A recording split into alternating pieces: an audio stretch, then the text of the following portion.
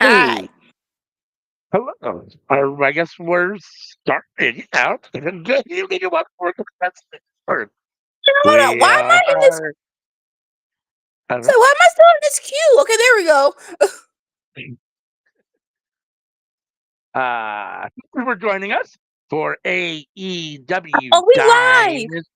Yeah, Hey. AEW Dynasty. Yes, we are live.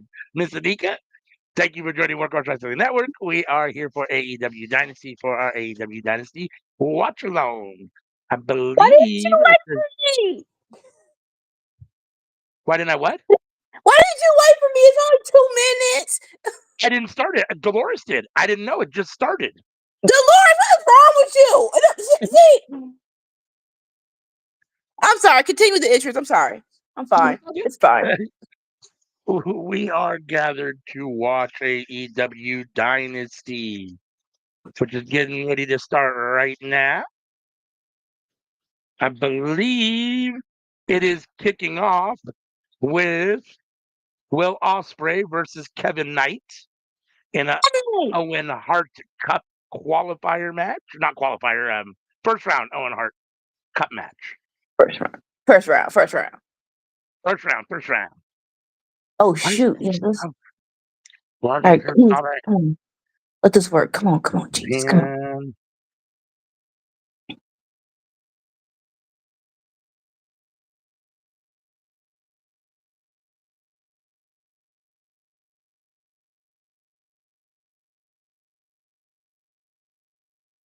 Okay, let's see if this works. That's actually a very nice start. That's a nice way to start the match. You can't go wrong with Osprey.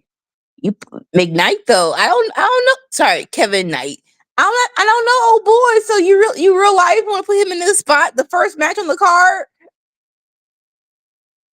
He's going against Will Ospreay. We know Will Ospreay has a good match no matter who, and I mean, he's in pretty good hands, I think. So, Yeah, I will give it to you there.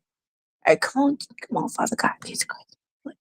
and Let it up. honestly, there's probably pressure, and at the same time, he's not a young dude. I mean, he's not old, but he's not young. So, I mean, he's been doing this for a minute. So, this has to it has to feel good too. It has to feel like a culmination of a lot of hard work. You know what I mean? Yeah, He's opening an AEW pay-per-view against Will Ospreay, like come on, darling. right? I'm trying to get it. I'm gonna get it. Just give me a minute. I'm They're hoping. looking at each other. I think the bell is rung. I'm not sure. Oh, damn! It's all the freaking. How big were the entrances? Dang! 'Cause I know you have this. Now stop being a baby. All right, now locking up. Kevin Knight's got the arm. Ospreay countering into his own armbar. Come on, come on, come on, come on. Oh, come on, you can do it. You can do it. Come on.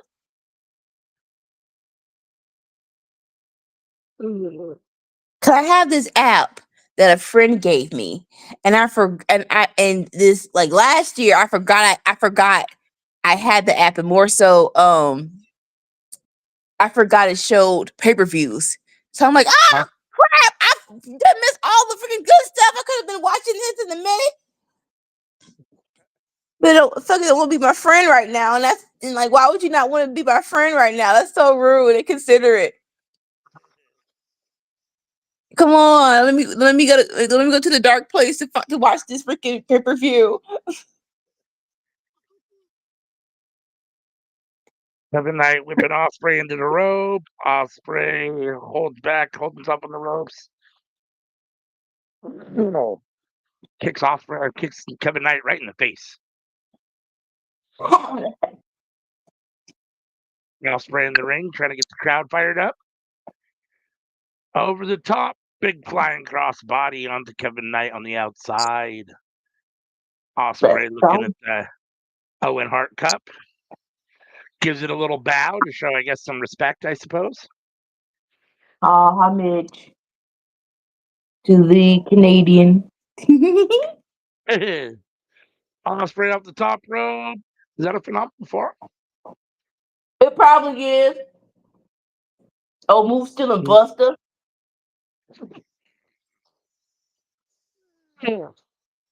I said what I said. I said what I said. But I know my baby. I know he's doing it for him to get a match with AJ in the future. So keep. Hopefully it works, boo boo. Hopefully it works. All right, fine.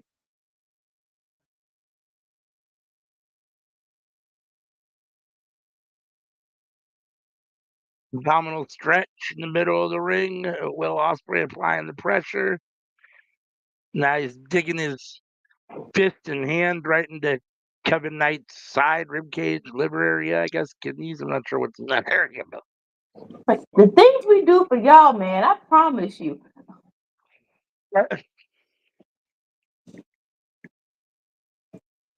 oh, he whips Kevin Knight into the corner. Oh, Kevin Knight comes out super fast with a big clothesline. Another clothesline.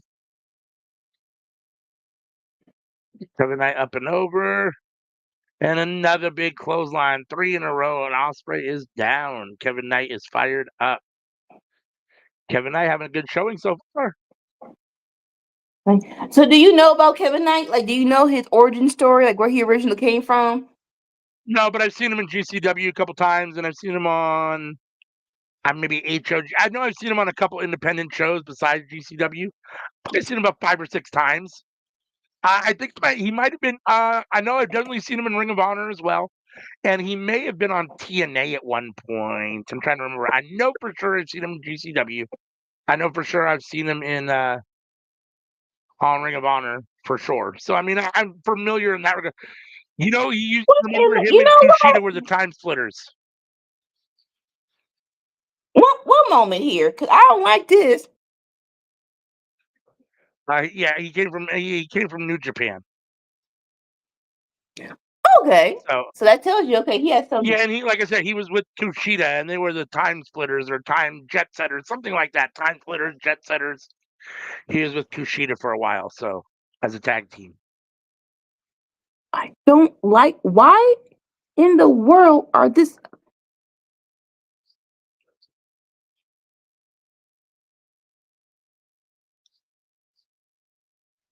All right.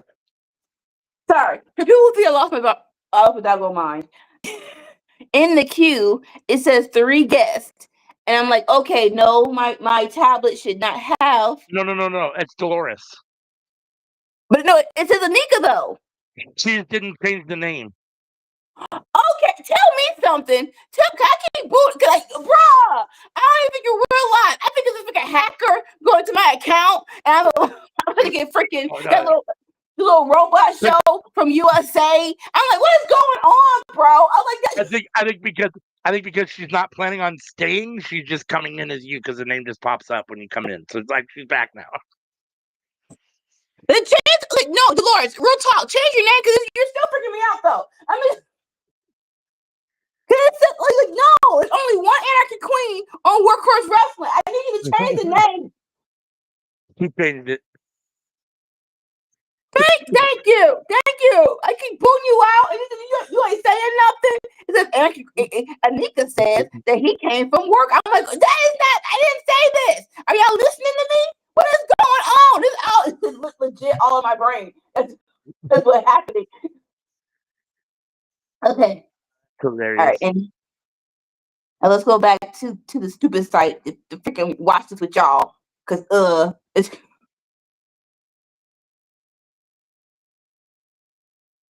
Sweet baby. Bray holding up Kevin Knight, big chop to the chest and throat area. Knight down to one knee. I'll spray.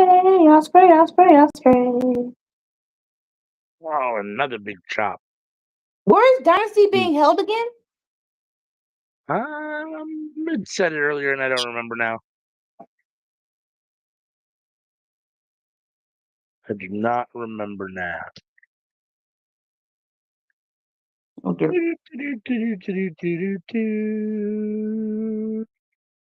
Philadelphia, Ooh, the city of brotherly love. and that makes sense because they had I saw on YouTube they had Swerve being the opener for a 76ers game. And I just thought like, oh, is he from I literally was like, oh, is he from Philly? I'm like, oh, they're actually in Philly right now. Like, okay, that's cute. Kevin Knight with a bunch of forearms in a row, winding up a big one, and Ospreay is down. Cover! Kevin Knight is holding his arm. He whips him against the ropes. Ospreay counters again. Kevin Knight counters with the big chop, back and forth. Oh, Ospreay with fuck. Kevin Knight sold it with. Kevin Knight has that strong style, that New Japan strong style. If you got Hurricane Rana from Kevin Knight. Kevin Knight looks good so far tonight. Here he goes. He's going to fly off the far ropes. Oh, he went to go, but he ended up sliding through the bottom rope. like I would love to know what his I would love to know what his thought process is. It's like, okay, I'm all elite, I did my collision, cool. Like, so Jay White's out. Your next Right. next one in All Elite is pay-per-view with Ospreay. You know, you got it though. You got it. You good. You got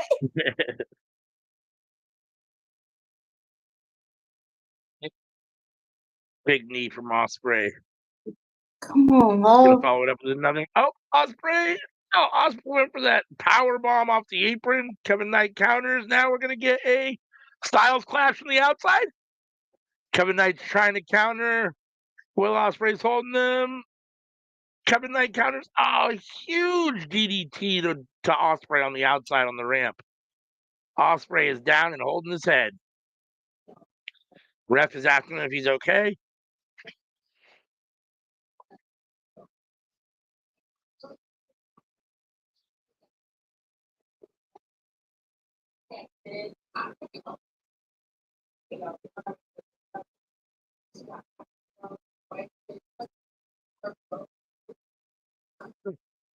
Landed Ospreay right on top of his head.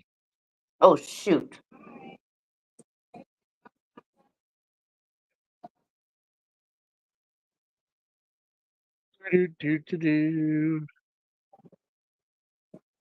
Kevin Knight back in the ring. Ospreay still on the ramp. Trying to muster trying to shake the cobwebs after that big DDT. Pull himself together to get back in the ring. Ref is counting. What's that? 7, 6. Oh, Kevin Knight up the top rope with a huge clothesline. Flying clothesline. Sends Ospreay back into the ring. Come Kevin on, Knight darling. with like a somersault into a DDT. 1, 2. Ospreay kicks out. 2.5. That was pretty close. Kevin Knight asking the ref, "Are you sure it wasn't 3?" Like, I need you to count, sir. Oh crap. Okay, fine. Dang it!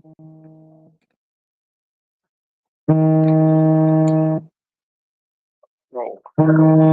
A replay of the big DDT from Kevin Knight. Kevin Knight off the top rope. Rolls through because Ospreay gets out of the way. Goes for clothesline. Ospreay swings through. Another attempt at a Styles clash.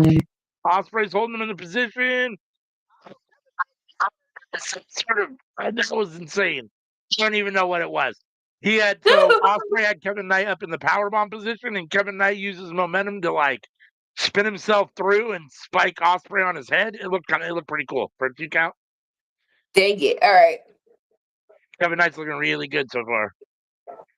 It's good. Oh, Ospreay with that little back kick that he does. Oh, Ospreay off the ropes. Off cutter. Interrupting the Oz cutter. Ospreay's down. Kevin Knight trying to hype up the crowd as he goes up to the top turnbuckle. What's he going to do from the top turnbuckle? Ospreay right in the landing zone. Oh, Kevin Knight. So that spinning like 180 thing he did in the ring on the other night, he just did it now off the top rope, like Oh, facing forward, spun in midair, and then landed on the guy. Like, Dang. I mean, it looked kind of cooler when he did it from a standing position the other night off the rope, just because it looked a little, but Right. it still looked cool there too. Ospreay kicked out. It was almost 3. That was 3. That was 3. That was 3. Great way to open the show. These two are killing Yes. it. Kevin Knight back up to the top rope, not turnbuckle, but rope. Oh, he went off it, and Ospreay caught him in the Oz cutter. Ospreay went for another one off the middle rope. Counter into a backslide 1-2. Ospreay kicks out. All right, Ospreay Styles clash. Rolls him over 1, 2. Kevin kicks out. Holy smokes! Kevin Knight kicks out of the Styles clash, then the Oz cutter. 1, 2. My God, Kevin Knight kicked out of the Oz cutter. Holy shit! Okay. Wow. Kevin Knight is kicked out of the Styles clash and the Oz cutter. Now, Will Ospreay sends him up for the hidden blade. Oh, he connects right in the face. 1, 2, 3. That is And it. Will Ospreay with the win, with the hidden blade, by the hidden blades, via the hidden blade, whatever you want to say. Right. Do we have any So doubts? Ospreay, No. no, Ospreay advances in the Owen Hart Cup. I had no doubts, but I was very interested to watch this match because I do like Kevin Knight, and I wanted to see, what he was going to bring to the table, and he looked really good in defeat. I mean, it's Ospreay. Ospreay makes everybody look good too. So I mean, Right. you're like I said, you're always in good hands with Will. But Kevin Knight had a very good showing. So Nice. I'd have to Google it. I don't know how old Kevin Knight is, but he's new to mainstream wrestling TV. Let's put it that way. So the future looks Okay. bright for him if he continues to perform like that on AEW television. Noise. What are you talking about? Okay. Ospreay showing some respect. I think they're shaking hands in the middle of the ring.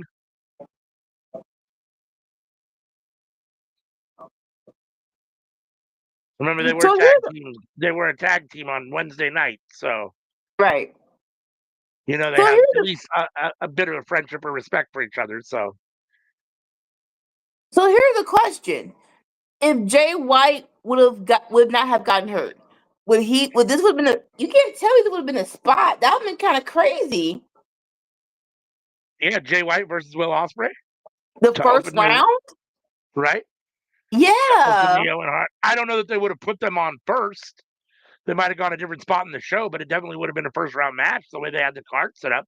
Although they did put the bracket together, or at least they revealed it after Jay White was announced as being out. So Right. had Jay White been there, maybe the bracket would have looked different. I mean, I don't know.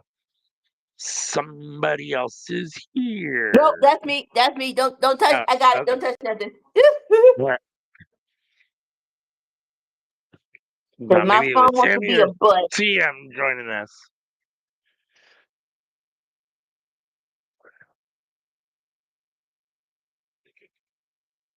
Hurt Syndicate defending their tag team championship against Big Bill and Brian Keith.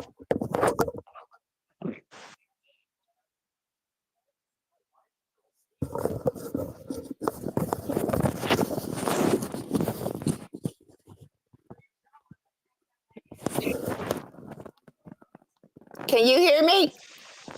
Yeah. Okay, cool. All right. Yeah. Yep. Because the tablet wants to be a butt and not show me the freaking card. So it's just we're having some technical issues from Anika, but hopefully I will be with Technical y'all and it'll issues. be all good in the hood.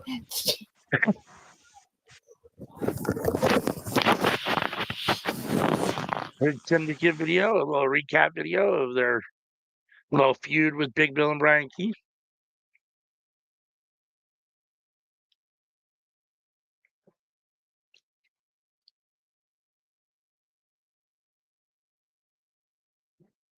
So I feel kind of bad for Big Bill and Brian Keith because I wonder, like, they're definitely not going to win tonight. And the question is, when is it going to be their turn? Like, do they even get a turn? Really? Like, beyond this, like, is this the extent of what they're going to get? Like, a title match at the pay-per-view to lose? Or, Yeah, I didn't realize.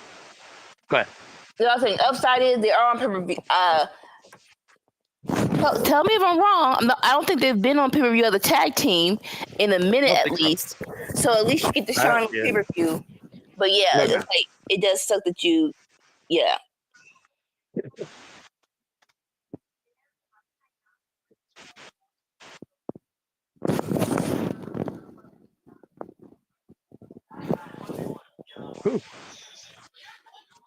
I had to mute myself and blow my nose. Dude, you're all good. My nose has just been running like a faucet for like a week. Is it allergies? Because the pollen. I think so.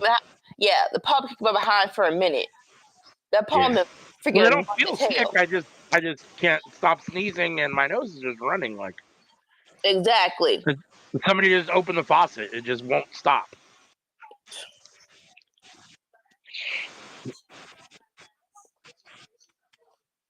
Bobby Lashley and Shelton Benjamin. Obviously, Shelton Benjamin was able to finally get through the weather, and make it to the show.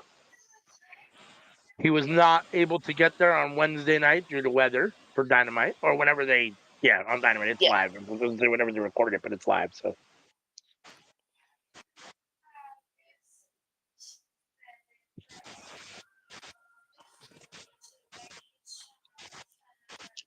As much as I like the Hurt Syndicate, I wouldn't be mad at an upset.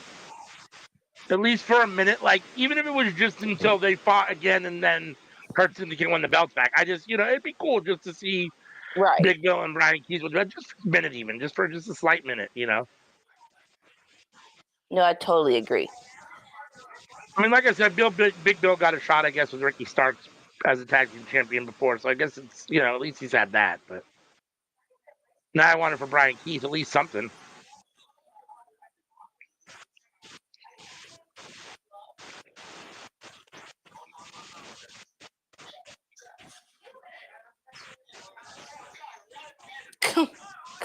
Come on. Pretty please. Just press play. Pretty please.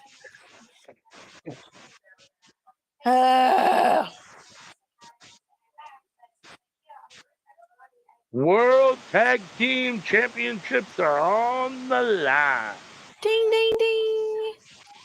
Ding, ding, ding, ding, ding, ding, ding, doo-da. MVP is at the announce table on commentary, got his headset on. Nice. A very nice addition to it. Brian Keith starting off with Bobby Lashley, Big Bob. Interesting. Yeah, honestly, I thought it's a tag team match, so we'll see probably all of it, but I thought it would be more Big Bill and Bob and more Brian Keith and Shelton Benjamin. But again, it's a tag team match. Everyone's going to face everybody at some point, I would imagine. So. Right. Oh, thank God. Okay. Oh. So Brian Keith made the tag. Yeah, Brian Keith made the tag to Big Bill before him and Bobby Lashley actually engaged. So. Even though Brian Keith was in the ring to start it, it looks like Big Bill's going to get the first action against Bobby Lashley. Are you listening to it? Because I might not have. I'm there. Can you hear mine in the background?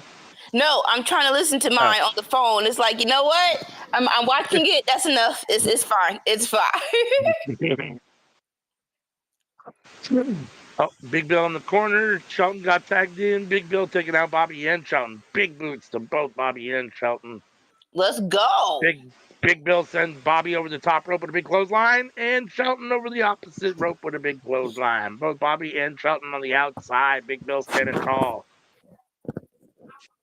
Let's go, Big Bill. Let's go.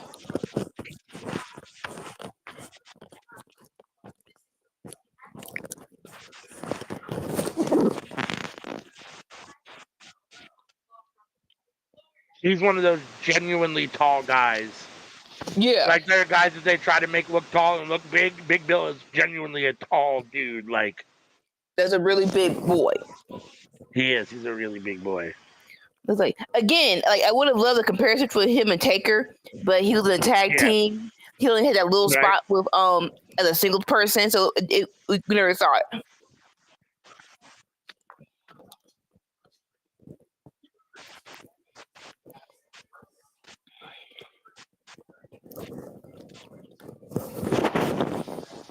Oh, did you the face? Telling them Big Bill now. Bobby coming in, gonna get some Hurt Syndicate tag team action on Big Bill here. Oh no, just handing him over to Bobby. Charlton goes out. Bobby backs Big Bill into the corner, driving that shoulder into the midsection over and over and over again. I'm trying to think because they did have a match against Private Party on TV. Yeah, they really don't do tag team moves. They just be like, we heard, literally, we just heard people. That is it. Yeah, I mean, and you can't convince me that that isn't mostly due to Bobby, right? I mean, the bulk of his career, 9 out of 10 days of his career have been as a singles wrestler, right? I mean, the time that he spent as a tag team wrestler has been, minuscule in comparison to his time as a singles wrestler. So I'm sure he feels much more comfortable if he just gets in and does what he does when he's a singles wrestler and then makes a tag, right? As opposed to having to try to actually coordinate tag team moves with Shelton Benjamin, which, would be out of his comfort zone. I mean, like, I don't need a lot of tag team moves. Like just one or two, right? Just one or two, like, oh, shoot! Yeah. No, definitely. I think if, whatchamacallit, if Cedric was here with them and it just was Cedric and Shelton, you would see a lot of tag team moves. Yep. Or maybe not a lot, but you'd see more. You'd see I think it would look more like tag team wrestling from the Hurt Business than it does two singles guys just, tagging each other, which is kind of what it looks like right now. Brian Keith in the corner, Bobby trying to come in with a big clothesline. Brian Keith got his foot up, but Bobby just pushed out of the way and then with the clothesline anyhow. Come on.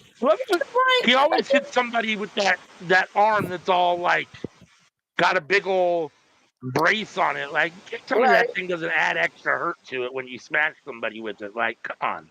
Oh, most definitely. I'm like, what are you, Randy Orton's father with the cast? Like, like right now they're just ragdolling. I remember Ace Cowboy Bob Orton had a broken arm for like 10 years. He's like, hey, what, unless y'all know something, I need it. Right? He wore that cast forever, and every single person with it. Like,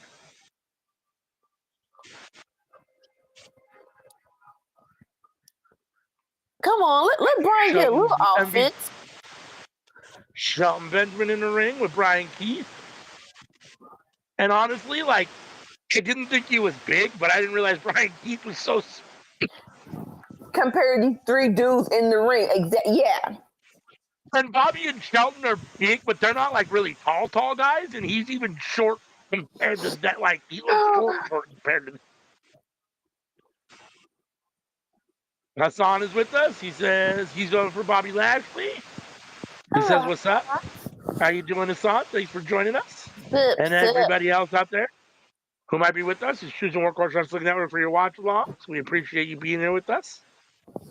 Bobby Lashley got Brian Keith up on his shoulder. Oh, he tried to hit him with like a F5 type of move, but Brian Keith countered and landed on his feet one. Bobby rolled through there with the roll-up. Brian Keith kicked out at 1.5, 2, maybe 2. Bobby charges in. Brian Keith moves and sends Bobby into the corner using his own momentum. Get him. Come on, Brian. Brian Keith trying to make the hot tag to Big Bill. Bobby gets to Shelton first, though. Shelton comes in and grabs Brian Keith. They exchange moves. Finally, Brian Keith makes his way to the corner to tag Big Bill, who comes in with the hot tag. Takes out Shelton Benjamin, takes out Bobby Lashley. Big What Bill has did all the momentum. Big splash in the corner on Lashley. Big splash in the corner on Shelton. Another one. And another one. Big Bill's back and forth with the splashes. Bobby comes out of the corner and eats a big boot. Bobby is down. Big Bill is hyped in the middle of the ring. Shelton, though, up with the big German suplex on these Big men Bill as great? Big Bill was playing to the crowd. Shelton rolls over for the pin. 1, 2, I guess. I don't think it was 2. I think it was 2.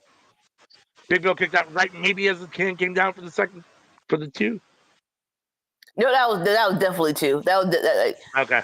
That wasn't a Brock Lesnar Danielson match. That was 2.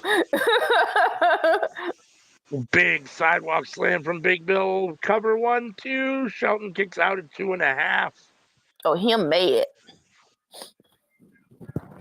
Big Bill setting up for something here. The choke slam. Setting Shelton up for the choke slam. He's got the hand around the throat. Got him up in the air. Shelton counters with the arm drag. Rolls through. Oh, Shelton with the thrust kick to the face. Big Bill was down on all 4. Shelton kicked him in the face. Then Big Bill up in the corner. Shelton charges in and Big Bill gets his boot up. Shelton is down. Big Bill with the tag to Brian Keith. Brian Keith in one corner. Big Bill in the other corner. Going to get a tag team act. Tag team big splash from Big Bill. Before Brian Keith could do anything, Bobby comes in, intercepts Brian Keith, puts him down. Grabs Big Bill, gives him a flatliner, and now Bobby Lashley standing over Big Bill. Setting him up for the big suplex. Oh, Big Bill counters, gets Bobby up on his corner on the shoulders, snake eyes into the corner. And then sends Bobby over the top rope to the outside with a big clothesline. Leaving Shelton Benjamin all alone in the ring with Brian Keith as Big Bill goes out after Bobby Lashley on the outside. Oh, he charges in. Lashley moves, sending Bill into the guardrail. Lashley charges in. Big Bill gets his foot up. Check us out. Oh, someone in the audience grabbed Big Bill, spun around him, hit him with something. MJF!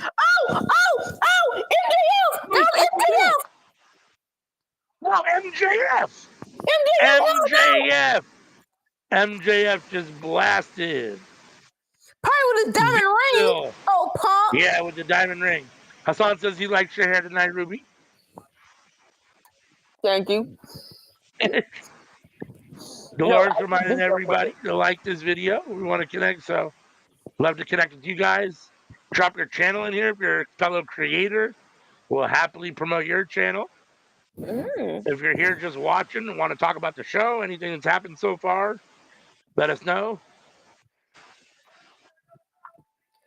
And just being a straight up clown right now. Oh my God. Shelton stalking Brian Keith, who's in the corner. Maxwell Jacob Freeman looks like being escorted to the back by security. Big German suplex from Shelton to Brian Keith. Bobby Lashley spear. I think it's over for Brian Keith right now. Big Bill is definitely unconscious outside at ringside thanks to MJF and the Diamond Ring. And Brian Keith just got destroyed and pinned for the 3 counts. Listen. They're a team, and we like Big Bill, right? We like Big Bill, so it's not a problem. But this feel hella personal with Brian Keith. I'm like, dang, come on in, bro. Like, yeah. That's the link to Dolores' channel. Man like that. Yeah. MVP in the middle of the ring with Bobby Lashley and Shelton Benjamin celebrating as they retain their championship. Please check out Dolores' channel. There's the link in the chat. She has great stuff going on over on her channel. Go over there and check that out. Subscribe to her channel. Oh, cool. Sweet. If you if you put your channel in the chat, we will share it with everybody. Try to get you some exposure. All right, 2 matches down on this Dynasty pay-per-view. It looks like maybe next coming up is Julia Hart versus Mercedes Moné in the Owen Hart and the women's Owen Hart tournament. First round. Side note: if you have not seen, just watch Collision. Collision. We're not watching it because life be life, and it's on Saturday night. We got jobs, but Collision is on 10, and they had a beautiful women's tag team match. It was Mercedes Moné and Harley versus Julia Hart and Athena. Harley Cameron and Mercedes actually was a great tag team. Listen. I know we all love Harley, and she's a babyface. But if you want her, if you make the move for her to be Mercedes' minion or her sidekick, I'm not opposed to that. I am not opposed to that at all. Yeah, I wouldn't be opposed to that necessarily. I like Harley Cameron. She's fun and entertaining, and Mercedes is fun. So I could see them, working well together in kind of that Athena Billy Sark style. And a little backstory. I mean, it was. Go. I was gonna say Mercedes is definitely a heel, right? So we definitely would have to turn whatchamacallit heel. But yeah, I mean, I could work. Harley, I mean, like you said, Harley, I think is clearly a babyface, so we'd have to find a way to turn her heel. But again, she could just decide to side with Mercedes, and that's enough, right? I mean, but let me have your tutelage. Oh, Money Train 1. Here comes Julia Hart.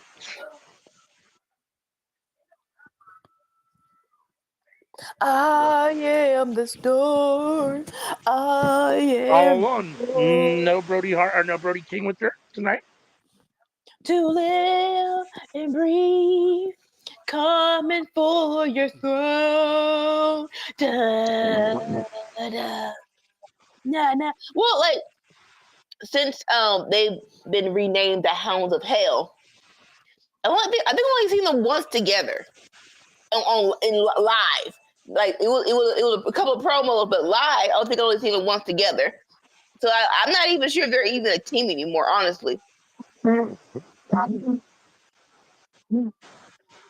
First came back, he was in her corner for like 2 matches, but I don't remember if that was still when right as Malachi Black was on his way out, and it might have still been the House of Black. Because I think when she very first came back, they were still House of Black for a brief minute, and then they switched. So maybe that was it. But he definitely came out with her a couple times at the very beginning of her return. I know that.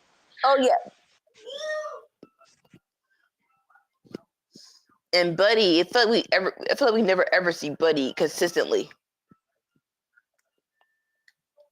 Never. Never. I don't know, like, we talk about guys that, there seems to be a disconnect. And when it's in one company, it's like, okay, I get it. Maybe it doesn't work with that company. That company has a particular style and aesthetic, whatever it is that they want to do. And that person maybe just doesn't fit that, maybe they're a square peg in a round hole, right? But when it seems like you can't do it anywhere, I'm not saying you need to look in the mirror. I'm not saying it's a you problem, but there's got to be more going on. There just needs to be, right? I mean, to a certain extent. Yeah. I mean, I don't know. It's so weird. Like, I we never know want to blame the wrestlers. I don't want to blame the wrestlers. But, if you go, I'm not saying that they have, but if you're unsuccessful on multiple jobs, it's probably not the job's fault. You know what I'm saying? Like, multiple companies. If I mean, I don't know. That makes it sound like it's his fault, and I'm not saying that. But at the same time, like, maybe it is. I don't know. I guess I'm saying I don't know. How's that? It just seems odd that you would have the same issues in 2 different places and maybe more. I don't even know where else he's really wrestled, but when he's that good, we have questions. We'll say that. Right? When you're that good, it's like, and why are we not using you again? Right. Why are you seem to be having the same issues now again at another company? It's not even issues. Well, maybe they. I guess that's what I don't know. I don't know if there's. When I say issues, I mean like a lack of booking, not getting over. Those are the issues I'm referring to, in theory, I guess, or not getting TV time, not getting adequate stories, to work with, or adequate options from creative for you, or even maybe any options at all. Who knows? I mean, I have no idea. Like, Yeah. I mean, I know Tony's not working alone, but if he's the one still deciding like the bulk of what happens to whatever or the storyline, it's really hard for one person to write storylines for a roster of 50 people, right? Yep. I mean, it's not damn near impossible. So, and again, I'm sure he's definitely not the only one back there, in creative, but still, I mean, Yeah. Oh no, I think he's. I really don't know what's going on back there, but I do not. I don't pass on anyone that he's still in control. That I don't no, pass. yeah, no. I believe he's absolutely 100% in control. But I mean, we also know that, he's had a lot of people backstage working with them, over the few years and stuff and helping book and all those kinds of things. I don't know how much of that they're doing with creative and stuff. I don't know. And I do think it's kind of a Vince situation at the moment where, like, the buck ultimately stops with him. Like, Yeah. he's the one that says yay or nay to probably everything at this point. Yeah. I have no idea. Could be wrong, but I think so. Why did I do that? Slide. Mercedes out in one, maybe it was two. And a big forearm to Penelope. Julia Hart. Penelope Ford? Julia Ford, I called her. I said Penelope, then I went to call her Julia Hart and called her Julia Ford. I don't know why I'm stuck on her and Penelope as the same person at the moment, but Because it they're is both Julia blonde. Hart, not Penelope Ford. Mercedes dancing in the ring. Her outfit is odd this evening. Huh? Her outfit, her wrestling leotard is weird this evening. I guess it's supposed to look like fire, I suppose. Oh, yeah. It's got some weird things like on the shoulders and what's the little like around her boobies? She's got like a different colored patch, like in the middle of it. It looks kind of odd. I'm trying to see right now. It's like Julia Hart doing the old school, walking on the ropes like Undertaker. Oh, well, I big think we forearm all to the know back. Yeah, I think we all know her inspiration. Her inspiration. Big forearm to the back of Mercedes. Julia had her down, punch her. Mercedes pushes her off. Mercedes rolls outside to the apron, trying to get away, catch her breath. Julia out after her. Ooh. Julia cartwheels off the ring apron. Mercedes grabs her and slams her into the guardrail. Back first. Drags her to the ring apron. Meteora off the ring apron.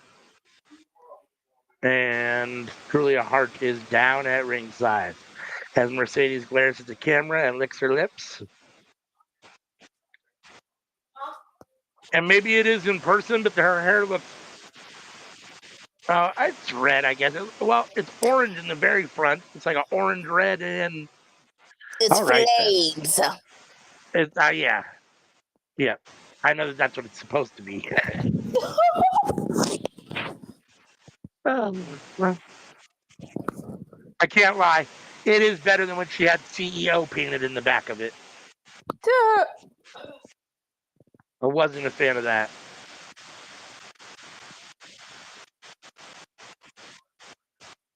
Meteora? As CM would probably say, it's not for you, ALW. Yeah, it's always like that. All for me.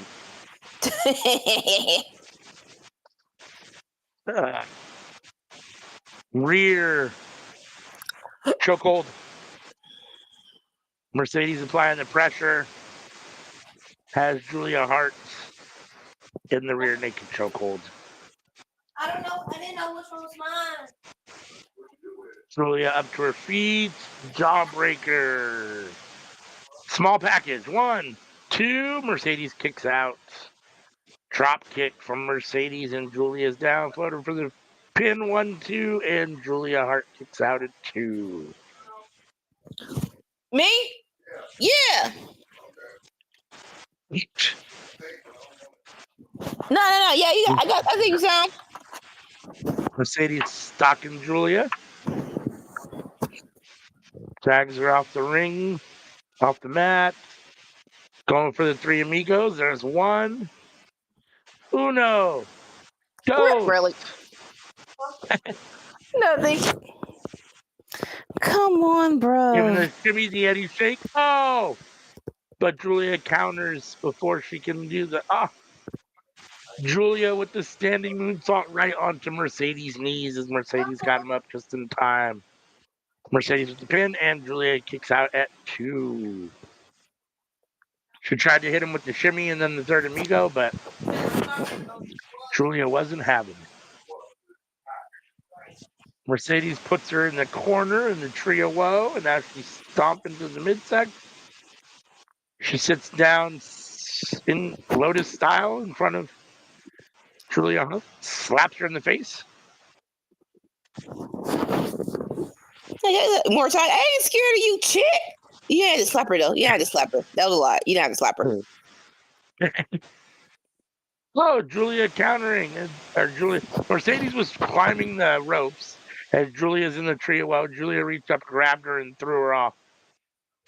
Now Julia's still sitting there though in the trio. Well, here comes Mercedes with the Like how did kneesy. you? Mercedes.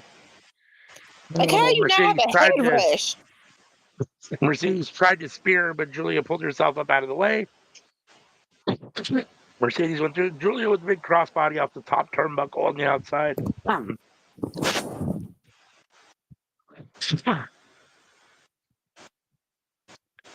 Julia sent Mercedes back into the ring. Oh, spinning DDT 1, 2. Do we have a new champ? Oh, Mercedes kicks out. Julia Hart is getting frustrated. What can she do to keep Mercedes down?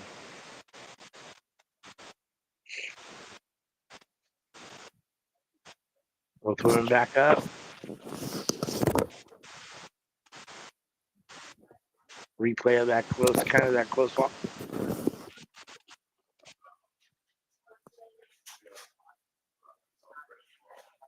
Mercedes hits Julia Hart with the. It's like the jaded, but with the knees up in front instead. Like a reverse spine bust, a reverse backbreaker, but it's to the stomach. Yep. It looks pretty cool. It looks like that would It hurt. really I like some people already said it, and I agree. This is a better move than her putting people on her back, and then they gotta flip and turn around. It looks so convoluted. It does. It does. It does. And yet she wants to use that move. She always goes for it. Here we go again. She just tried to do it again. Here we go.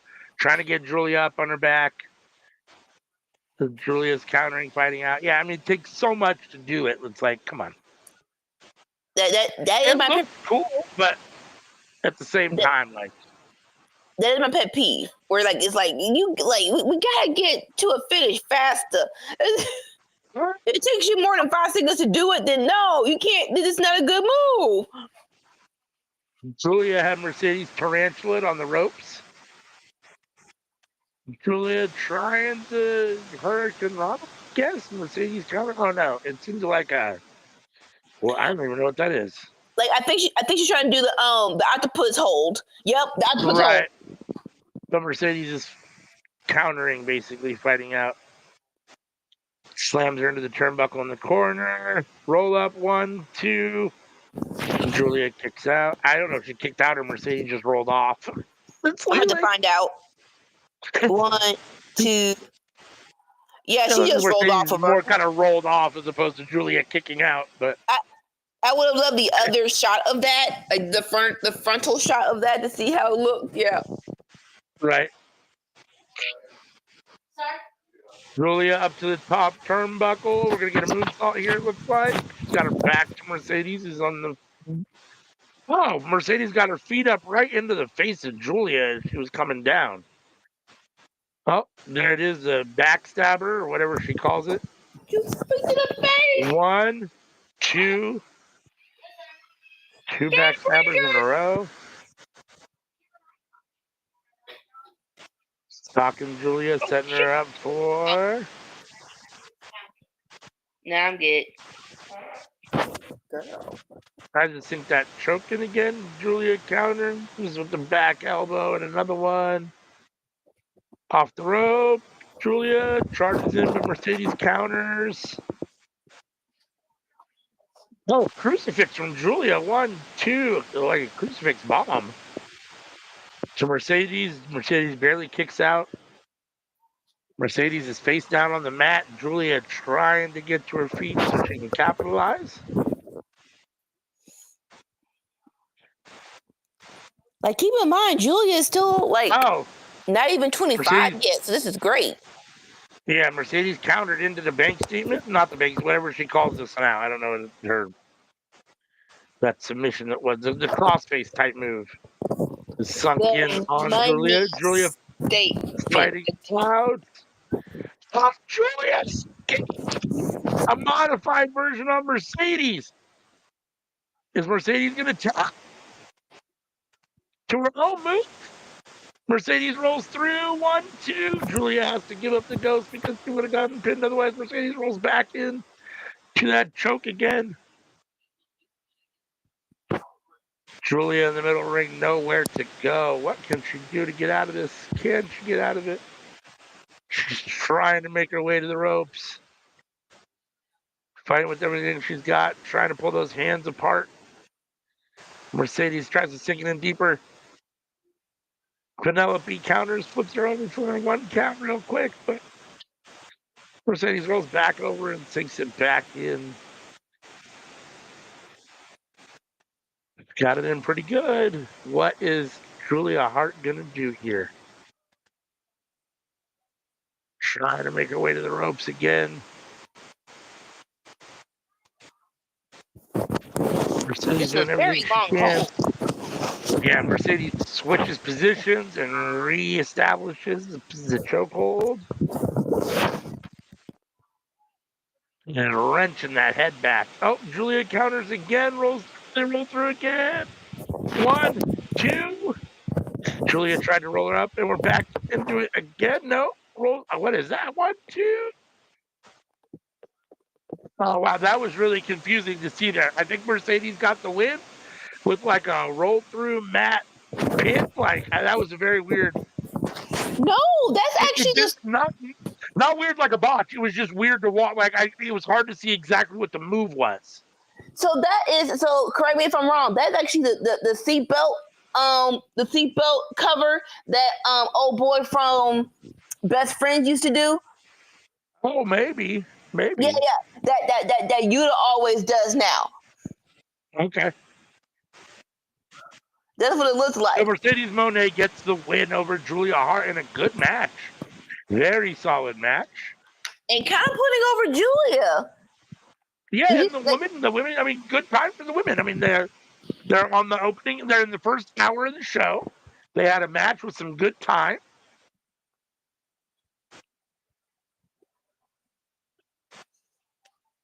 I'm not sure that I understand the beige part of the outfit. Well, it's supposed to be like a nude part, but they don't make news for us like that, so it's fine. It's just like, hey, it is what it is. We're ending that. We're coming to we're starting the top of the next hour, second hour, with the Death Riders versus Rated FTR for the AEW World Trios titles. We are definitely moving in a very nice pace that I appreciate. Yeah, I agree. Getting ready to start our fourth match at the top of the second hour. Oh no, it's just a video package. I thought somebody was getting attacked backstage, but it's just a video package. I'll be right back. I got to use the bathroom real quick. All right, cool. All right, they're showing the whole FTR Death Riders combination. Adam and FTR came together to take down these dudes. You know, they've been trying to take each other out, but no avail. Moxley is still champ. Trio people are still champ.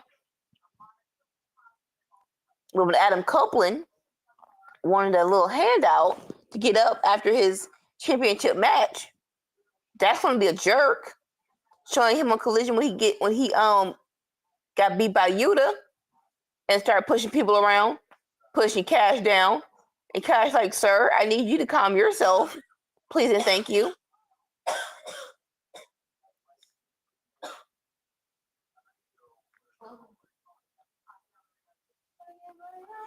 Aww, friendship. So I guess it happened on Collision where Yuta hit Dash with a hammer and Adam and Cash came out to run the Death Riders off. They put their hands out. Dax accepted it. You know, like friendship. Yay. Especially before this match, bro. Like, I don't feel like you're gonna win if y'all ain't on the same page. That's just me. All right, FTR coming out first with this very much so 80s music. Like, it's fine. It's fine, but I do miss the original Let Me Hear You Say Girl. Like, that's more so my speed, but I understand they are 80s babies as in a lover of classic wrestling. So cool.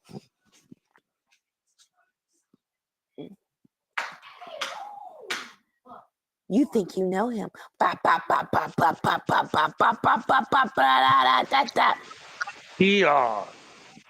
Adam Copeland coming to the ring, following behind FTR. I see clearly.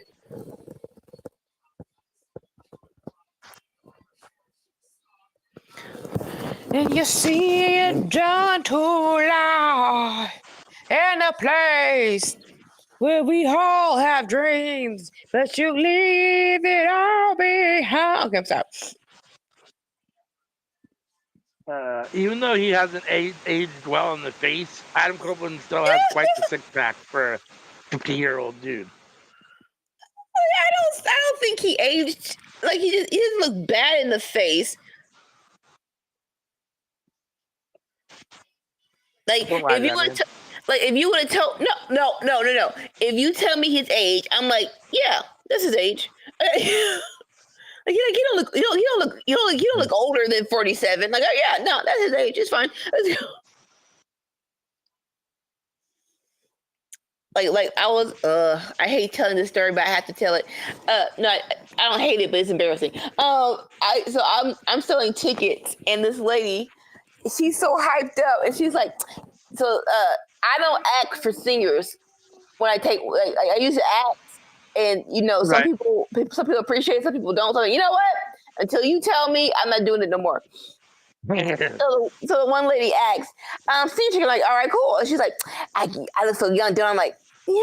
And she's like, guess my age. I'm like, what? And she was like, 65. I'm like, do it. I'm like, no. Stop asking me questions because somebody wasn't trying to hurt your feelings or somebody was trying to fill you up. Yes, you do look your age. That's fucked up. Like I say, you look good for 65, but you look 65. And you still look 65. Like, let's call a spade. I'm not sure who gaslight you or trying to make your day by saying you look better than 65, but you don't. So, like, let's like, stop putting me in a position to hurt your feelings. I didn't say anything to her, but in my mind, I'm like, please don't ask nobody this no more. Oh, okay, cool. Entrance from Death Riders. Garage is coming up. They all together, all salute, all in solitude and stuff. You do with these stupidly long bangs for no freaking reason. What's wrong with his jacket? What is Claudia wearing? Like, it's not a jacket. The little white things are hanging off of the jacket, like whatever the fuck that is. I have no idea what it is. If I have to be creative, go in my creative bag. It's definitely writings, like maybe quotes that he lives by. That's what it looks like. It'd be more effective if we knew what the quotes were. That's hysterical. Claudio and Wheeler are here. And hey, maybe they're describing me on the commentary. We just can't hear it right now. Maybe. Current AEW Trios champions defending tonight against Rated FTR. In the stitches. I can't get over there. Jesus. Wheeler Yuta has just decided to just become, Grizzly Adams. Looks like he hasn't cut his hair in a couple years. The beard is all long and scraggly.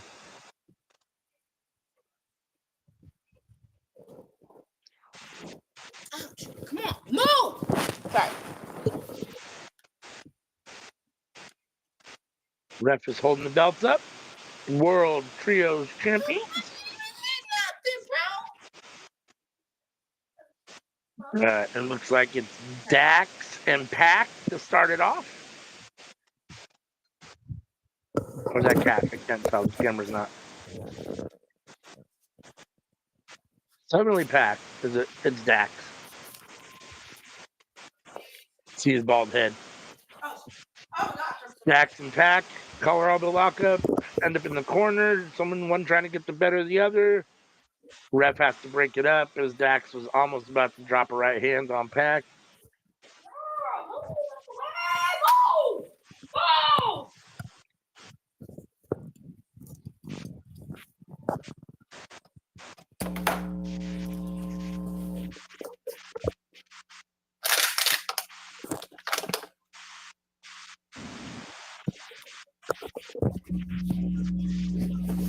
Oh, slide through, roll up one. Dax kicks out at one.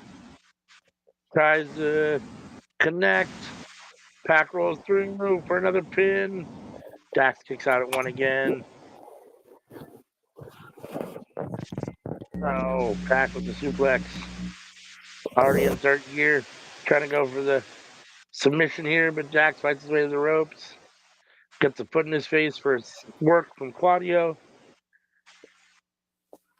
Both come back up. Dax into the corner. Getting a pep talk from Copeland here. Copeland whispering sweet nothings in his ear. They made the tag, and Adam Copeland is now in the ring with Pac.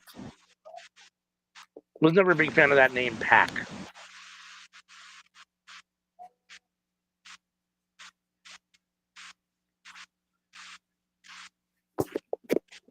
Both men in the corner. Ref trying to break it up. Pac Copeland out of the corner, has his arm. Pulls him in the corner. Wheeler Yuta tags in.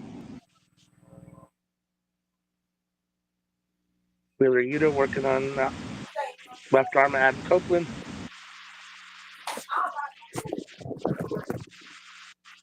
I don't know how Wheeler sees with all that hair in his eyes. It has to be a brush off. You can't tell me he doesn't brush it out of his face. All right.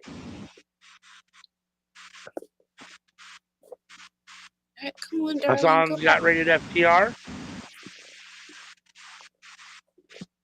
We'll see. I wouldn't be upset with that. I don't have a problem with that. Right? What's the word? Extend the breakup just a little bit longer? Yeah. Oh, I forgot to mention for everybody with us, if you didn't pay attention to the 0 hour, believe they only had the one match, but Anthony Bowens came back and beat up Max Caster. Let's go! Okay, when I clocked it. Let's call straight. I clocked it. I said that was going to happen. Yay! Yep. Nice. Sure did. Again, I still don't understand what we're doing ultimately with Max Caster. I mean, he's been looking terrible for like a month and a half now. I mean, you can't make him look any worse. And now Bowens comes back. I mean, he beat him in under 4 minutes. I mean, it was basically an extended squash match. I mean, at least, if they want to go 3 rounds with that, I'm not mad at that at all. Rated FTR. Giving it to Claudio. Claudio kicks out at 2, out to the ringside. Cash. Big old tope suicida between the middle and top rope into Claudio. Crowd hyping him up. Cash throwing Claudio back in the ring. Oh, Cash shoot! to the top rope. Here comes Pac to mess with him on the top rope. Now Wheeler Yuta pushes him off the top rope, and Claudio catches him with the big European uppercut. That you Drags him can't into tell the me right on. corners, and in comes Pac. Pac and Claudio kicking the shit out of Cash Wheeler together. I'm sorry, what'd you say? You can't tell, like, when you're up in the air, how do you take an uppercut? Like, honestly, I would love to know the answer to that question. Right? Pac with a big kick to the face of Cash Wheeler, and another one.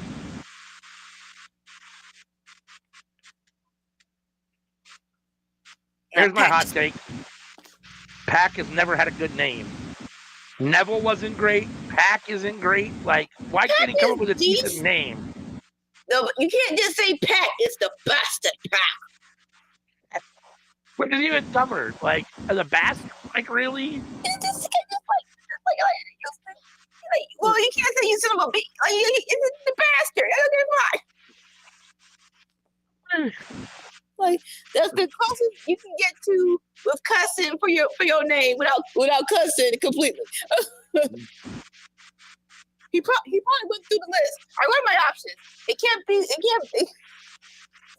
can't be a-hole Pac. So you gotta cross that off. It can't be Pac. I want to know where the Pac comes from. I want to know what the Pac is in reference to. When I first saw it, I thought it was Pac, like maybe in reference to Tupac in some way or something. But like everyone calls him Pac, so you know. This British dude did not do this because he likes Tupac. Not saying that British people don't like rap, but you Irish hip-hop and who doesn't? Like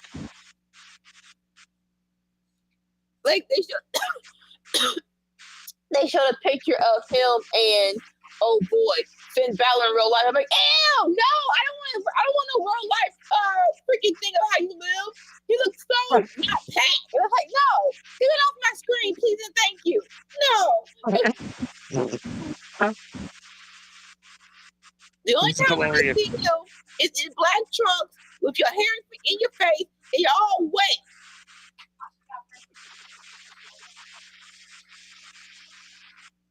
Oh, a little tension between Ray FTR, Dax and Adam reach for the tag. Cash tag Dax. Dax running wild. Adam had a little bit of hesitation, but it's like, no. We're all people here. It doesn't matter who he tags. It doesn't matter if he gets out of there. But Dax is running wild, sir. Yes, he is. Taking out Yuta. Trying to take out Claudio. But Claudio's a big, strong boy. Yeah, he's a genuinely big guy, too. Like, he's not as tall as Big Bill, but he's a tall dude. He's a genuinely big guy. Like, I would love to see him. Like, it's like, he's the epitome of, I weight train, but I don't bulk up. I would love to see how he weighs. It's like, you can, like, he be looking dudes for no reason. But it really is like, how much? You don't look it, sir. You're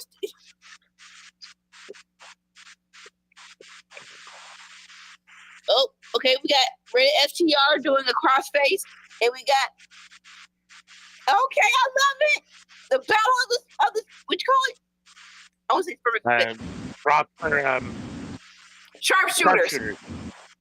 Now we just slap boxing. I love that. Y'all are like children now. Had the sharpshooter on Pac, or Yuta, I guess, and Claudio had it on Cash. They're face-to-face slapping each other. They both gave up the move now.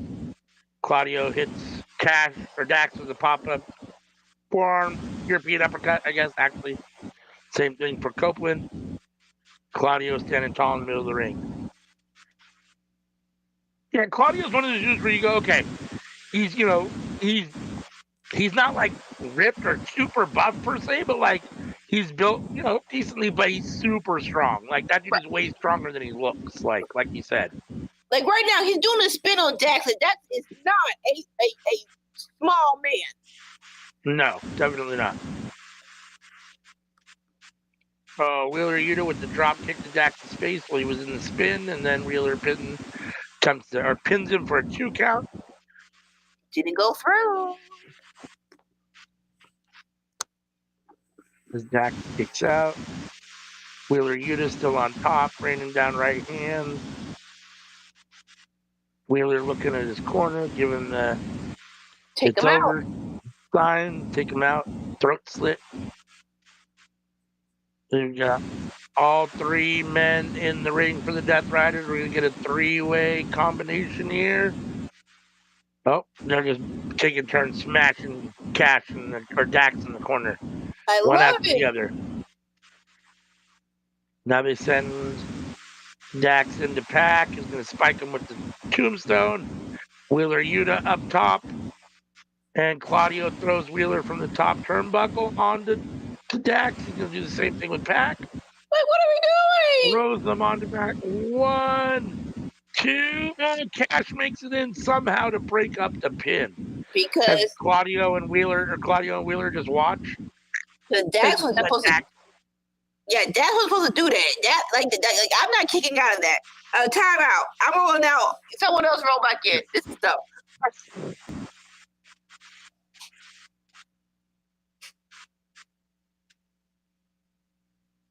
Wheeler whipping Claudio into Dax moves Claudio out. Adam Copeland gets a hot tag. Copeland is in the ring. Big back body drop to Wheeler Yuta. Big forearm to Cash Wheeler and flatliner to Wheeler Yuta. Oh, basically a Death Rider DDT Death Rider DDT to Pac. Oh, and Pac kicks out. I just called him Pac. Pac kicks out at 2.5. I don't know what his fucking name is. Well, no, I know Adam Copeland has a dumb high name for him because when he was aged, he would call it execution or some stupid name like that. It was like, sir, it's a DDT. Let's shut up. It's so. Executioner. All right, we're getting that triple tag team work here from combination from Rated FDR. Big superplex from Copeland, and a big splash from Cash, and a big splash from Dax. And Dax with the pin, 1, 2, and Claudio's able to come in and break up the pin. Stop doing flying headbutts, sir. Dang. Right? Come on, we'll be outlawed. Wheeler up on the top rope. Big missile drop kick to Adam Copeland. Wheeler's on his feet, charges in, but Dax catches him. Got him off the rope for a power bomb. Oh, he was intercepted by Pac. 1, 2. Crucifix, but Dax kicks out. Pac rolls back over into the crossface.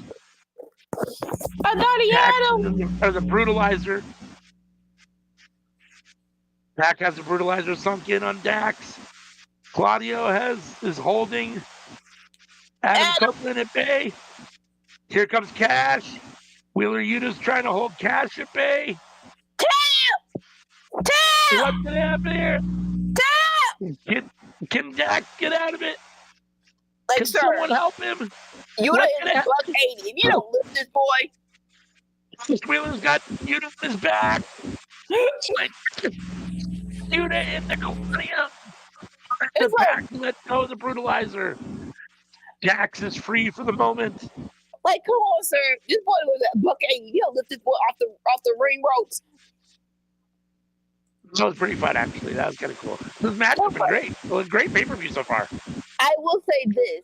Since they have really tried with Collision, the trio actually has come back. I would definitely say that. I love the match between Death Riders and United UDK, Undisputed Kingdom. I love this match. This is great. Wow, Shadow Machine on Yuta.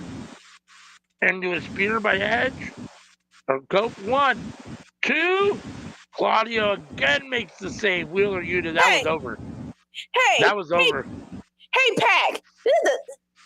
Hey, Pat, this is the third time that Claudio doesn't say something. I need you to move a little faster, Pac. Okay. Oh my God! Pac and Cash just went rolling out of the ring.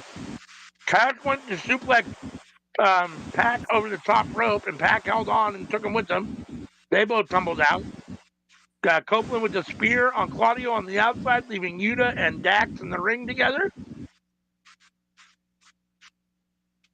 All right, what's gonna happen? What's gonna happen? Oh shoot! Who's coming back in? Somebody's back in the ring. Is that Cash? No, it's Adam Copeland. Is Dax Copeland? you know it. Oh shit! Oh shit! Wheeler's getting out of the. Oh, we almost at the moment. Oh, there it is. But Dax was in the corner. Copeland rushes in. Wheeler Yuta gets out of the way. They almost hit each other, and then Wheeler pushes Copeland into Dax. Whoa!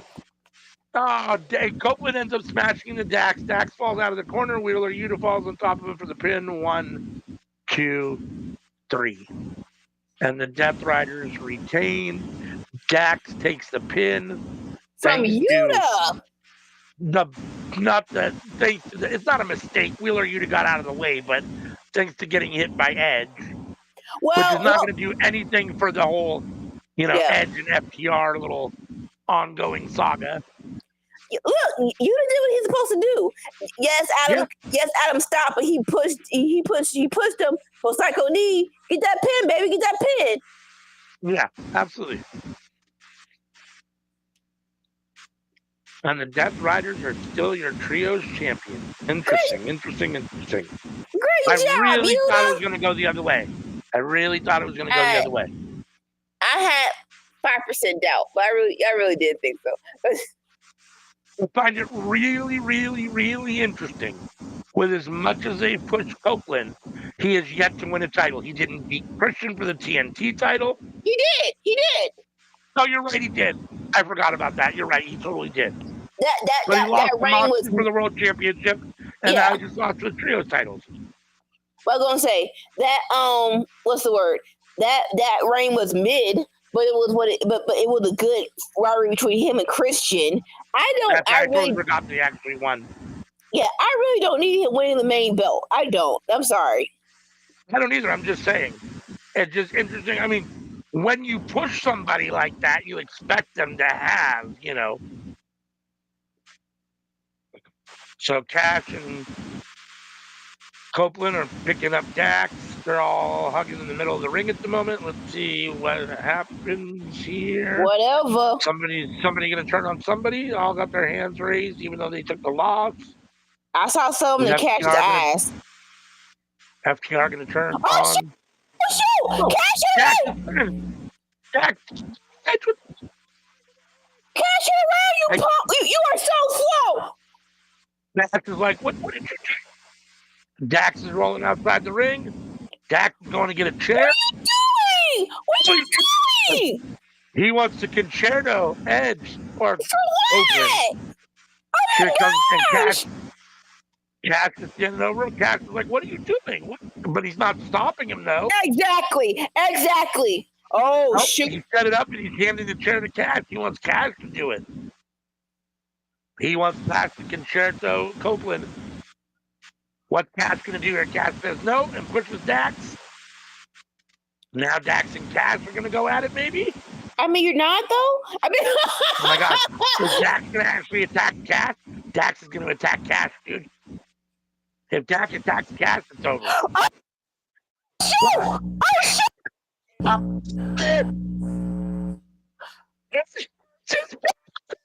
Okay! No! Not a spike pile, cover onto the chair. No, time out! Time out! So what was the purpose of that? Why didn't you just concerto him? Why you had to do the whole, I'm going to fake you out, and then we're going to do it the big rig? Come on, bro. Be for real, bro. Be for real. Shoot! Now, Cash. There you go. Cash just concertoed Copeland. And now he's kneeling in front of him, saying something to him and looking at him, or just looking at him, sitting laying over his That was so unnecessary. Body. That was so unnecessary. Like real life. Adam Copeland already got death by pile drive. So what was the purpose of you saying no first and then doing it? Honestly, what was the purpose of that? Dax did it again. He considered him a second time.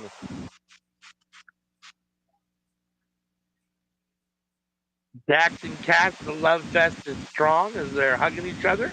What the fuck does Cass have around it? What the fuck? He took the neck brace. Oh, they brought a neck brace out for Adam Copeland. Cass grabbed it and put it around his neck, and now Cass is laying on the gurney. And Dax is pretending to revive him. These guys are stupid now. They're just being dumb. They're just trolling and being clowns. FTR making their way up the ramp, looking at the crowd. As the crowd, I'm assuming, boos them. I can't hear them, but I'm assuming the crowd is booing them. I mean, they got it. I don't like how they made me feel. I don't like how they made me feel. I want to laugh. I'm not gonna laugh. I want to stay strong. I'm not gonna laugh. Oh my God, that was stupid. That was so dumb. That was so dumb. Oh my God, I don't want to laugh. That was so dumb. So, here's the $64 million question. It didn't happen right now. But is this the link to bringing back Edge, or Copeland and Christian together? Now, Christian didn't come out and help him here. But now Adam's alone, and he's got two guys that he needs to get redemption against, and he needs somebody. Who better than his brother, Christian, even though they haven't been on the same page, even though they're on the opposite end still, it's still his brother, right? Right. This is a very, very long arc. This cannot happen overnight because Christian is still the best heel in AEW. And I don't want him to be babyface. But like I said, if you do it properly, don't do it overnight, give it time. I wouldn't mind that. But we definitely got to put some work in because Christian is still Christian.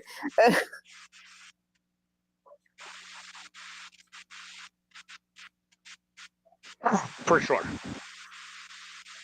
Very interesting. An hour and a half in, we've had 5 matches. Have all been solid. Death Riders retained their championship. This long behind and recap, then turned on Adam Copeland. Like, bro, we just saw this. Why are you showing the whole freaking why are you showing the whole freaking recap, bro? We already saw all this. Adam Copeland being wheeled out on the gurney with a neck brace on. I wonder if this is a way to write him off TV for a little bit. Like I said, on that side, all right, we've done the heel turn, and honestly, FTR needed it. Like they were being very stale as we faces. Like there really wasn't anything much they can do in that department. So I am kind of glad they're heels now. Like I said, the work is trying to get Christian Cage baby face. Yeah. After done calling everybody's father, after telling everybody's father's dead, I'm like, Dad, call it. How are we going to do this again? Right. It looks like next we're getting Toni Storm versus a Megasys and Megan Bayne for the AEW Women's World Champion. Timeless. Oh Lord, they're showing this promo package and that zoom in on Toni Storm, her bloody eye. Like, Dad, go ahead, bro. Here's a big bit. When does Mariah May come back? I'm not saying I miss her, but it's like, I do kind of, she is kind of wanted in. Like, no, I like Mariah May. I like Mariah May. I don't think she had the greatest run, but that's not her fault. That was not her fault. Yeah. And the women's division has been kind of down for a little while, as we haven't had a lot of our mainstays at least from the beginning of the AEW, era or whatever. So it's been nice to have Mariah May around because we haven't had the Thunderstorms, the Thunder Roses, the Britt Bakers, the Jamie Hayters. They've all been well, like Thunder Rosa been on Collision, but they don't do recaps of Collision properly. And yeah, Jamie Hayter, I'm not sure what the frick they're doing with her since she came back. She had been the issues in the last 2 months, but before that, it's like, let her win something. Daggone it. Here comes the Megasis. I do like her look. I love the headpiece and the whole Being a goddess. She's a goddess. I do think she needs a better ballet. Like Penelope Ford isn't bad, but I don't. They're not. It's not clicking the way like a Paul Heyman or a Stokely Hathaway or a Prince Nana. You know what I'm saying? Yeah. I don't know. I almost feel like Megan Bain should have someone more like the boys almost. Yeah. Like a Dr. Castle as opposed to a Stokely Hathaway or a like a servant almost. I mean, she's a goddess, right? So like almost kind of like a servant, you know? I love that. And but like, that's not Penelope Ford, that's for sure. Penelope Ford is not doing that at the moment. She's just basically there to hype her up, I guess, into whatever. We could definitely do that if Megan Bain had a promo, but they're not letting her speak, and maybe that's for a reason. Like we don't know how good she's on the mic. You don't have to be good on the mic, but I would love if she like a promo segment where she just like hurts Penelope, like you're my servant now, you belong to me, something like that. Yeah, that could work potentially. Hassan says he is voting for Toni Storm. Because she's timeless. Timeless. Oh, Lord.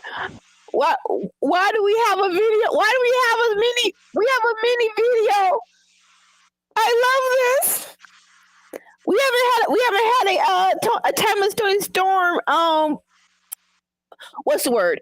Cinema movie in a minute. Yeah. It's like Rocky with the substance, mix it with the substance. Yeah, that's what Dolores is saying in the back. She's Rocky in Philly. She looks actually normal. I don't like that when she's like her jogging. Like you look too normal. I think you're jogging in a bedazzled suit or something. I love the Toni Storm timeless music or the timeless Toni Storm music, but you should be coming into Eye of the Tiger. It's the Eye of the Tiger. It's the thrill of the fight. Dang it, we don't know. Dang it! I wish you could turn this up.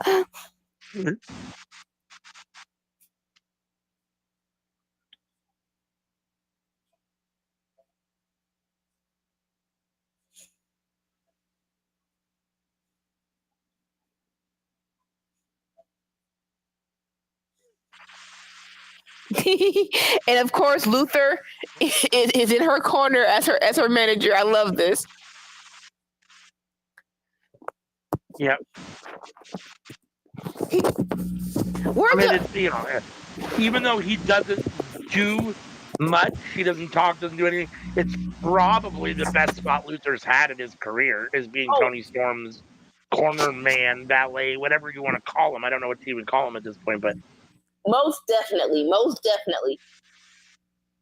He wrestled, for a while, and he was, on TV and stuff. But it was definitely a very lower mid card guy, jobber type guy, right? Just a weird, third eye on his head. It's like you're doing too much. Yeah. I need him to have a spit bucket though. I need him to have a spit bucket so she could like time out and then like round two. Like it's not boxing. Megan Bain throwing Toni Storm around to start this match, or showing her power to start this match. Big shoulder block. Megan Bain is fucking orange, dude. Holy shit. Try to pick her up. Toni counters, takes her back. Megan Bain backs her into the corner, charges in. Toni Storm gets her foot up and kicks her in the chest. Bain back in. Toni goes over the top, out of the way, off the ropes. Toni Storm tries for the crossbody, but Megan Bain catches her, showing that strength once again, hoists her up on the shoulder. Tries to do snake eyes. Tony counters and pushes Bane into the corner. Megan Bane is in phase, grabs her, throws Tony in the corner. Tony up on the second turnbuckle with a cross body. Takes down Megan Bane for the first time in this match. Tony Storm kicks to the legs. That's how you got to take down the giant. Number 3, you got to take out the whatchamacallit.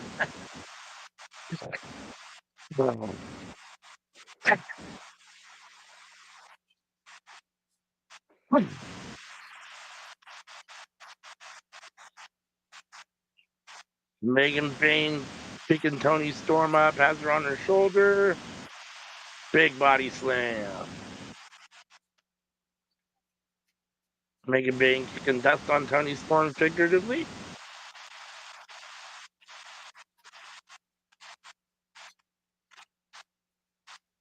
Anderson's proud. Whips Tony into the corner. Tony comes out. Megan grabs her again. Holding her. Big fall away slam. Tony rolls out. Is sitting on the apron.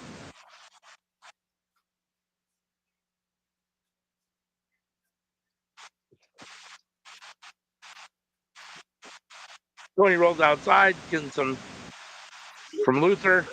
Bane, Megan Bane with the huge jumping through his feet as Luther eats it all as Tony Storm gets out of the way. Tony Storm uses Luther to push off and they hit a big spinning DDT on Megan Bane on the outside. Tony Storm finally in charge in this match. Megan Bane has been in control to this point. Bane back in the ring. Tony Storm up to the top turnbuckle. What are we going to do here?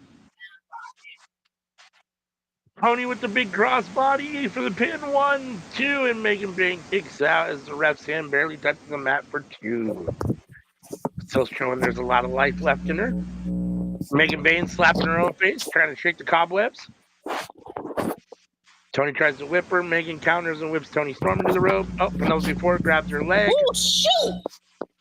Oh, Tony Storm turns around and eats a big boot from Megan Bane. Huge boot. Thanks to the help of Penelope Ford. Like Megan Bane stalking Tony Storm. Luther, you're needs to out do there. something. Like, you're out there. Neutralize the other person on the other side of the ring. Megan Bane picking Tony Storm up and just carrying her across the ring and ramming her into the turnbuckles. Back first, and that's drilling that shoulder into her midsection. Ooh, slap to the chest. Huge chop. God, that was a big chop. Megan Bane got big, heavy hands. Whips Tony into the far turnbuckle. Megan charges in. Big splash. Double underhook. Suplex. Megan Bane in charge at the moment, looking very strong. I like the Wonder Woman look. It's fine. It's cool.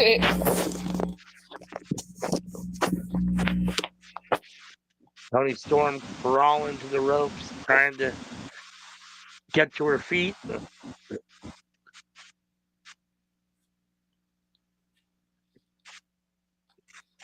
Megan Bane over giving her boots right to the back of the head. Like, ma'am, you're doing the most. We're doing the most. Penelope Ford, the ref pushes Megan Bane off. The ref has her back to her, and Penelope Ford takes advantage, attacking Tony Storm. Come on, ref. Tony Storm's trying with a couple weak punches to the midsection of Megan Bane. Megan Bane picks her up by the arm, clothesline, holds her arm for a second clothesline, picks her up, holding the arm still, a third clothesline, 3 in a row. Not necessarily, let's say, Rainmaker, but without the spin, like the holding of the hand into the clothesline, so kind of Rainmaker Okada-ish, but without the spinning first. So, Megan Bane with her leg over Tony Storm's pinned on the second rope under Megan Bane's leg as Penelope Ford sits on the ring apron clowning on jacking. Tony Storm. Yep. Now the ref is pushing Megan Bain off again. Penelope Ford taking advantage and pulling or choking Tony Storm out on the second rope. Look at her face. Ma'am, ew. I don't know what that time has been. It has definitely been 2-on-1 at some points here for sure. Penelope Ford has been involved. Where is Luther though? Is he even Tony out tried there for anymore? something and Megan Bain catches her. Yeah, he's still there. And then a huge belly to back suplex by Megan Bain. I don't Goes see over him. another one. Yeah, he's on the other side there. Where did he go? He's on the side you can't see now. He's on the camera side right now. 3 in a row. Oh, maybe not. Maybe did he leave? Oh. Maybe that's a cameraman I'm seeing. I don't know. Yeah, I don't know where Luther went. Like, come on, sir. You realize when you go out here without the protection? Tony Storm kicks out at 2.5. Megan Bain with the full mount, dropping right hands on her. Tony Storm trying to fight her way out. Right now, Megan Bain is in full control.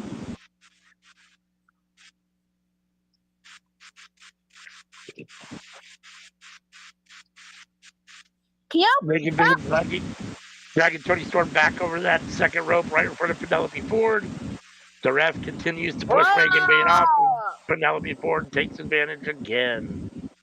Choking Tony Storm out on the top rope this time. Finally! Oh, there's Luther! Finally, Luther comes over, grabs Penelope Ford, puts her on his shoulders, and drags her away from the ring. He's got her up on his shoulders as he carries her away. She's trying to fight out, but Megan Bain is not happy about it. All right, Luther, put your tongue in your mouth. That's old Luther. That's old Luther. We're not old Luther no more. Megan Bain distracted by all the stuff going on with Luther and Penelope Ford. Tony Storm trying to take advantage of a huge forearm. And Melutez press. Tony Storm on top, full mount position. Punch Megan Bain in the mouth. Megan Bain pushes her off, makes her way to the corner. Trying to recover and get to her feet. Tony's measuring her, sending her up. Big splash in the corner from Tony Storm. Swinging, spinning DDT from Tony Storm. Tony Storm setting her up for STFU. STFU. Done the right way. This is not John Cena's STF. My biceps are so strong, I can't hug my arm underneath the neck like that. Yes, you can. Shut up. Tony Storm has it sunk in. Megan Bain up to her knees, crawling to the ropes, trying to utilize all that strength. And she makes it to the rope, gets her hand on the rope. The ref makes Tony break the hold.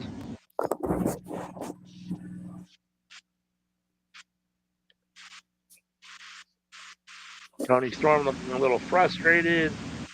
Try to go for the underhooks. Megan Bain counters with the kind of a back body drop, but she doesn't drop her. She just sends her over her back. Tony Storm ends up on the ring apron. Now Megan Bain trying to bring her in the hard way. Back body slam or whatever they call that. Back body drop. Back body drop. Yeah. That's a lot of hair. That's a lot of weave. She got in her head right now. Megan Bain drag Tony Storm to the corner. Oh, she's gonna try to climb the rope. Tony Storm's up. Yeah. I can't imagine wrestling. It's all around. It's like get away from me. Like it's all like you're all sweaty. It's on your neck and stuff. Everywhere. Right. Did she clear that? Oh, did she clear that? Barely. Please. Yeah. Recap. Yeah. Megan Bain is down in the middle of the ring. Ooh, it wasn't a Hurricane Rana. It was a German suplex. No. Yeah. Okay. But instead of just it was definitely a German suplex. It kind of looked odd, but it was definitely a German suplex. Because it was because they get flipped all the way over. That's what made it like right. German suplex. Yeah. Like, okay. And thankfully she cleared it because thanks for the recap because I thought, oh snap, did she clear that or not? Right? Yeah, she could have landed badly on her neck and head there.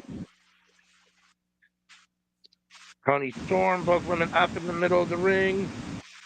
Megan Bayne with a big forearm. Toni Storm with a big forearm. In the words of Tony, you are a big B. Right?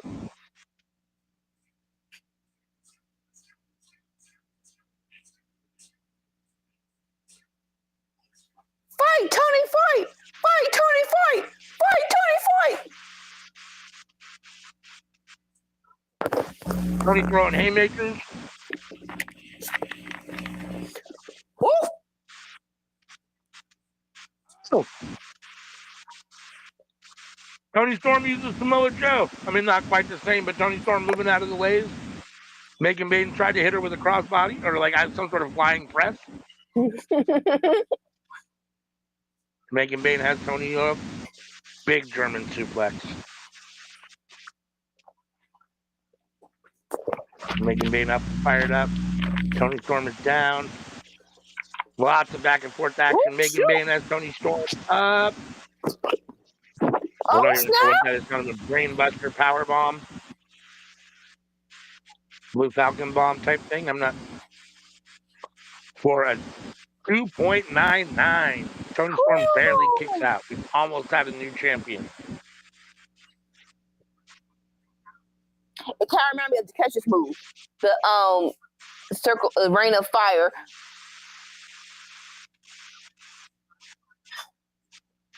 Oh, Megan Bayne missed with the pump kick. Toni has her back.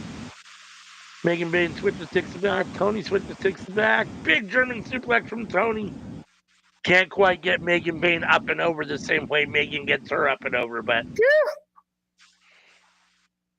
Toni with the hip attack. Oh! If you don't, Megan Bayne sells. If you don't stay down, are you big freaking Terminator? But Toni Storm hits her with a big forearm, and Megan Bayne is now back down in the corner. Toni Storm in the opposite corner all the way across the ring. Another hip attack. She didn't stand up after that one. Toni setting up for another one. Megan Bayne still in the corner. Another third hip attack. Yeah, one more time. Toni all the way across the ring, the opposite corner, and a fourth hip attack. Megan Bayne is down and out. Toni. Thank you. Form 0-1. Oh my God, Megan Bayne kicked out at 1. What in the Kenny Omega? Ma'am. Holy smokes. Ma'am, that is not you. You is not him. So, no. Oh, Lord. She just hit herself in the face. 4 hip attacks, a Storm 0, and she kicked out at 1. Toni kicked her in the midsection, tried to set it up again. Back body drop from Megan. Megan with the big clothesline. What the frick, bro? Megan's up in the corner. Their big flying clothesline. Toni is down. Megan Bayne has her up. Power bomb. Are they gonna do this? Oh shoot! Are they gonna do this? I don't know. Megan Bayne standing over Toni Storm. Megan Bayne in full control here. Lifting her up, trying to clearly setting her up for a finisher. The F5? F5 here. No, Toni counters into a roll up. 1, 2. And Toni starts so well with this. I know, right? Exactly. That's exactly what I'm talking about. That's the roll up I don't like. Man, come on. At least it was after a long match. Megan Bayne's put in a lot of work. She's a little gassed. At the same time, she was just like super strong 2 seconds ago. Like, come on, bro. Be for real. But still, your AEW Women's World Champion, timeless Toni Storm. The best one I've seen, and no one's gonna beat it, is Darby. The crucifix pin. I at least do that one. That one was legitimately like you can't get out of it. I know that's his move, but like at least do that one. Yeah. Tony Storm all bugged out because she can't believe that she got her. Like Megan Bates standing in the ring, furious.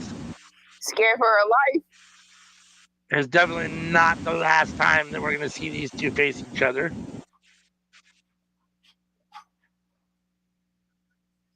I don't want to say she stole one, but Tony Storm kind of stole one a little. She stole one, and people are like, "That's going to be the ending." I thought it could be better though. It's like I like. Can you hold her leg just a little bit tighter, please? Like, come on, man. Coming up next, we got another Owen Hart Foundation, or Owen Hart Cup match.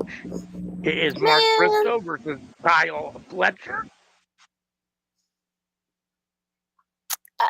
We kind of know this outcome, but if Mark Briscoe wins, I wouldn't be mad at it, man. I really wouldn't. I wouldn't either. I definitely wouldn't. I mean, you know, the way they book stuff right now, Kyle Fletcher is extremely over, and in theory, Kyle Fletcher shouldn't be losing to Mark Briscoe. But at the same time, Briscoe's a veteran. Briscoe, you know, anyone can beat anybody on any given day. He's a wild card, and yeah, I wouldn't necessarily mind seeing him beat Kyle Fletcher here. It's just like you know, But I was gonna say Kyle Fletcher, you know, has been getting a lot of victories and a lot of good. He's been in a lot of positive spots. I don't think it would hurt him to lose a match here at some point, and you can only push him to the moon so far, right? I mean, like he can only continue to win forever and for so long, right? So, without winning a belt, a loss against a Mark Briscoe brings Kyle Fletcher a little back to earth a little bit, I think. Yeah, and more so me being like. I couldn't see them boys when they were together, but I am a Mark Briscoe fan, and the last like him being a C2 and losing, and now the Owen Hart coach like, dang, can you win one? Like, this one have something, dang. Right. What is Kyle Fletcher wearing? I have no idea. You're really in your Seth Rollins bag right now with your right. It's like, correct me if I'm wrong. Pink was not your color. You look like a super villain. The glasses are weird. That's just me.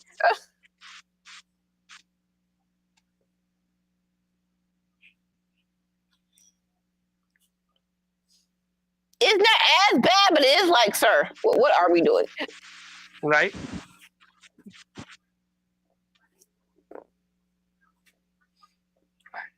Reach for the skies, boy. Bap, bap, bap, bap. Damn, boy. Damn, boy.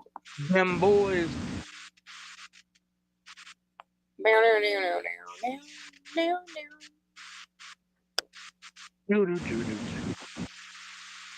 Kyle Fletcher wasting no time. Mark Briscoe barely gets to the end of the ramp before Kyle Fletcher comes flying out of the ring with a huge tope suicida. No, Briscoe not in the corner. no. Kyle Fletcher moving in fourth gear already. Big old kick in the face. Nice, got him up. Mark Briscoe counters in the roll-up 1, 2. Oh, I thought we were going to have another fucking... I was about to wig out. Wow.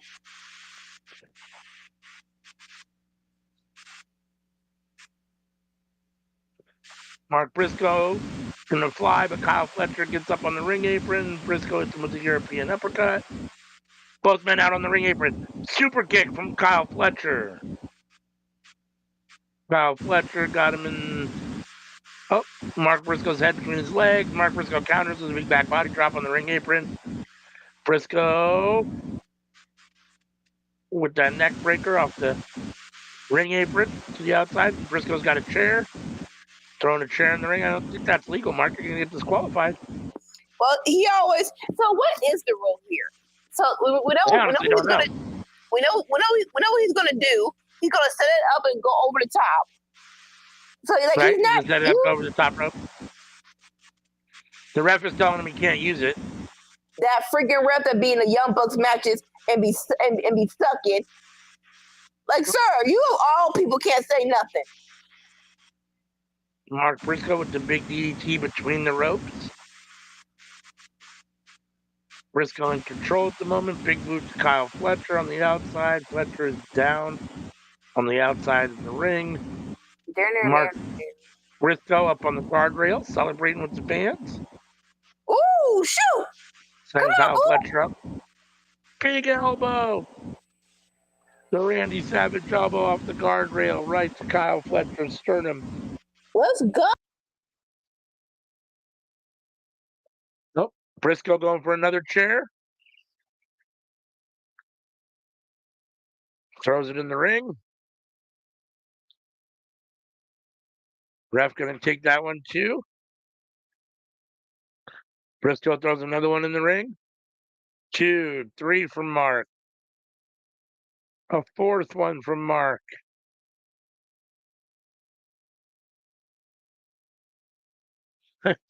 Mark's got 3, 4. The ref keeps throwing them out. Mark keeps throwing them in. Finally, he got one set up. Here he goes off the ropes. Oh, Kyle Fletcher in. Oh my God, Kyle Dragon or Snapdragon suplex. Mark Briscoe right under the chair. 1, 2. Briscoe kicks out. That was nasty. That was nasty, nasty.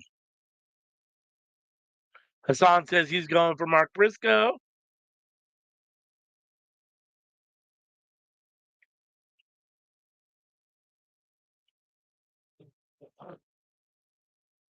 Fletcher. Measuring mark. Briscoe's in the corner. Kicks him in the chest. Now, big right hands from Kyle Fletcher. Right elbows, I guess, technically. Or forearm elbows. Briscoe is down in the corner, and Kyle Fletcher stands over him on the top rope, or middle rope, flexing for the crowd.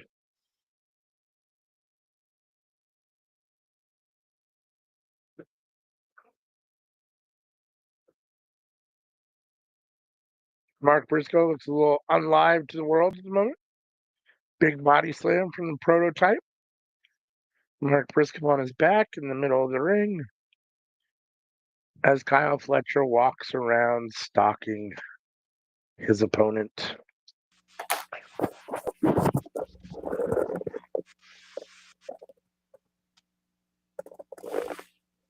Kyle Fletcher has a little hype on him too. Oh no, he's no small person, definitely. No. Like I besides the pick a tire today, him turning heel has definitely been an improvement. Basically, the shaved head, the more tan physique. It's funny, just from an appearance, especially with the pink, he kind of reminds me a little of what was his name? I want to say Tyson Kidd. That wasn't his name. Was that his name? I think it was. Yeah.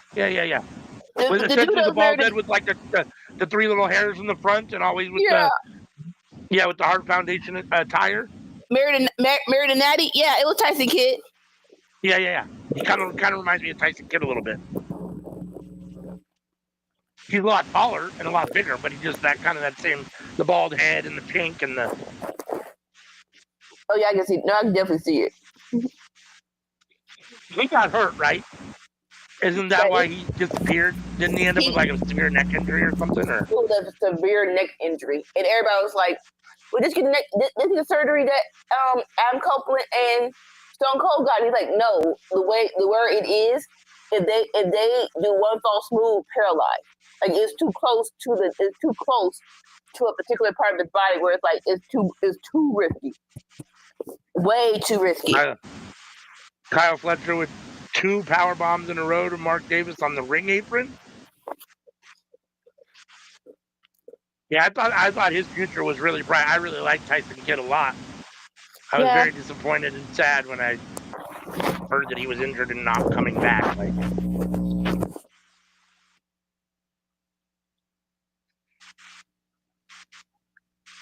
Oh, hey, bro! Powerbomb onto the guardrail. Kyle Fletcher is just destroying Mark Briscoe at this point. Like, what in the KO? Sir. Mark Briscoe posing for the crowd again.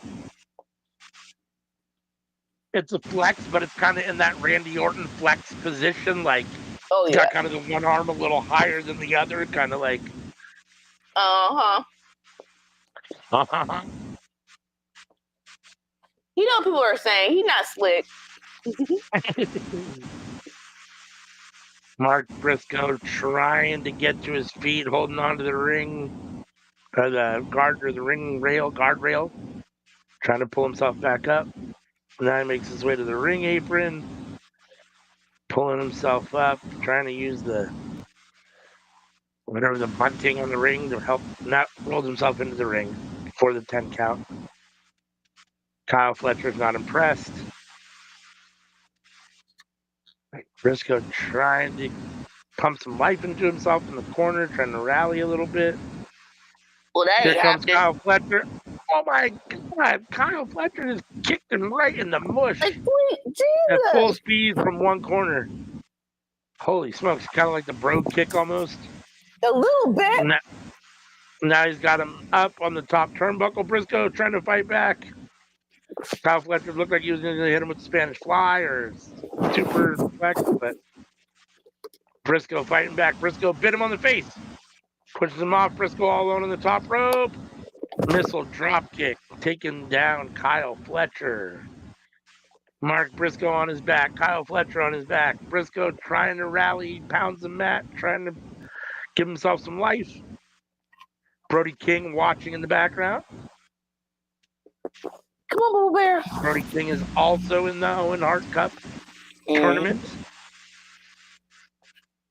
Oh, chops. Both men exchanging chops.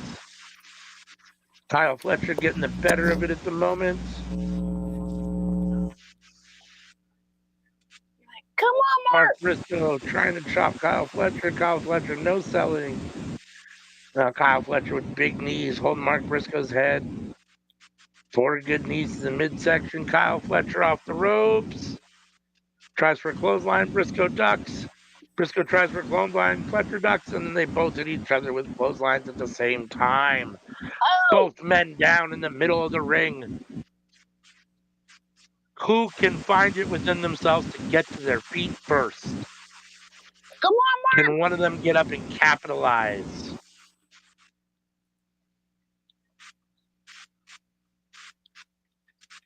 Briscoe actually did like a flip, almost got turned inside out by Right? that clothesline. Both men up on their knees. Jaw jacking, now they're head to head. Rubbing foreheads, now they're exchanging forearms on their knees. Back and forth, now they're up to their feet. Right in the middle of the ring, exchanging forearms. Anything you can do, I can do better. Back and forth and back and forth. Briscoe, 3 in a row, 4 in a row. Kyle Fletcher down to one knee. Briscoe with that redneck kung fu, but Kyle Fletcher counters. Sending Briscoe off the rope. Kyle goes for another clothesline, misses. Briscoe hits him with the, I don't even know what that was. Wasn't a shoulder block. It was like a flying, I don't even know. What R2 does, basically. Yeah. Follows Kyle Fletcher in the corner with a big clothesline. Now he's got him up.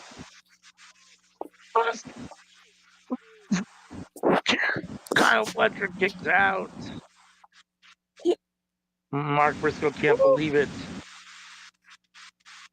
Briscoe in pain, trying to fight through it. Stay on Has him, the upper hand Darren. at the moment. Big forearm to the chest of Kyle Fletcher. Now Briscoe has Fletcher up on his shoulders. Fletcher fights out back on his feet. Fletcher has Mark Briscoe on the midsection. Briscoe with the back elbow. Oh, Fletcher with the super kick. Fletcher has Briscoe up. Tries for the power bomb. Briscoe counters. Has Fletcher up on his shoulders. Fletcher counters. Snake eyes. He basically sends Mark Briscoe flying into the corner, into the turnbuckle, face first, off of his shoulder. And Briscoe is on the ring apron. A little worse for wear as Kyle Fletcher is face down in the middle of the mat. Both men are spent and tired. Who can find it in them to get to their feet first and take advantage here?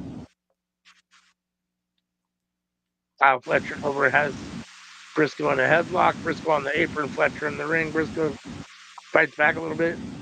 Fletcher kicks him in the face. Fletcher out to the ring apron. Mark Briscoe has Fletcher up on his shoulders. Fletcher counters. 2 kicks from Fletcher. Fletcher has Briscoe up. So his leg got caught on the rope. It looked like he was supposed to brainbuster or suplex him on the ring apron, and Briscoe's leg got kind of caught up. He didn't land right. He did it. No, he did it. No, brainbuster in the middle of the ring from Kyle Fletcher. It's got to be over. 1, 2. And Mark. There is some life left in Mark Briscoe. What are we doing? Mark Briscoe showing that intestinal fortitude. Don't replay it. It didn't happen right. We sure didn't. I mean, luckily he still took it on the back, but his leg did get caught up on the ropes. He didn't land perfectly right. But. Right. Hey, now is not the time to show a recap, ma'am, or whoever's in charge. Both men up in the corner. Kyle Fletcher setting Mark Briscoe up for a superplex. Briscoe counters all the way up and over. Whoa, that looked crazy. Kyle Fletcher still on the second rope. Briscoe gets Kyle Fletcher up on his shoulders. Fletcher's trying to fight out, keeps himself on the turnbuckle. Like, what's the plan here? Yeah, I'm not totally sure. Briscoe trying to soften him up. Briscoe's got his belly to Kyle Fletcher's back. They're both up on the... What is the plan here? Mark Briscoe Razor's Edge for Mark Briscoe.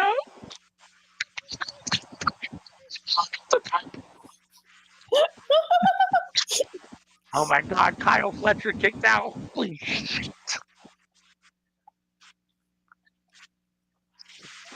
This match has been insane. Let's go. Mark goes up to the top turnbuckle. Given that it's over. Sign, there's the Randy Savage elbow. 1, 2. Kicks out again. What is it going to take for one of these men to keep the other one down for a 3 count? Holy smokes.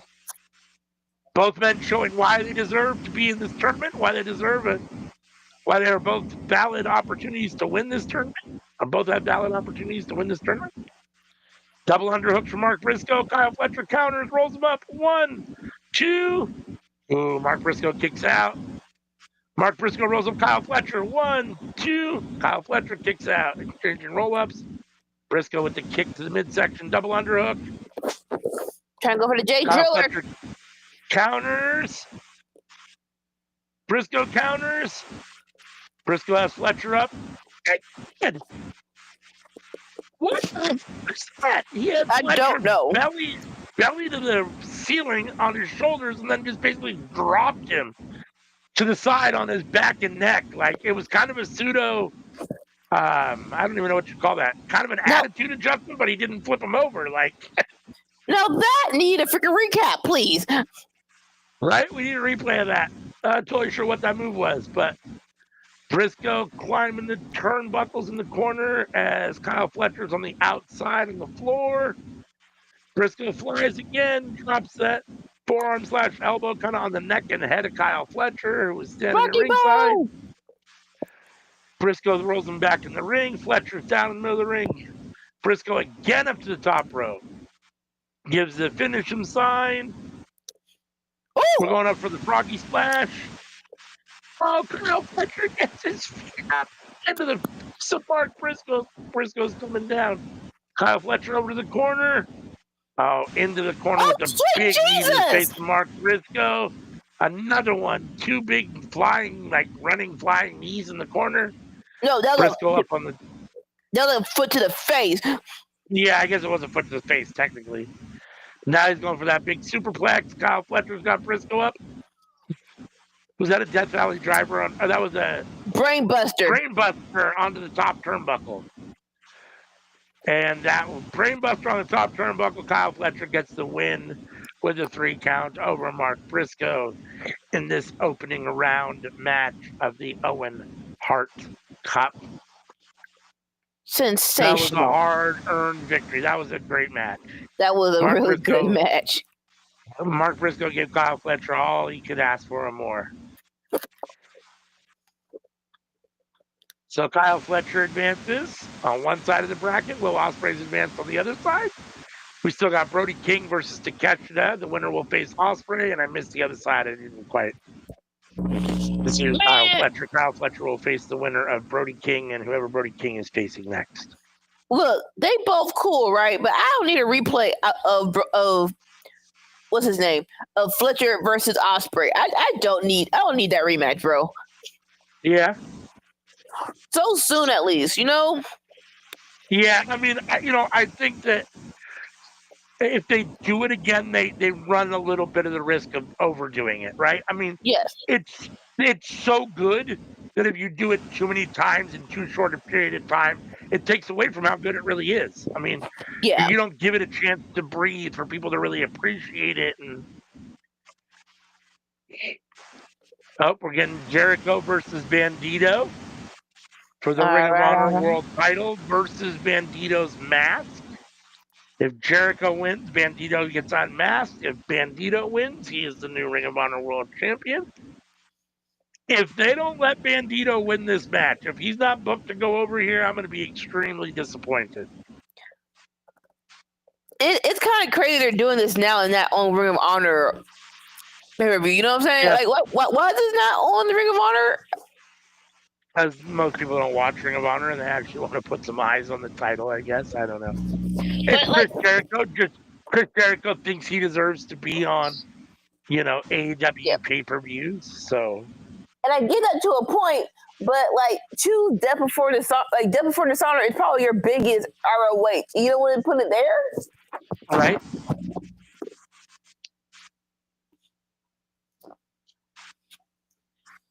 But like you said, if Bandito don't win, what are we doing? Right? Getting the video recap of the history between Bandito and Chris Jericho.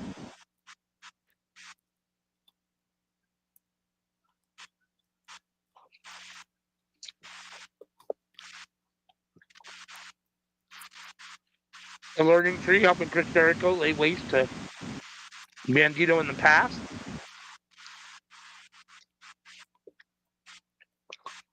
What is the status of the learning tree at the moment? Or I guess the fruit of the learning tree? What is the status of Big Bill and Brian Keith right now after they took that loss earlier in the night? Well, it's now they got like mollywop, right? To give support to Chris Jericho? Like, yeah. The one like they got mollywop, right? Like one like they got beat to a pulp, like Adam Right. Cole. So they should have enough juice in the tank to be out there.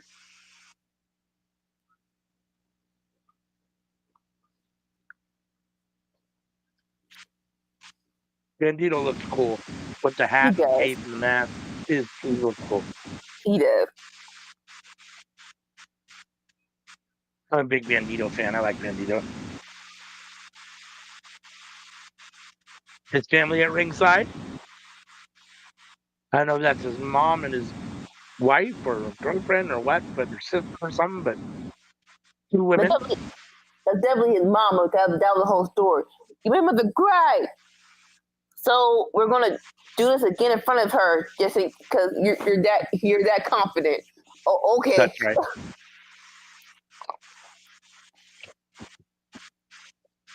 Here comes Chris Jericho. I'm petty. Let him lose again. Like, why would you bring your mama out here?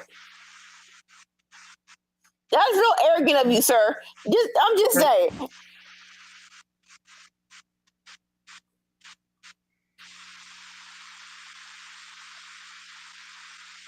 Doesn't look like Brian Keith and Big Bill are with them right now. He's coming down the ramp alone. Okay. That's in our favor, because besides the pettiness, we do want Bandito to win. Yep. Put no weather.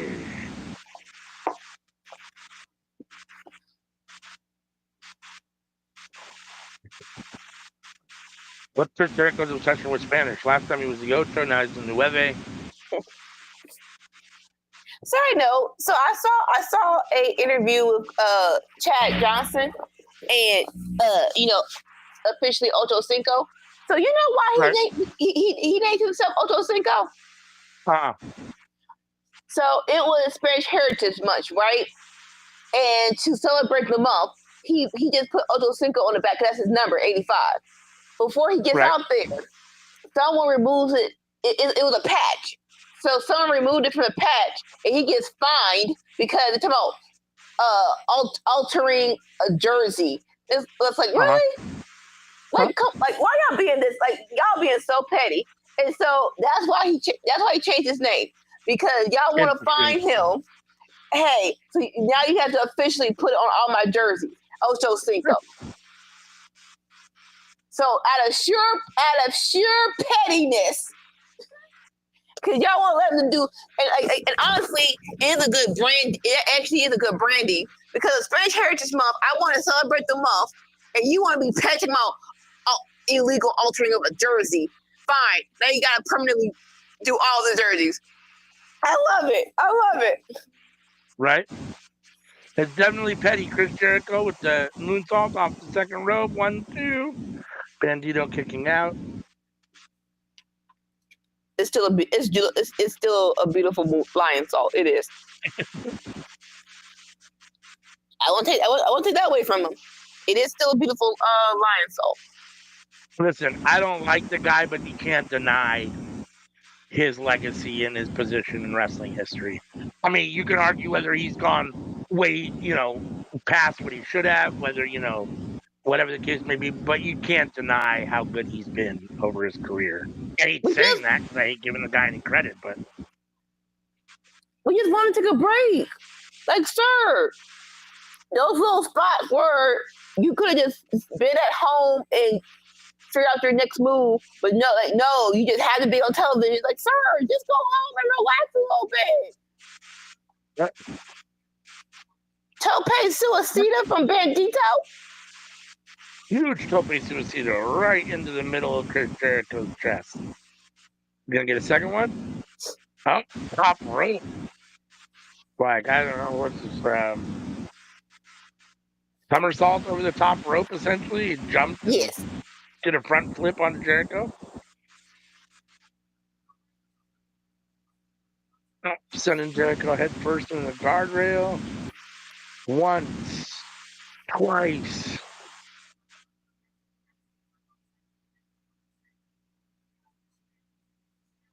Like, hey, stop. You in the match. Tell her to your mama. You brought her here. Stop kissing people at ringside. Mama, it's okay. Hey, how long you been doing this? You don't see you do this. Many times. Oh, corkscrew Croc's body from Bandito for a 2 count.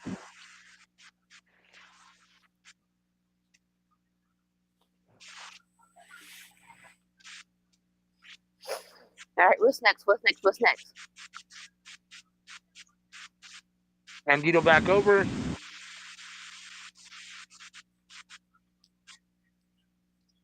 Send Jericho up for a suplex, it looks like. Got him up. That's a strong man right there. Why is he counting? You're just showing how long you could hold him up for. Just being braggy. Sir! Yeah. Bandito holding Chris Jericho up. And that's in a suplex position. Like, sir, blood to my brain. Blood to my brain. All right, let me bruh. At some point you gotta put me down. Bruh, I'm not sure how it's supposed to make me feel. All right, sir, come on now. He's just holding him and holding him and holding him. Sir, what are we doing? I'm gonna make Chris Jericho pass out. Like, after this, no, we ain't moving no more. It's gonna be a fight. It's gonna be a chance. As long as you have me up here, as long I'm gonna keep you recover. And I can kick out. You roll out somewhere and do something. My head hurt. Finally suplexes him, turns him over the suplex, rolls over the pin. 1, 2. Chris Jericho kicks out. All right, that was 30 seconds. Now you roll over and leave me alone. Leave me alone. Right?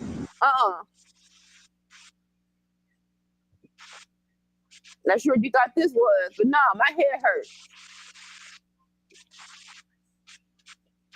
Have you, okay, I am not an indie specialist. Have you ever got Bandito versus Claudio? No. Not that I'm aware of. I would love that. Like, just both pieces of strength clashing together. That seems like that would be a really good match. I'd say no, like I know for sure. I have no idea for sure, but I don't think so. Not that I'm aware of. I think Bandito's done the bulk of his wrestling career in Mexico, and I don't know that Claudio's ever really been like in Mexico for any, anything more than maybe, a match or two here and there. I don't even know about that, honestly. Okay.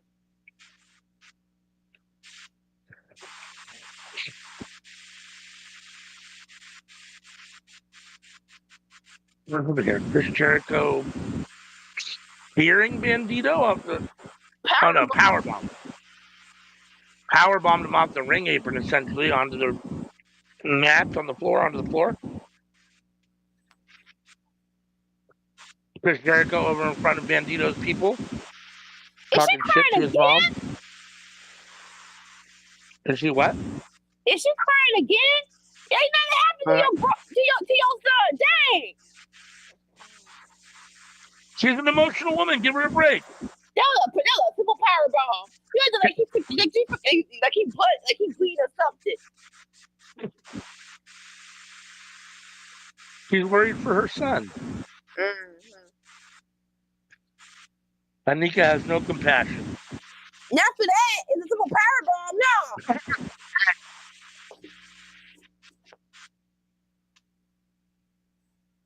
Jericho playing to the crowd as Bandito's on the outside trying to get back up. The ref is over counting.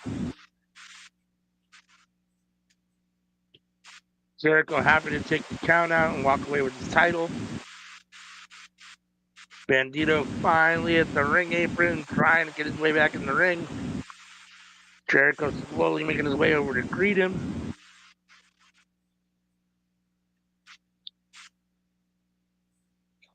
Bandito rolls under the bottom rope into the ring. Just under the 10 count. Jericho over to take advantage. Belly to back suplex. Jericho with the standing pin with his foot on his chest for a 2 count. I would say just run around, but he's probably still trying to get his head on straight. But it can take a lot more than that, Jericho, to get a pin on Bandito. Jericho slapping Bandito in the head. Bandito back up, slapping Jericho. Ooh! Boot to the face.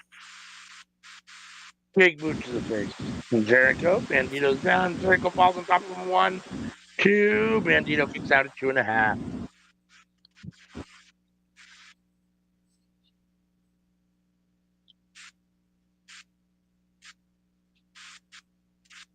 Jericho showing a little frustration, maybe. Not being able to keep Bandito down. Pulls Bandito to his feet. Tries for a forearm. Bandito blocks. Bandito with some punches to the midsection. Body blows. Jericho trying to fight back. Punching. What's it called in the head? Bandito in the head. Send him in the rope. Bandito counters with a big kick. Goes for world DDT from Bandito, and Jericho is down. Come on, darling.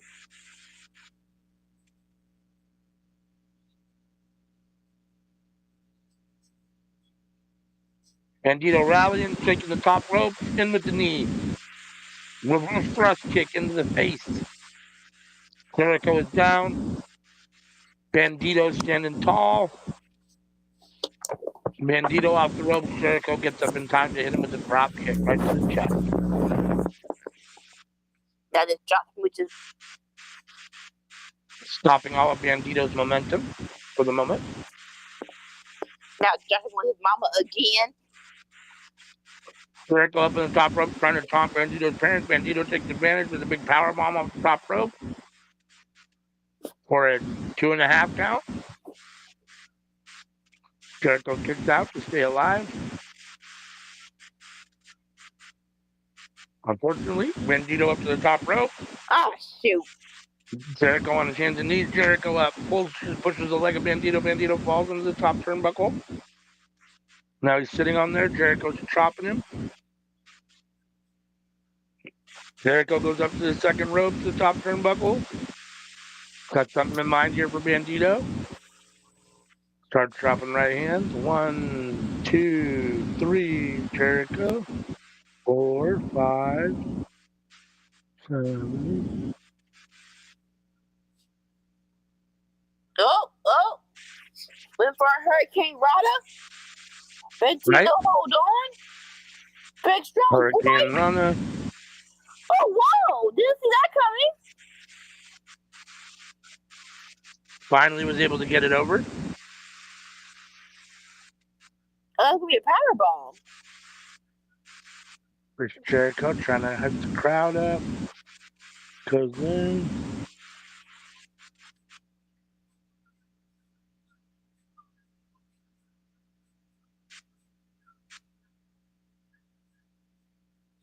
Phoenix up the top rope with the frog splash.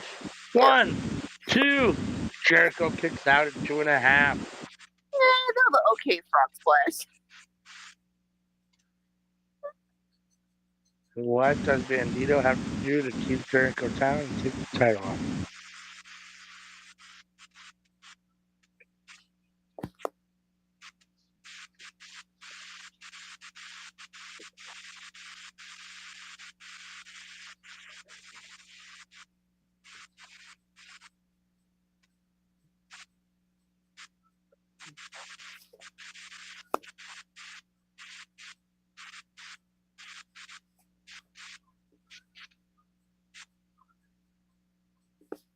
Dang. Okay. All right. No offense. How long are we going to go with this match? No offense. Say that again? How long is that going to be, bro? Like, this is a very long match. Like, first.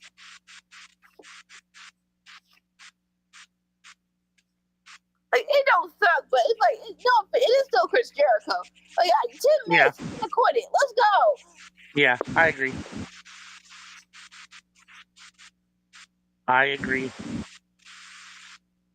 I mean, Bandito, didn't do it. Chris Jericho's a little long in the tooth to be going 15 minutes at this point. I mean, it's been fine. It hasn't been a bad match. Now they're back to back in the middle of the ring. But I know what you're saying, though. That's a long match.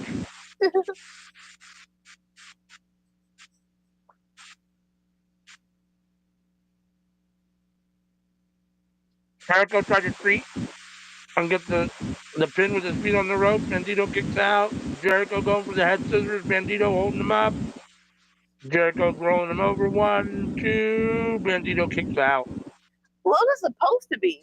Bandito flies in with the kick to the midsection.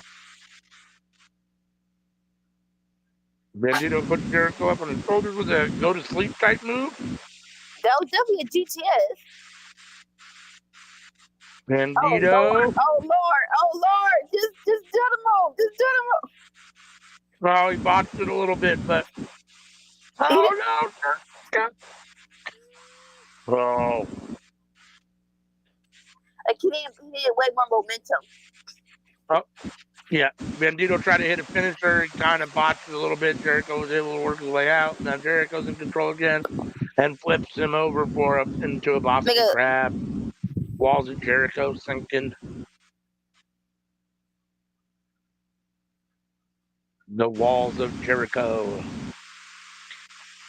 Technically, usually the walls is when he stands up more and puts his knee in their back, but... Well, and then, so that's actually the lion chamber. It's actually the... Oh, you're right. Yeah. You're right. That's right.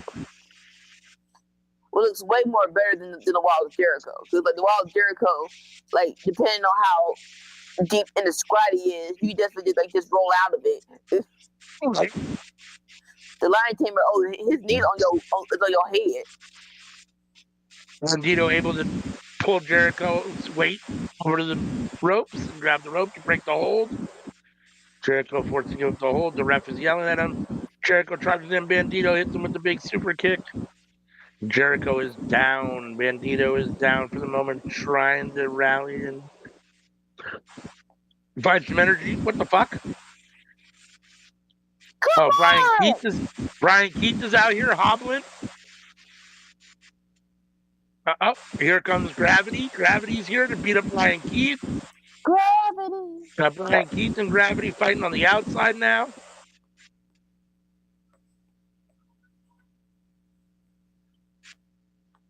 That allows Chris Jericho to get his back from the outside. The ref has his back turned. Ref is watching what's going on the outside. Brian Keith and Gravity Chris Jericho just blast Bandito in the head with the bat. Come on, bro. Bandito is out in the middle of the ring. The ref's still not paying attention. Jericho hides the bat. Jericho slinking back over. Trying to get there for the pin. Bandito's going to kick out. Watch. Jericho rolls. Jericho slowly rolling, making his way to Bandito. He's finally on top for the pin. Grabs the leg. 1, 2, 3. Holy, they let that happen. I thought Bandito was going to kick out at the last minute, but he did not. Chris Jericho is still your Ring of Honor champion. What in the hell? What was the point? What was the freaking... I don't know if you're away from your mic, but you're a little hard to hear. What was the... Can you hear me? A little bit. You sound like you're kind of in a tunnel a little bit. Oh.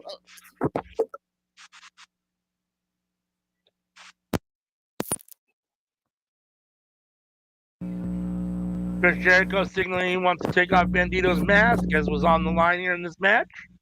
Is that better? Yeah, a little bit. Yeah. A little bit better. What was the freaking point? I do not know. Mom and sister, girlfriend, daughter, whatever it is, or crying at ringside. Are y'all kidding me right now? Who wants to see Bandito? They're going to bring them in. They're allowing them to come to the ring for the demasking, I guess. I'm not totally sure what's going on here. Okay, this is so convoluted. Oh, the women told the ref that he used the bat. So? And she just found the bat. So? Nah, son. Nah, I don't like this. They're either going to get the match back going or they're going to disqualify Chris Jericho. Nah, son. Disqualification doesn't do anything, though. Disqualification just gives them the title anyhow. I'm assuming they're going to restart the match. Nah, son. Nah. I don't like this, bro. I don't like this. Nah, son. I don't like as many times he used to say.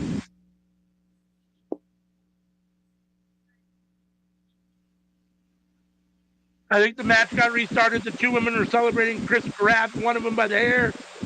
The woman slapped Chris. Pump kick from Bandito. Here we go. Bandito has him up. Another go to sleep. Essentially, Bandito. Here comes the finisher. He couldn't sink in earlier. Boom, bridge up 1, 2, 3, and you do have a new Ring of Honor World Champion as Bandito conquers Chris Jericho with the help of his people. Nah, bro. Nah. I don't necessarily have a problem with it. I mean, When in the history of people on ringside, if people doing the nefarious stuff, now we want to reverse it. Now we want to reverse the call. Man, go ahead with that, bro. Gravity in the ring, celebrating with Bandito. I believe they're brothers, if I'm not mistaken. I think they're brothers. That's what they said on one of the shows. Yeah. I don't like that. Dolores says lucha masks are like their religion. So, but I'm not talking about the math thing. The whole mama and whoever she is comes out of the ring and tells them about the fact. How many times a match ends because of a freaking chair shot, but the whole crowd is pointing for the chair just because your mom. Nah, I don't like how they did that. Nah. This is this particular mama and whoever she is telling her in the back. Nah. Whatever. You could just let him beat him 1, 2, 3, bro. No. honestly, at this point, I don't really care. I'm just glad that Bandito's champion and Chris Jericho is not. It doesn't really matter to me at this point how it ended. Yeah. I agree. Yeah, in the back. But that was so convoluted, bro. I 100% agree with you. Like, people get hit with chairs and stuff all the time. The whole crowd, 20,000 people are chanting what happened, and the ref is like, oh, screw it. But this time, Mama says whatever, and they're like, oh, yeah, go ahead. I mean, you're right. I mean, it doesn't make a whole lot of sense. But at the same time, at this point, I don't really care because Chris Jericho's not champion anymore. I don't want to put a curse on it, but it feels like because that happened, it's gonna be a rematch. Yeah. It feels like he's like, I feel like Chris Jericho's gonna use this. We're gonna get this a third freaking time, and who wants to see this a third freaking time? What is this? Double or Nothing advertisement May 28th. It's freaking Arizona. Like, no offense, but when people are talking about moving Double or Nothing out of Las Vegas, like, okay, go to New Jersey, they have a casino. Okay, go to New Orleans. Yes, Arizona, really? Right? Yeah, I agree. Like, I'm pretty sure there's wrestling fans. I think there was one WrestleMania there, but who really remembers it? Not me. So it's like, come on. Getting a video package for something? I think now this is the all in. This is all in Texas. All in Texas.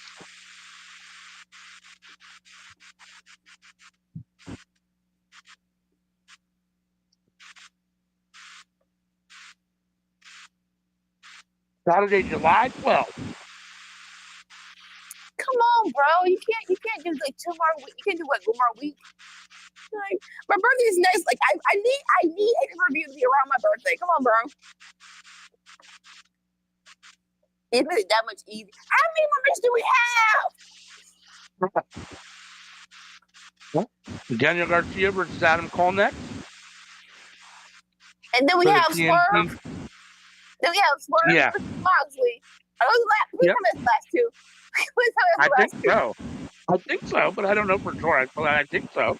Dear gosh.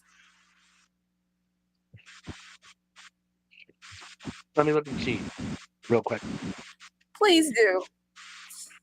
This has been a very great rivalry between these people on Collision. There's still another match. We still got Kenny Omega versus Ricochet versus Speedball for the international title.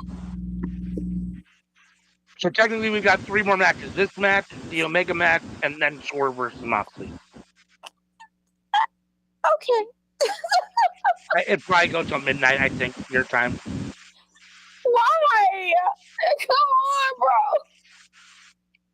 bro. It feels like the sweet spot for AEW pay-per-views is 4 hours. When I say sweet spot, I don't necessarily mean the sweet spot for us as fans. I mean where Tony likes to have it. Oh my gosh. I'm sorry for saying bro to me, Tom, but it really is like for the people who are on the east side. I Right? real life need you to like 11. That's 3 hours. That's fine. I agree.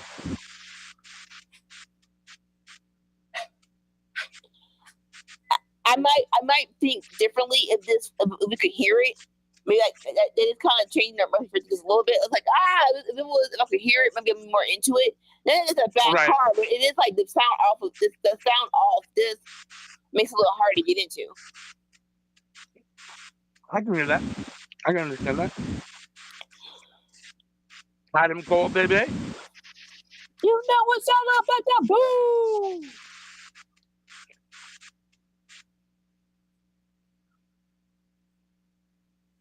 You know what's all about the boom.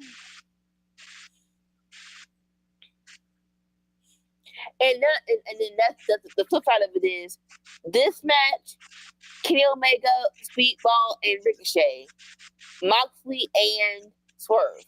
Yeah, none of these matches are going to be under 20 minutes. No.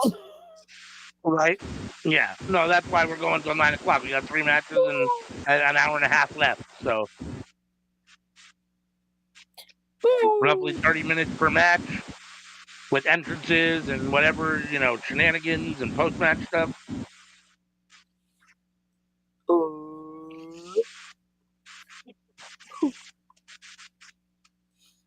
Adam Cole, baby.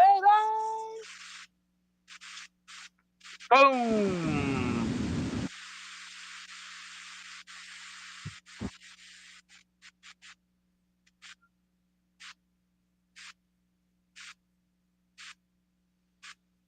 You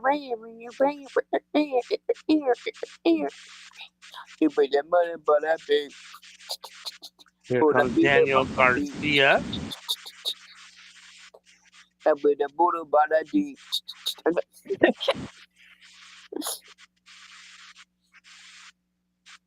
Your current reigning TNT champion. Let's see if he retains it.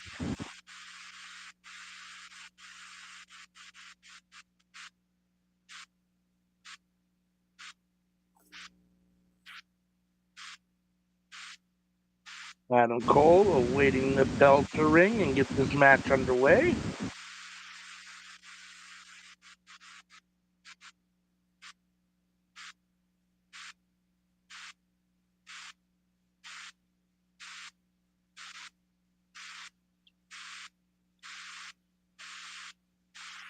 All right. Let's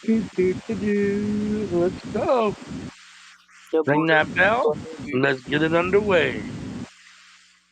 Garcia kissing the title before he hands it to the ref.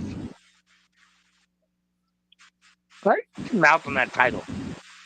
It's a very nice title, but like usually when the TNT title is when usually you put your special little stank on it. There's no stank. I'm like, what is your stank on the bell? I actually like that. Like when Scorpio Sky had Lakers colors. When it was Rusev, it was when Scorpio Sky had it was Laker colors.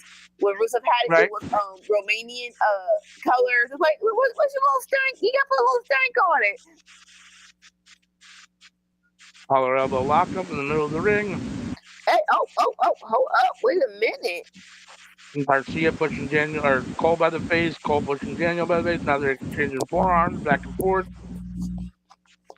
Daniel Garcia getting the early advantage. Back and Cole into the corner. Big chop.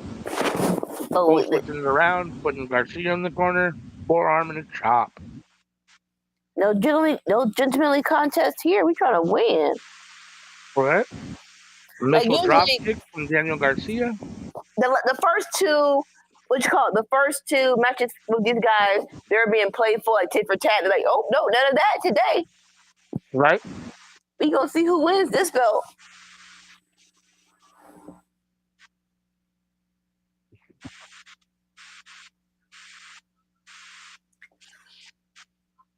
Garcia's got Cole in the corner. 4, 5, 6, 7, 8. No. Garcia dropping big right hand. 10 of them to be exact on Adam Cole in the corner. Oh, okay. Oh, shoot. Is he okay? Go for more.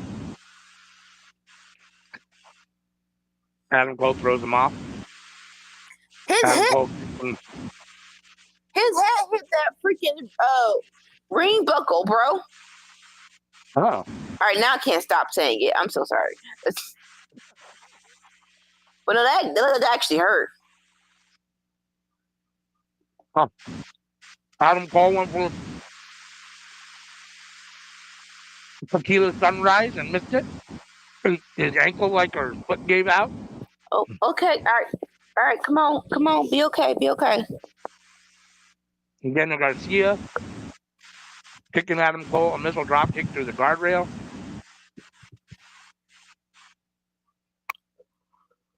Daniel Garcia trying to work on that ankle. That had Adam Cole out for so long. Sir, you being really vicious right now.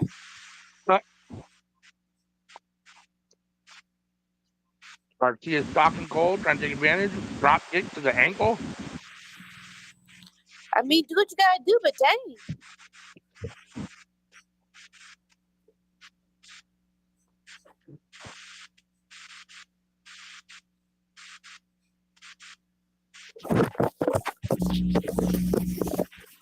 Adam Cole is definitely favoring that ankle at the moment, trying to protect it from getting hurt. And Daniel Garcia is working on it. Got Adam Cole in the corner, yanking on that ankle. Got his leg wrapped around the ring rope, pulling the ankle. Nice drop kick to the knee and ankle. Dad, go on, man. Adam Cole or Daniel Garcia trying to take out that wheel. Standing on his leg. Daniel's kind of healing it up in this match right now. Yeah, for sure. Oh, Daniel Garcia's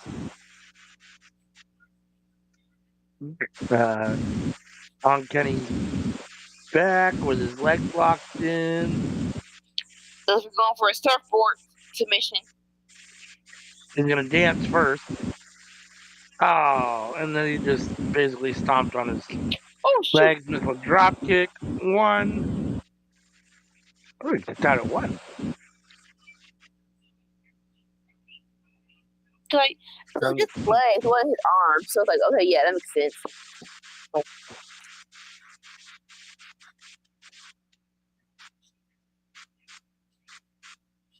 And Cole finding his way out. Oh, leg whip or dragon screw, sorry.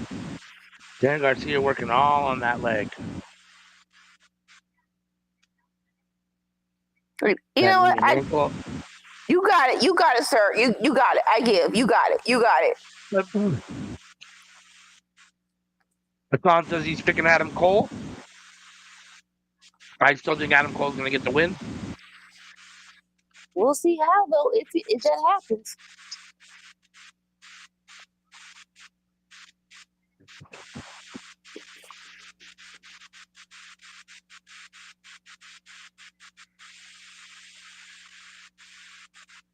Garcia. Oh, what was that? Ooh, was that a suplex?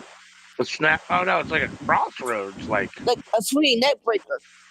Oh, I guess technically, yeah. Or like weren't you an inverted three amigos? Yeah, I mean he did it 3 times, kind of like the Three Amigos, but it definitely wasn't a regular suplex, that's for sure. Yeah, it was like a neck breaker suplex hybrid type thing. Doesn't look bad, but kind of cool. It did look kind of cool. That you Adam definitely keep Cole that. hits Daniel Garcia with the neck breaker. On your knee that he worked, you idiot. Right? On your hurt knee. Cole up to his feet in the corner. Daniel up to his feet. Daniel charges in. Cole hits him with the back elbow. Garcia runs in again. Cole gets his foot up. Oh, Tequila Sunrise, he didn't hit it very well. Hopefully he didn't hit it at all, technically. Rolled through 1, 2. Oh, huge clothesline from Daniel Garcia. Now you big little grunty faces in front of the camera. Adam Cole, a little worse for the wear at the moment. Daniel Garcia set him up for a little pile driver, look like. Cole trying to fight his way out of it. Keep this match going, stay alive. Huh? Daniel Garcia's got him up. Oh, there's the pile driver. 1, 2. Oh, he kicks out. Holy smokes. I've never seen him do that before.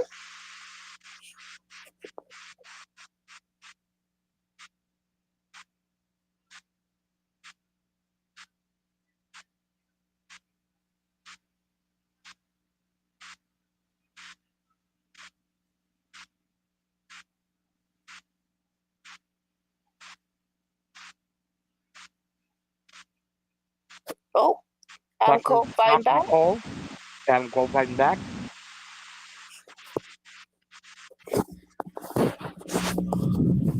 Going for bow.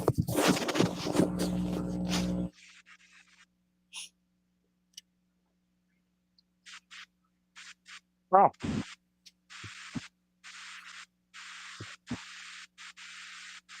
Daggone it. What did Adam Cole do to you? what?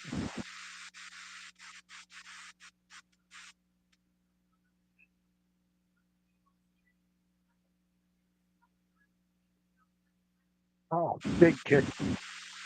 Adam Cole.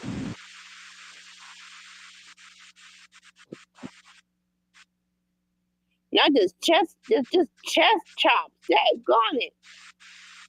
Super kick from Adam Cole.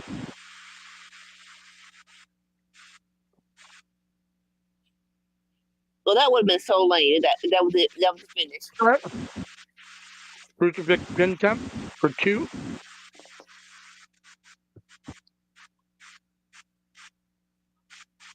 Are you just saying it's cool when Darby does it?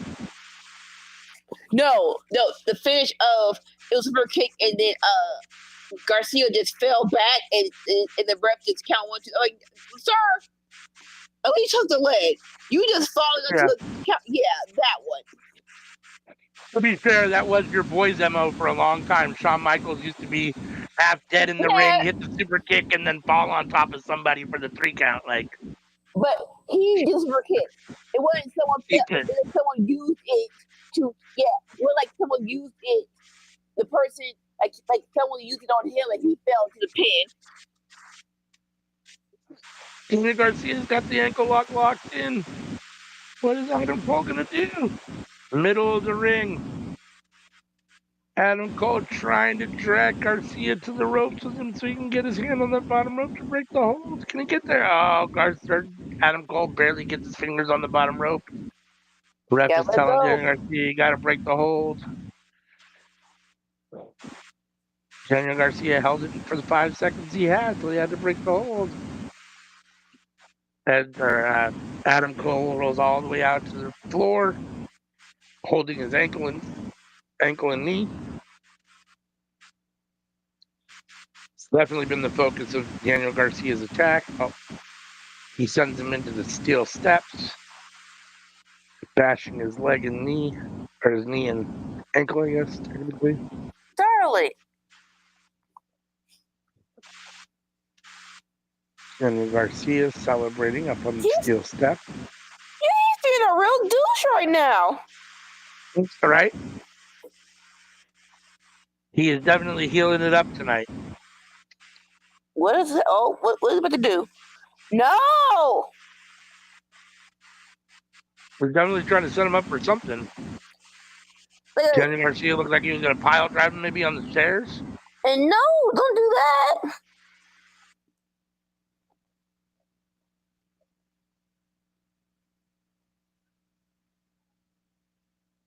Oh! Oh, shoot. Adam Cole hits a neck breaker basically on the steel steps. Daniel Garcia goes tumbling all the way to the floor.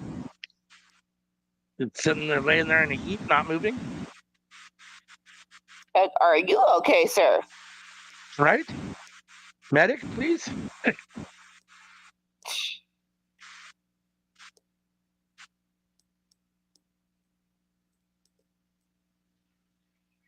I think Adam's going to go for the Panama Sunrise one more time. On the floor, he hits it.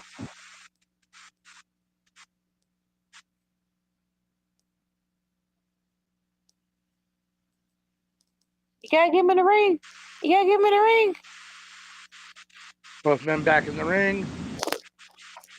Adam Cole on his feet.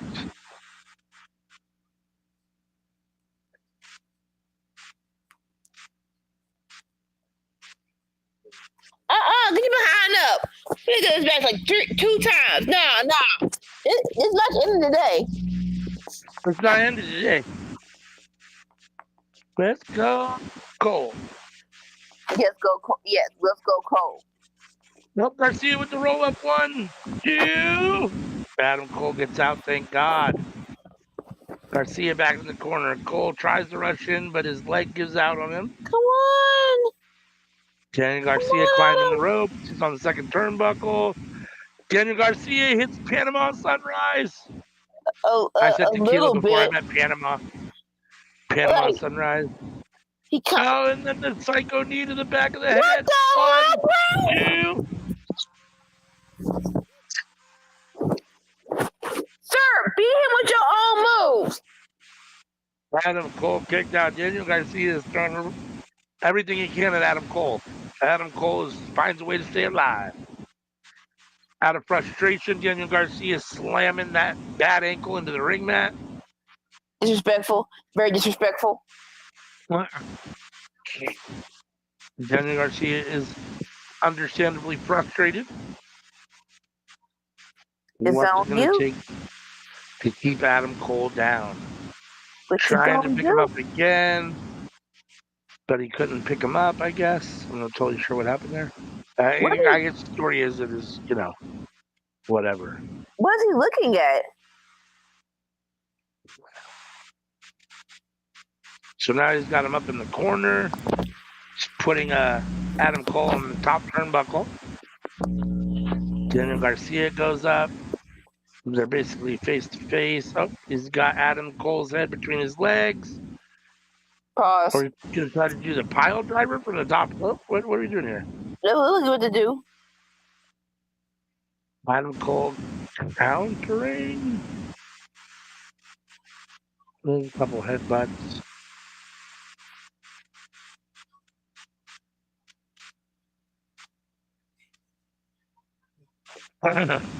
What is the next? What are we going to do? Adam Cole, Panama Sunrise on Daniel Garcia. Is that enough? Adam Cole is fired up. He's going over. What is he going to do? Oh, he's going to stomp him or kick him? What's he going to do? Another Panama Sunrise. A second Panama Sunrise to keep him down.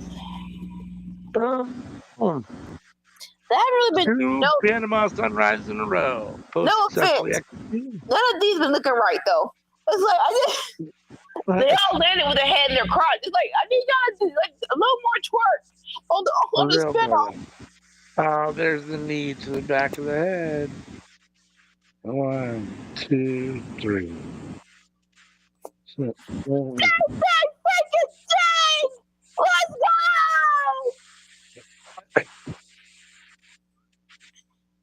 You know it's all about the food. And new.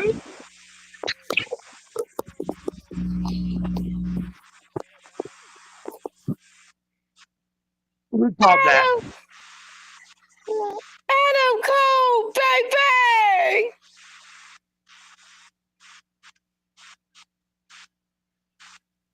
Adam Cole taking a moment to celebrate.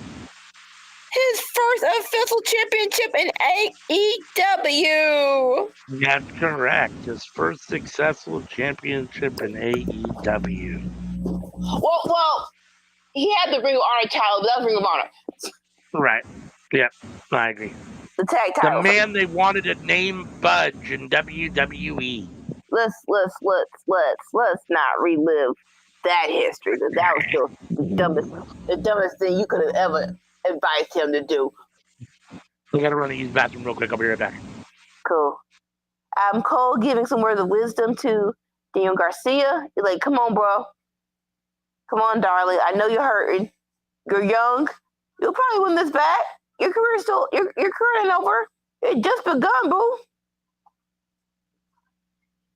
All right. Handshake. Sign of respect. Here is Adam Cole's hand. Very depressingly, because, yeah, I still lost. This sucks. But understandable. Just go back to the drawing board, Daniel Garcia.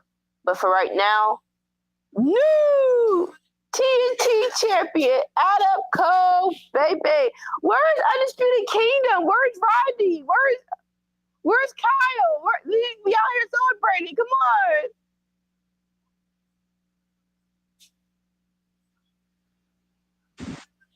Like I know, it Adam Cole came in when a lot of other people came in. So I know it is hard to share the wealth. But he came in 2021, 4 years. That seems a bit too long. It doesn't seem a bit too long for Adam Cole to have a belt. But I am glad that he has it now. Baby! You've been in AEW for 4 years already? He debuted at Revolution 2021, along with Brian Wow. Daniels. Yeah. Wow. Yeah. Holy smokes. It didn't feel like it's been that long. Like, of course, some of that time he got hurt, but still. It's funny. We're still moving at a decent pace, and at the same time, it feels like it's starting to get long, too. Like, right. We only have 2 matches left. We only got 2 matches left. We're in the last stretch. This should be over by 9 o'clock your time. Not 9 o'clock, midnight your time. I'm sorry. And should be over in the next hour. The next one is going to be absolute banger. This is almost guaranteed to be a banger.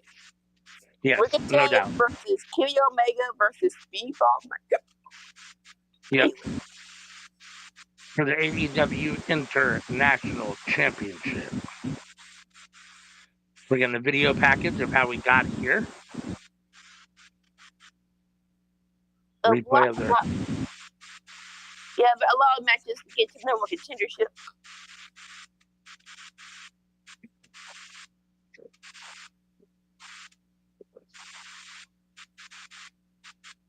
I saw pictures of the wedding between him and Samantha. Yeah, he still looks like the Beatles, but them together, it looks cute. I'm like, okay, I get, yeah, you can't be by yourself. You gotta be with her. All right, I get it now. Y'all look cute. Y'all look cute. That's funny.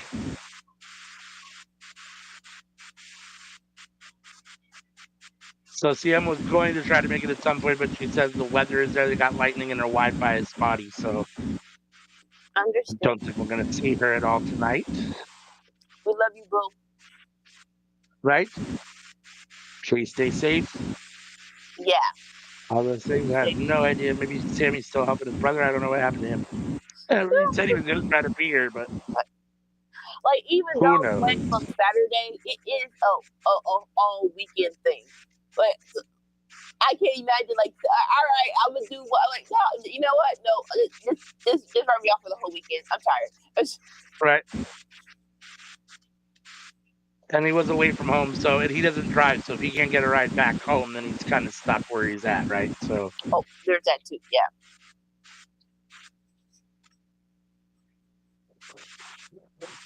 Pretty Ricky's out first. Rick O'Shea. Rick O'Shea. R-I-C-K space O-S-H-E-A. Rick O'Shea.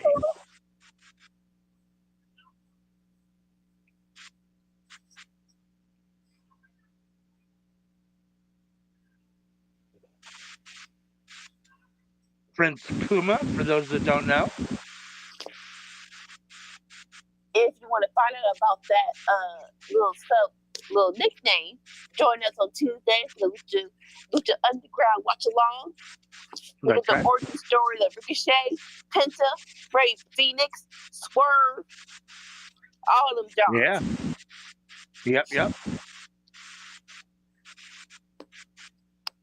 Speedball making his way to the ring now. Sorry. Oh, really? Are Now you you want to buffer. Mine is buffering too. Oh, Haven't buffered all night. Now it wants to buffer. come on, bro. Are you for real right now? That is All right, come on now. That's crazy. Come on. Come on now. All right, I clicked out and clicked back in. I'm good. That's what I'm trying to do. Speedball with this goofy looking frog guillotine on. I'm like, sir. People are come on. Really into the buffer right into the buffer in the same spot. Like people are already saying freaking Karate Kid from 1985. Like put a frog Right? on it. Always. Sir, you're not helping the cause here. Daniel's son. All right, so I hit stream 2 and I'm actually live. Well, oh Lord. Okay, yeah, I still got Mike Bailey coming down to the ring. Come on. And it buffered again. Come on. At the same spot, me too. Come on! Don't do this! Like it doesn't like it.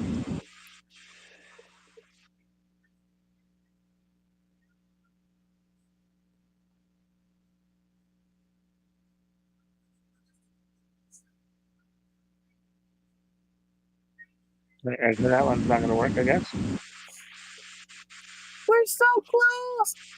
I know, right? Well, it stopped working at the last minute. Like, really? Come on now. The last 2 matches, like, really? Yeah. You've been good for 3 hours. Now you want to... You know what? I'm tired. We're tired, too. Okay, I got another one. Kenny Omega coming to the ring right now. I hear the battle cry. I do miss... I think he's still doing it. It is still Justin Roberts, but I miss all North Carolina. Right? The cleaner entrance. Yeah. I'm with you.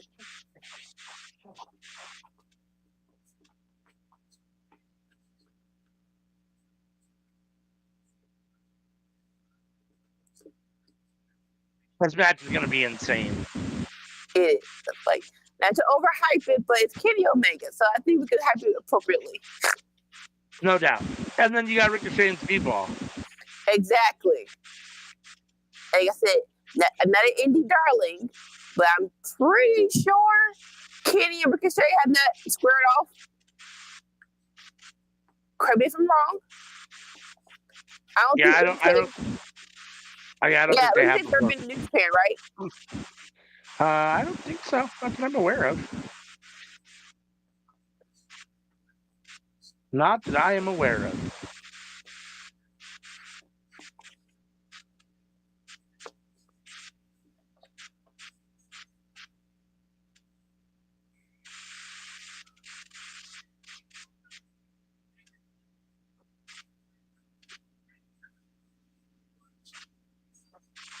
Referee holding up the title.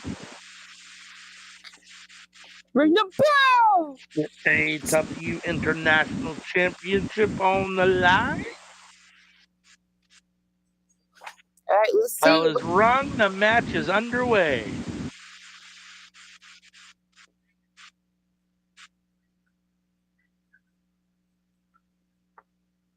Let's see what happens here. Like, honestly, ever since, I think we can all agree that Samoa Joe versus Christopher Daniels versus AJ Styles is the best triple threat match, right? I think that's fair to say, probably. It's like it's really hard to think of a second one. It really is. Yeah. Well, okay. It's a different style. What we can say, Drew versus Gunther versus Sheamus, but it's a different style. That's why you don't compare the two. But yeah, we could definitely probably put that. That's definitely number 2. I mean, when these kind of things come up, like I have a real hard time giving an answer off top because I don't remember all of them. I'd have to sit down and look at like a list of triple threat matches and be like, okay, now I remember that match, and then like, okay, what belongs where on the list of whatever. But Yeah. because right now you're like, I can't, I can't think of a second one, and at the same time, I know there's been a bunch. I don't remember them that well. So, Like I think the point is like if you don't remember one that could beat that one, it's like, yeah. yeah, I mean, I suppose that there's definitely some truth to that. I think the bigger issue with me is just my memory is bad because I'm not. There are times that like, you know, I had forgotten that earlier in the year Kenny Omega and Will Ospreay had wrestled at Wrestle Kingdom 17 like that year, and I was like, I had totally spaced it out, and yet it was still my match of the year once I remembered that it had happened. Like, but I had totally forgotten that it had happened. So for me, it's not always about it wasn't memorable, but it's just my memory is terrible. Understandable. Crossbody from Kenny Omega to Speedball. Essentially, we're getting a one-on-one match right now.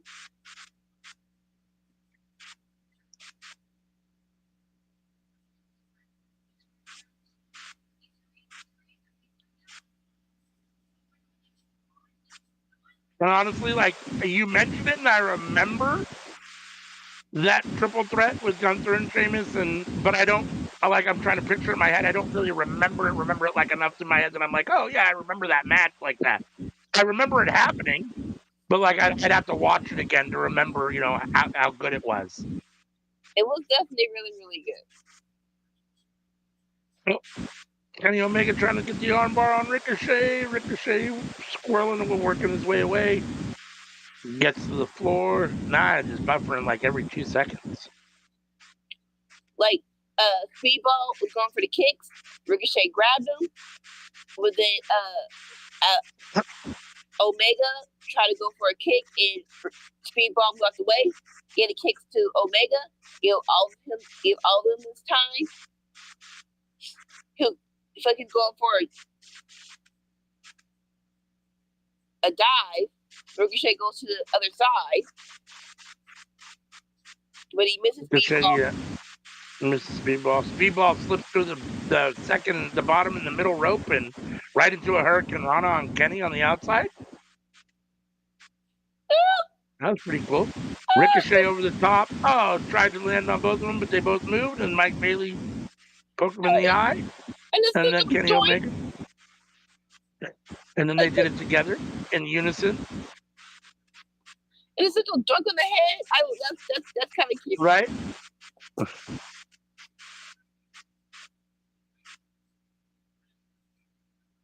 Speedball with the knee to Kenny. Kenny got Speedball up on his shoulders. Oh. Speedball fighting his way off. Speedball's on the other side of the guardrail. Pulls Kenny over the guardrail. Kenny doesn't quite come up. He holds Kenny's face. Mike Bailey kicking Kenny Omega right in the face. Omega hanging over the guardrail. Mike Bailey standing on top of it. Oh, I thought we were going to get that backflip with the knees to Kenny Omega on the guardrail. Oh, shoot! Ricochet up on the guardrail. Both Ricochet and Bailey up on the guardrail. Ricochet's got Bailey up on his shoulders. Basically an attitude adjustment to drop Speedball on top of Kenny Omega on the guardrail. Ricochet posing for the camera. Bailey and Omega are down. Ricochet is in charge at the moment. You flossing too much. You're going to miss your window. Well, sends Kenny into the guardrail back first.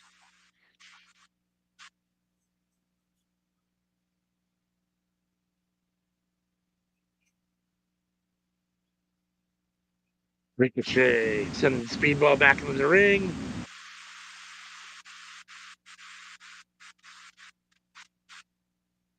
Ricochet and Speedball, the only 2 men in the ring right now. Come on.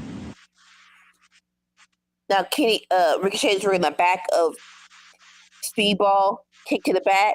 Now essentially choking him with the ring ropes. Now jaw jacking with the fans. Now he's dragging Speedball to the middle of the ring for a pin. Only a 1 count. Yep, I got this. So I'm a little behind. So he just dragged him in. There's the pin. Basically, yeah, 1 count. And the Speedball kicks out. I'm a couple seconds behind you.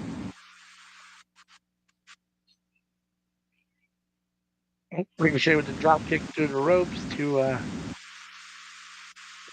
Kenny Omega. Ricochet and Bailey exchange chop. Ricochet gets the better of him.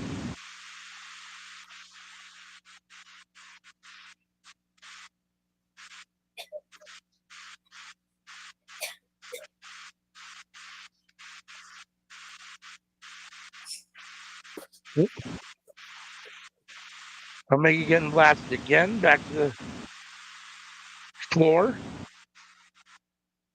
Okay, we got Speedball and Ricochet in the ring. Ricochet with the German suplex rolls through.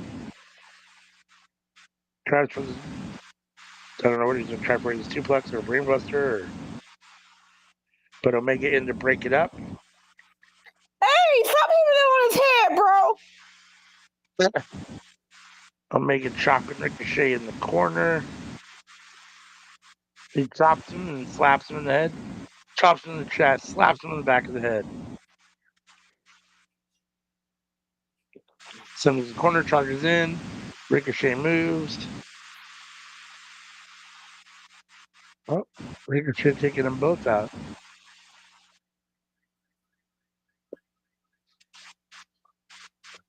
Ricochet standing tall in the ring at the moment. Omega out on the floor. Standing up on the floor. Ricochet about to fly. Big tope suicida. From Ricochet right into Speedball Mike Bailey, taking him out. Now the other side, taking out Kenny Omega. And now he's jaw jacking on the freaking announcing intercom. All right. Goes over, takes the headset. Tony Schiavone. That was hilarious. Oh, he's talking and running his Mike Bailey kicks him right in the mush out of nowhere. I love that was so good. Right? Mike Bailey takes the headset. I have to watch that back so I can hear that exchange. Right. Missile drop kick.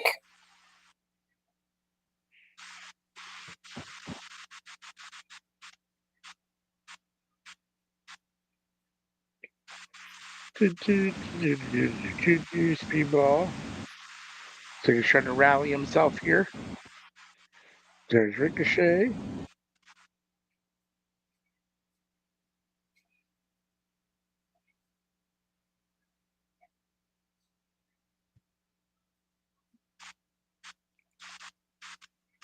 Ooh.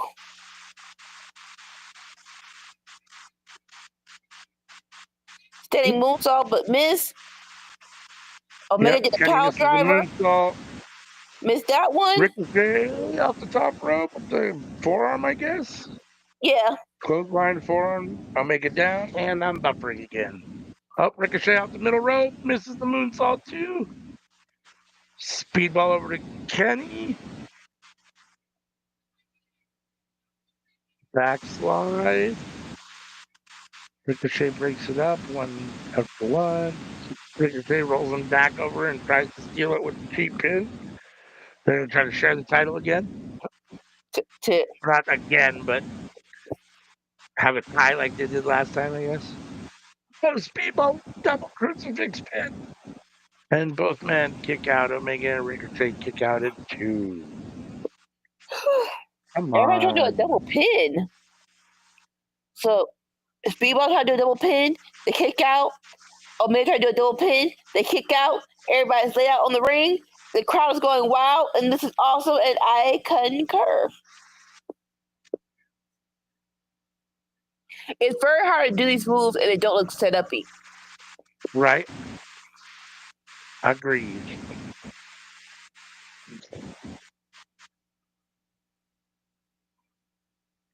Ricochet down in the ring. Mike Bailey down in the ring. Omega down in the ring. Yeah, all three men are down in the ring. Who can get up first? Ricochet was showing a little life. Omega's stirring a little bit.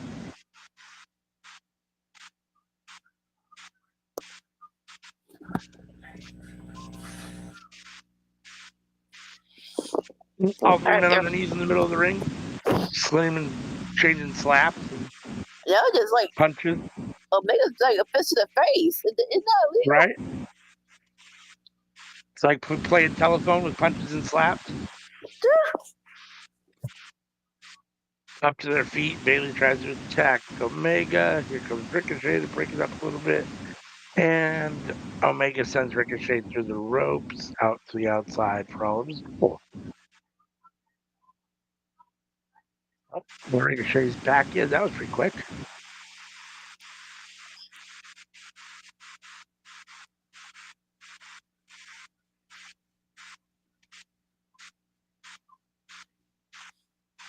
All right, now just Omega speedball in the ring.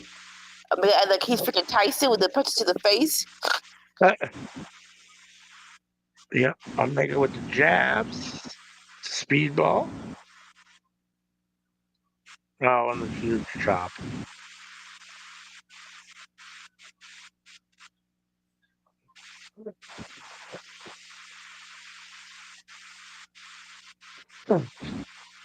Speedball kicks him right in the chest. Kicks Omega right in the chest. He was taking him. Omega's finally down.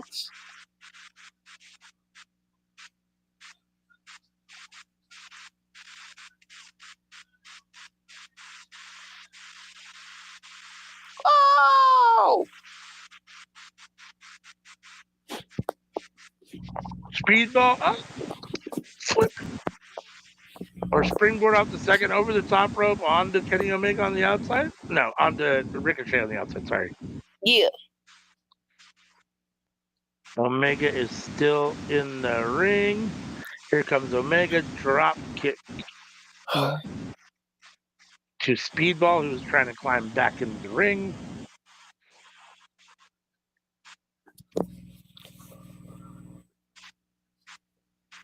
Kenny setting him up here. We got the guns going, and Kenny about to fly over the top rope and takes out Speedball and Ricochet at the same time. He clears it.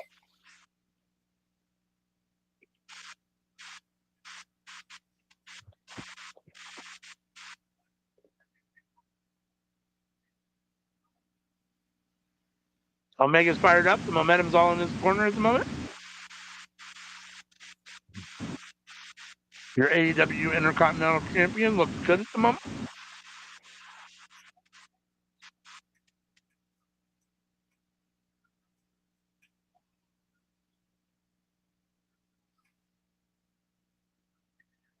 All right. Ricochet just died to the outside. Everyone clears it. Yep. Another one of those anything you could do, I could do better moments.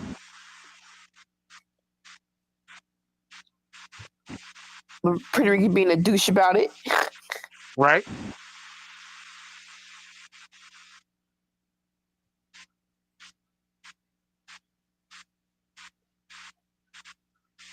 You can stay off the rope, fly again. Oh. Oh. That was insane. Yeah. So Ricochet came off the rope. And then Speedball jumped up. Well, Ricochet came to the rope. Ricochet ended up going under the bottom rope. And Speedball jumped up to the top rope and did a moonsault to the outside, catching both Omega and Ricochet, who had just recently ended up on the outside because Speedball moved, taking them both out. Now Omega and Speedball exchanging covers in the middle of the ring. Speedball with the standing moonsault misses. Kenny Omega's got him in the pile driver position. Speedball fighting back.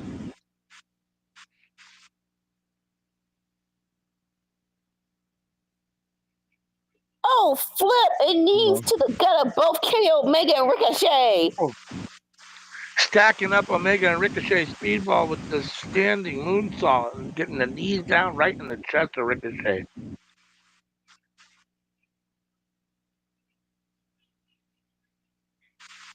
Oh, Bailey with the spinning kick. He hits him flush in the mush. 1, 2. Oh, Ricochet broke it up somehow. Drags the ref off. I'm like, sir, I don't think that's how this works. You gotta drag one of the your opponents at the ref. Right? God, that was painful. It looks like it hurts. He got all that kicked to the side of the face. Yeah. No, Kenny sold that beautifully. Right? Speedball is mad, just Flabby so. Just running down haymakers on Ricochet. Ricochet pushed him off of him. But Speedball is still in the hunt like a Terminator.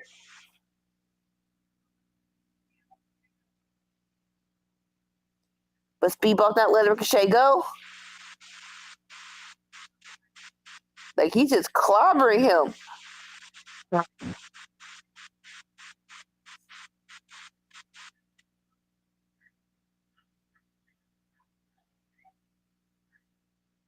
not quite there yet, I don't think. I got Ricochet and Speedball fighting on the apron at the moment. Yeah. Speedball misses a moonsault and lands on the apron. So we're in the same spot. We're in the same spot. Okay. Ooh, that had to hurt. Right? Oh, sir, Ricochet, control yourself. He had a leg chop to Speedball, but and the ref. That part we're going to call it accidental, but it's like, sir, you did not see him like right by Speedball when you made this decision. Right? Bailey's leg getting tweaked backwards from the chop block.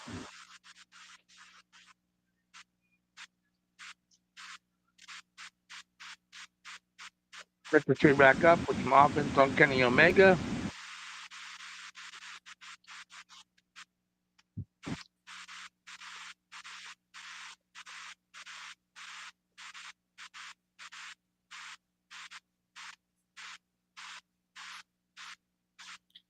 Ricochet and Kenny Omega on the top turnbuckle.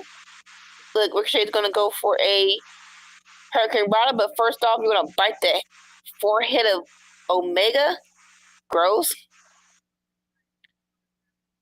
Speedball's actually back up. Oh, Lord, we're all three on the top turnbuckle. What is going to happen? What is going to happen? It's completely unpredictable. Come on, I don't think we can do that. Do anything together.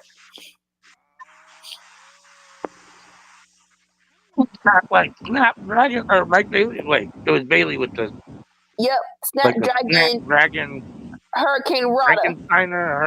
Frankensteiner, whatever it is. Oh shoot! Now Bailey on the top rope with Omega. Oh, Omega counters, lifts Bailey up and slips down, and Bailey lands on his face right in the corner. Snapdragon from Omega onto Bailey.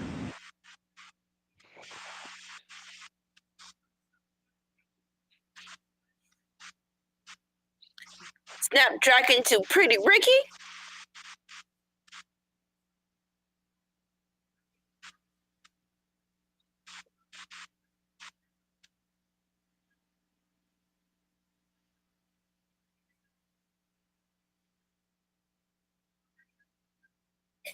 Snapdragon to Speedball Mike Bailey again. Oh, another. Yep, I just seen it now. Another snappy dragon. Omega's hit quite a few of those tonight. My darling.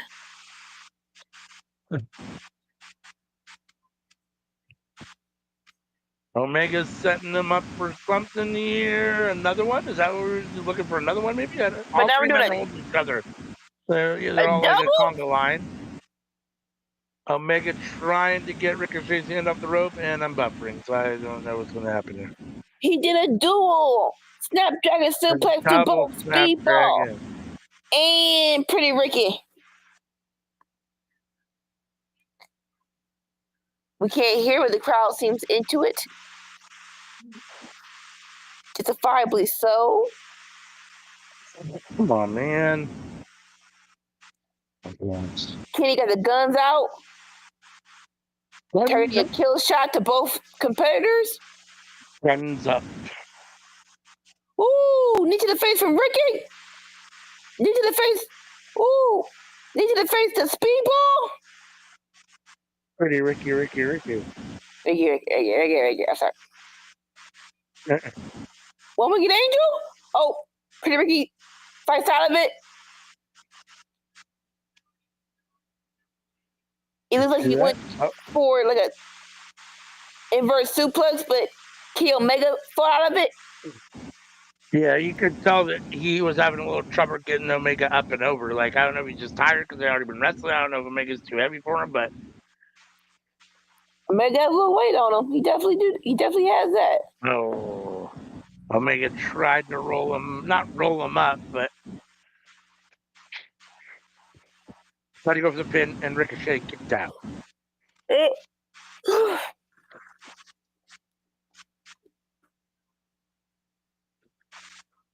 I couldn't remember I had water in my cup, and I went to grab it, and I was going to, I'll just shake it instead to see if there's water in there. And of course, there's water in there. It didn't spill any, luckily, but could have.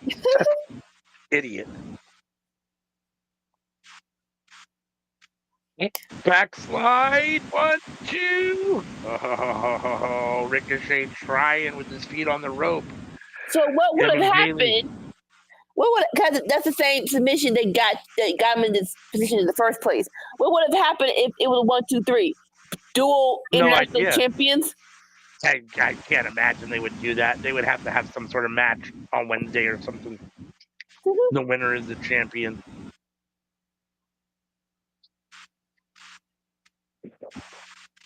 Ricochet's up. Omega and Speedball are down. Can Ricochet finish this here and take the international championship for his first AEW title? You jaw-jacking too much, Pretty Ricky. He's over here.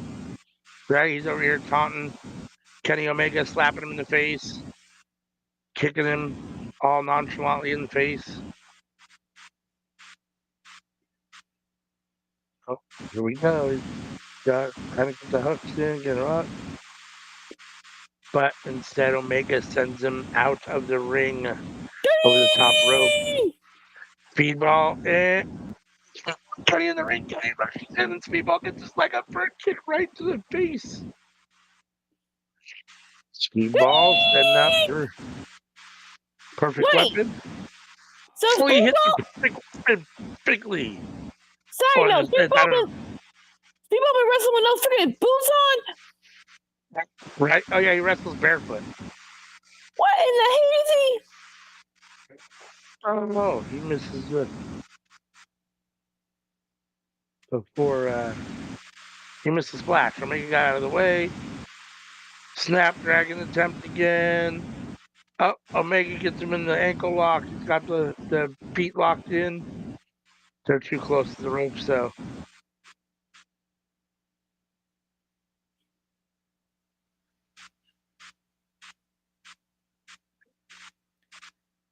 Ricochet with a 450. He hits it on Kenny. Kenny kicks out at 2.5.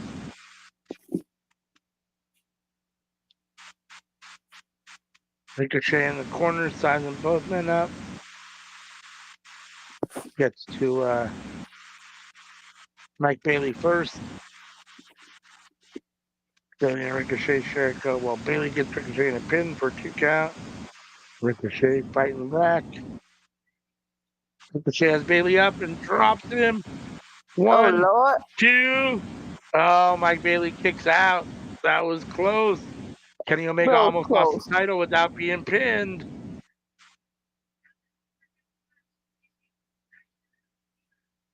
Ricochet can't believe it. He's apoplectic, throwing his hands up, talking to the ref. That wasn't 3. Now he's setting it up, using Kenny's guns, kind of. He trying to go for the spirit gun, the dumbest freaking Right. name for a finisher. Oh shoot! Oh Speedball shoot! gets out of the way. Kenny goes into the corner, bounces out, rolls him up. 1, 2. Speedball, but Kenny kicks out. Speedball with the running kick, or the spinning kick, hits Kenny again right in the temple. The ref been through it. The ref been through it tonight, bro. Especially in this Right? match. No doubt. Right? Oh, Bailey after the second rope. Dropped to the knee or something.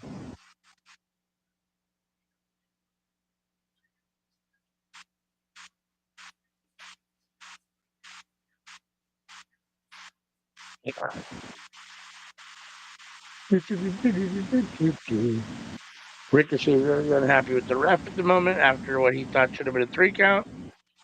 But it wasn't, sir. But it was not, sir.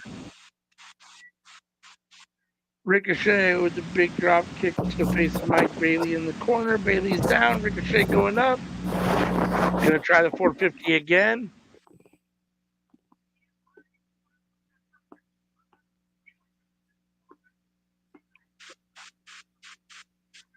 No, Ricochet misses. Oh gosh. 1, 2. I mean, Omega got his feet up, his knees up in time. Darling. Knock on wood. Hope is actually okay with him. Hope he's all okay. It's just, abundance of caution. Yeah, most definitely. Speedball and Omega in the ring at the moment.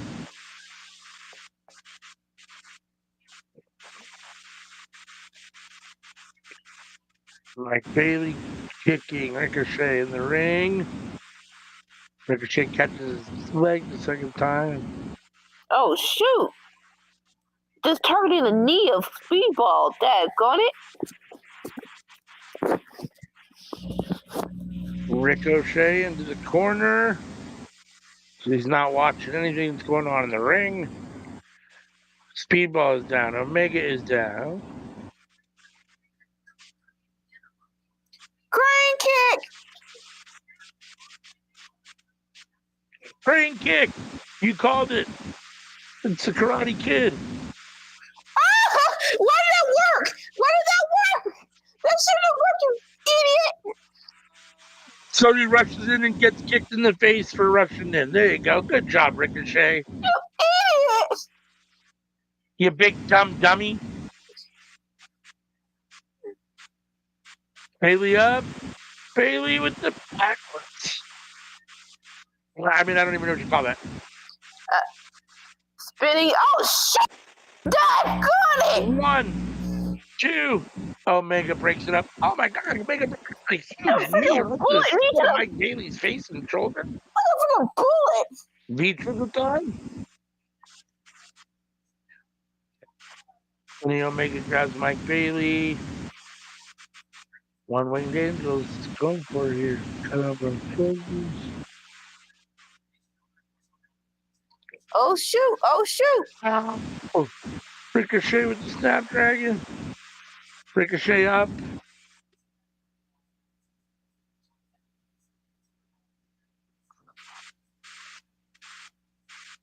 Speedball fighting out Ricochet and Speedball on the top turnbuckle, one of the corners.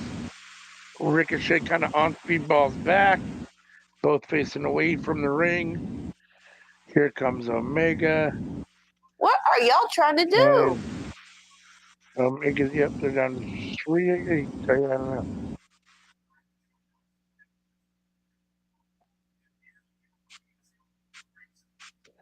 I'm not sure. Oh shoot! Oh. Is that it? 1, 2. What when the angels on the top row? Kenny Omega retains. And still your AEW International Champion, Kenny Omega. I hear the battle cry. I hear the battle cry. I hear the battle cry. Very solid match. Are you Not ready? disappointed in any of that. Not disappointed in Kenny getting the Nope. win. I think you're going to see singles matches with both these guys and Kenny. I think you'll get Kenny versus Speedball and Kenny versus Ricochet singles matches somewhere here in the near future, very near future. You should. I don't know if one of them ultimately beats him for the title, but I think you're going to get singles matches with both of them. Definitely should for both men. Yes. Those men showed out. That was amazing. That was every bit as good as I thought it was going to be. Met all my expectations. And even though I'm a huge Speedball fan, and even though I do like Ricochet, I wanted Omega to win and keep the title. So It's not time for him to leave it just yet. all right, let's go. It should be time for the main event. So we're getting close here. It's closing in on Wait a minute. 8:40 on my side. Uh-oh. We got something going on here.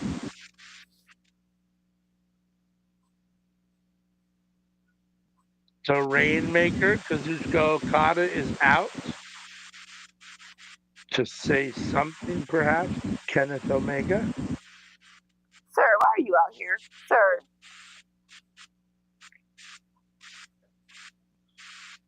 Omega in the ring with his new international championship, and here comes Okada, who is your current continental champion. Both men have their belts on their shoulders. They are face to face. Oh, Kenny decides to exit the ring and make his way up the ramp with his belt. As Okada just watches on from the ring, quite stoically. And I'm Kid Omega. I'm tired. I don't have time for you, sir.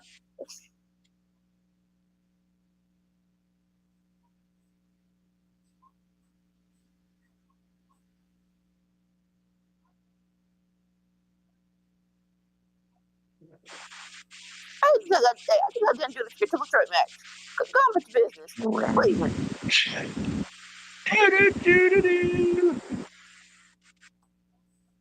It's time for the All right, GM Moxley versus Swerve Strickland for the AEW World Champion. Who's house? Swerve house. Love you. We don't need a big old long behind intro package. Let's just go. Like, it's only been 3 weeks. Literally, it's only been 3 weeks.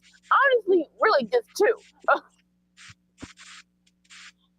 You already had us for almost 4 hours now. Like, literally only 2 freaking weeks. Because the 3rd week, we had to do him versus Copeland one more time. Right? Alright. I'll be right back. I need snacks. All right. We're just getting the recap video here of how we've gotten here with Swerve and Moxley over the last couple weeks. Moxley giving a little narration.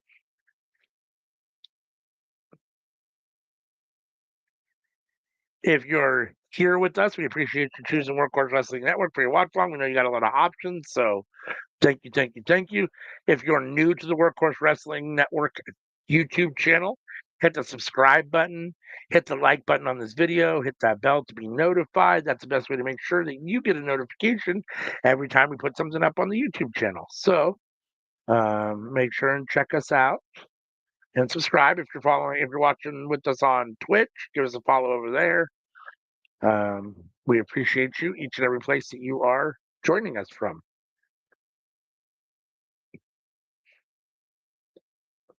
If you're with us, let me know in the chat who you got in this next match. Whether you think it's going to be Moxley or Swerve.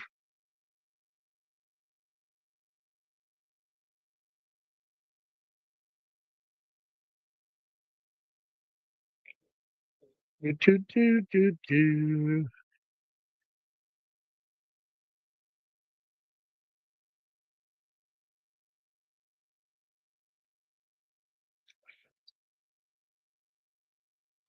Bum, bum, bum, bum, bum, bum, bum. Here comes Swerve Strickland. When I try. Swerve.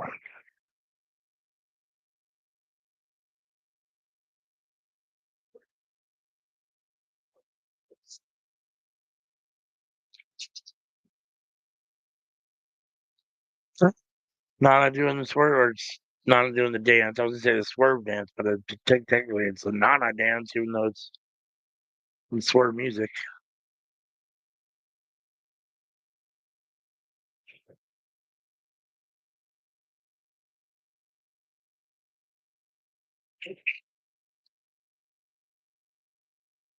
Fans are dancing with Nana. AEW World Champion. Sure taking a sweet time. Getting down to the ring. Let's go, Swervy.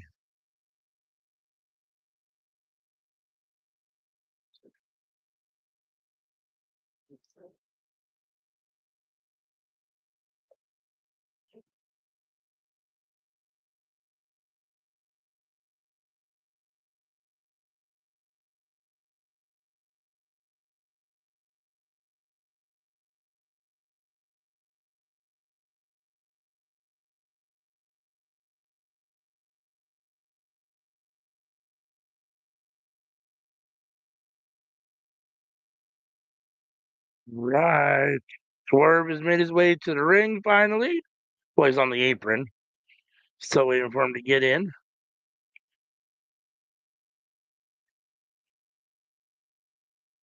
Loose.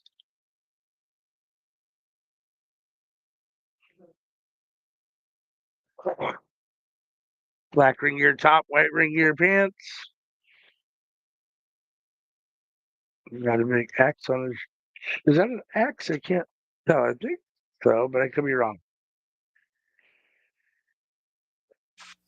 Can't tell what the big protest letters are. Swerve when I drive, swerve, I drive. That swerve when I drive. Swerve when I drive. Stop, rope, get some flag.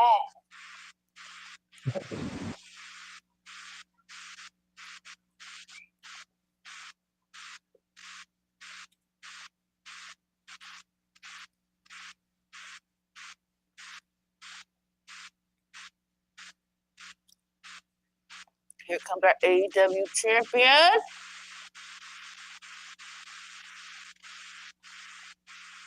Moxley coming from the bowels of the arena, followed by his muscle, Marina Shafir.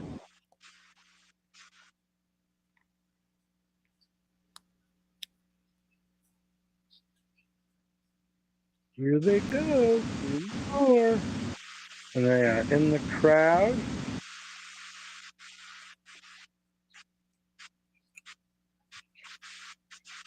Wild thing.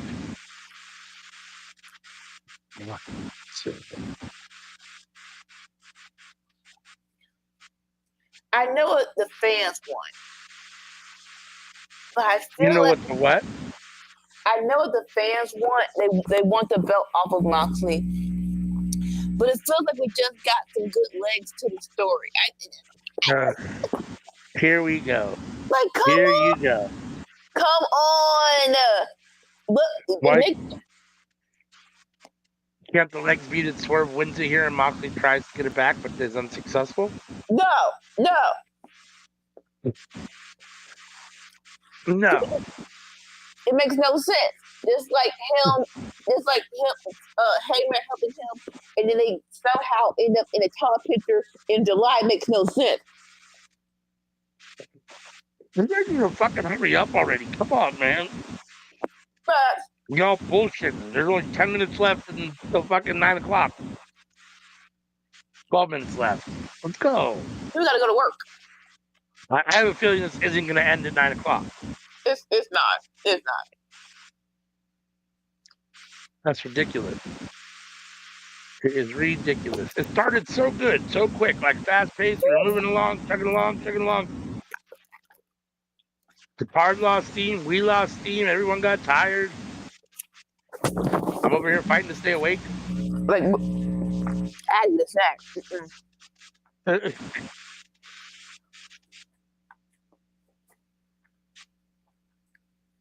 Dolores left because it was getting so late.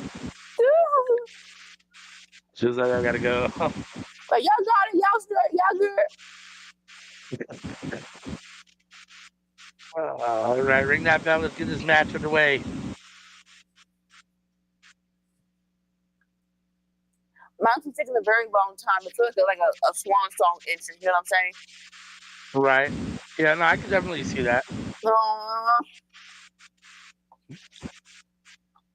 I can see that. I'll be happy with 2-time AEW World Champion Swerve Strickland. Whatever. Whatever.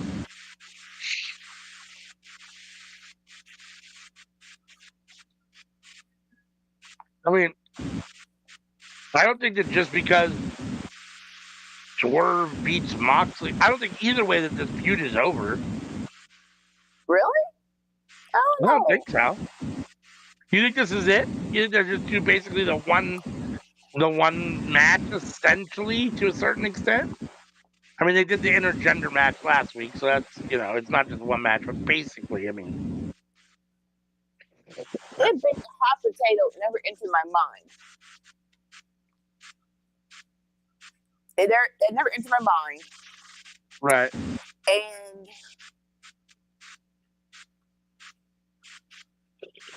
I don't know. I don't know that I'm necessarily advocating for hot potatoing it per se. I just don't know that I think this is the end of this feud. I mean, if Swerve beats Moxley and takes the title, I can't imagine Moxley just like, okay, I'm done. I don't care about Swerve anymore in the belt. Like, you know what I mean? So I can't imagine that that's over. And if Swerve loses, he still wants that belt. I mean, it's not like, oh, I lost. I have no interest in the world title anymore. Moxley still has it. So right. I'm not sure why at some point, assuming it works out well here, that they wouldn't run it back in some way, shape, or form. More so, I don't see if Swerve wins, they run it back so soon. Yeah, no, I mean, it might not be like tomorrow, I mean, or on Dynamite or anything, but I mean, down the road, a pay-per-view, I don't know. Yeah. All in maybe or something, I'm not sure. I mean, we'll have to see what ends up happening. I don't necessarily want him to run it back. I mean, my feeling is if Swerve wins, she should move on to something else. But I'm not sure that seems realistic with Moxie's character. It doesn't really buy into his attitude and all those things. Like, yes and no. I am kind of mad that the whole him versus Kenny match happened on Dynamite, and we never got a rematch. Like, hold up, wait. But Kenny just right? Kenny just left. Yeah, I'm still kind of like, what that? Let's stand up for a minute. Do what you gotta do. If you get stiff sitting in his chair for too long. Understandable. And then I stand up and my legs are all wobbly because I haven't stood on them. Right. Even asleep. Moxley got Swerve on the ground, basically in kind of a cradle. Moxley trying to mat wrestle Swerve here. Little grappling. Trying to just kind of push him around a little bit on the mat. Goes for the arm bar. Swerve fighting him off. Swerve doing some mat wrestling now. Going for the arm bar himself. So Moxley's arm tweaked out a little bit.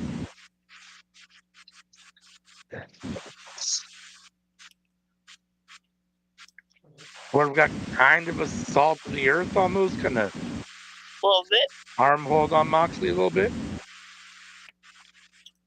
Swerve lets go of the arm. He's starting to grab the other arm, but Moxley's too strong, rolls through, taking Swerve with him. Crucifix pin. Not even a 1 count. for Swerve. Moxley rolls out. Understandable. All right, exchange to mat wrestling there. Moxley on his feet. Swerve getting back to his feet. Or Swerve telling him to come. A little feet of strength, even though you're on your back. It's very weird. Yeah, no, I think it's Swerve's way of like let's wrestle on the mat here a little bit. You like to do some mat wrestling? I'm going to do some mat wrestling. Like Let's go. Swerve takes him down with kind of a slow toe hold, and then Swerve's got his back. Oh, now they're up on their feet. Moxley has the advantage for the moment. The ref on the break it clean. Oh. Now get a little physical. Now get a little physical. Some forearms exchanging. Swerve with 3 in a row. 4.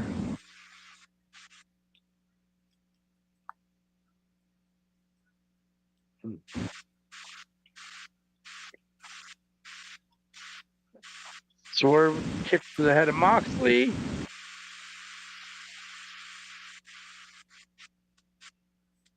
Oh, Swerve lifting that pant leg.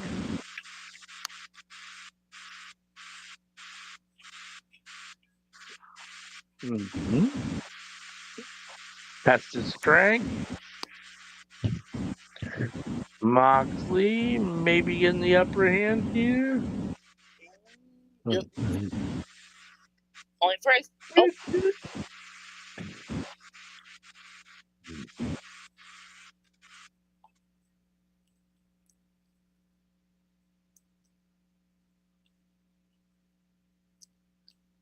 Ooh. Chest chop. Ooh, another one. I just saw the second one. Those are big, heavy chops. Yeah.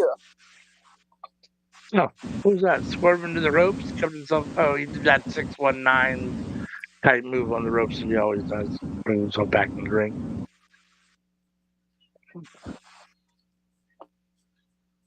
Swerve with the big kick to the face of John Moxley on the outside. Swerve was on the apron, Moxley was on the floor. Swerve basically punt kicked him right into the face, or right in the face. Yeah. Battling outside here, Swerve.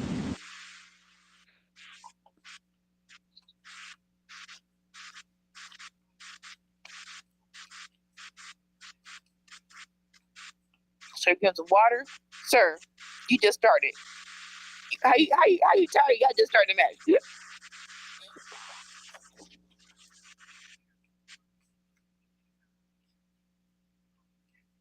At the announce table, Swerve sending Moxley back to the ring. Swerve going up in the corner on the top turnbuckle. Up, yep. Moxley over to intercept him. Hits him with a forearm, and Swerve falls all the way to the floor. Moxley all out in the ring with the ref. Marina Shafir over. So he put a little boot to Swerve Strickland.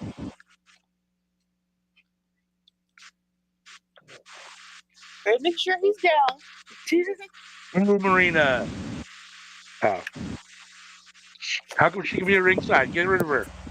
Get her out of here. Unless you get caught.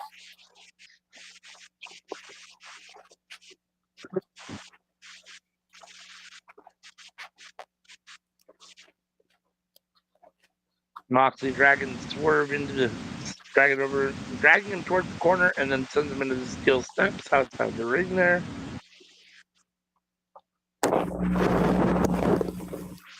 Here's Moxley would like a count out here, or just in general, he wants a count out, I guess.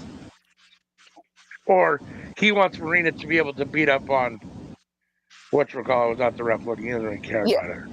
Either way, they tell him to retain title. Right.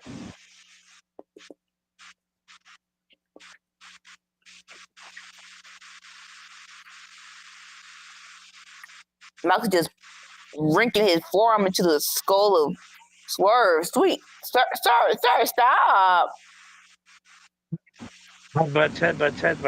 Headbutt. No, form after form after form. I think he's trying to make him bleed.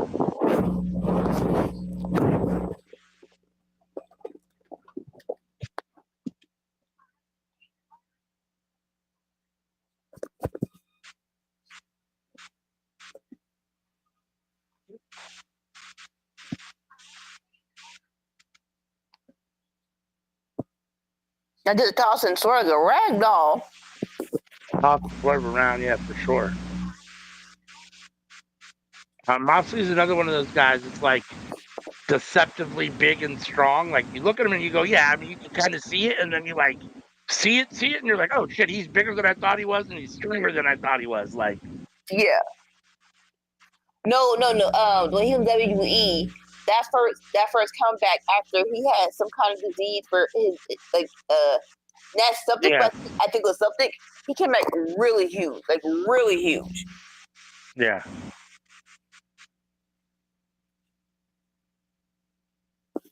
Yep, Moxley doing something with the steel steps.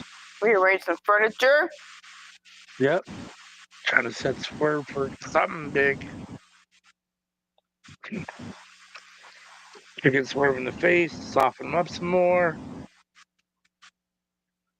I like a little shot from the announce table camera. Yeah. They couldn't see anything. Oh, Moxley biting his forehead? Probably.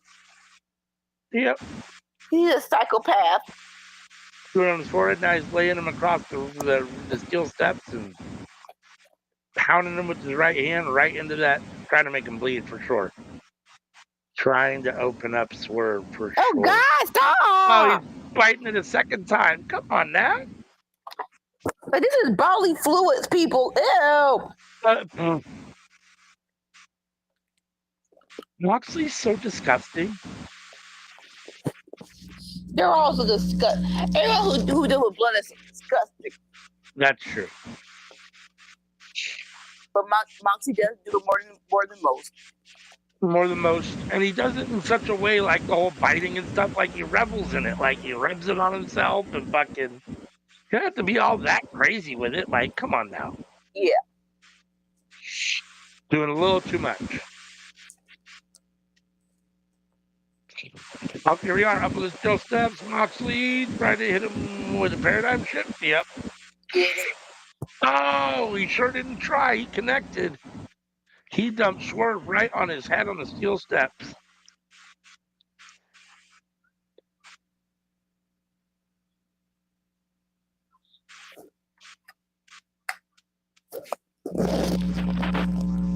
Moxley climbing back into the. Oh, no. Yeah, Moxley back into the ring. Waiting to see if Swerve can get all the way up. Back in the ring. Ring's feet right there in front. What do we do? To graciously help Swerve back into the ring. Like, hey, you gotta get in there so somebody can win.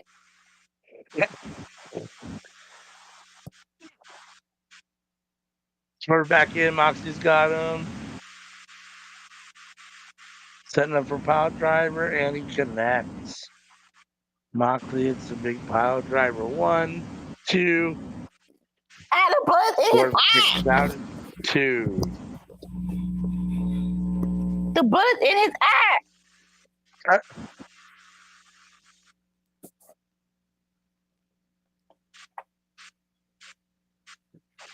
Stop.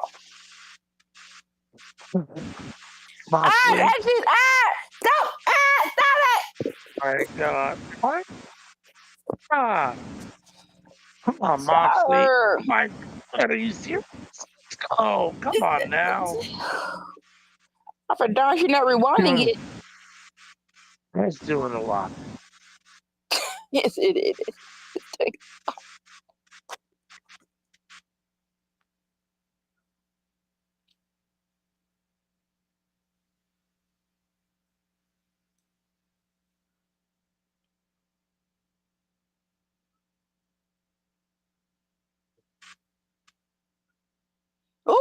Ooh. Stiff kick to the chest.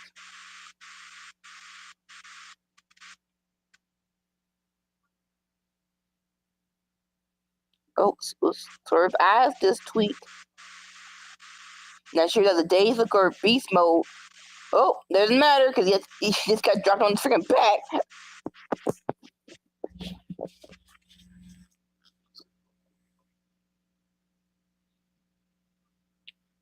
Moxie just reveling into it.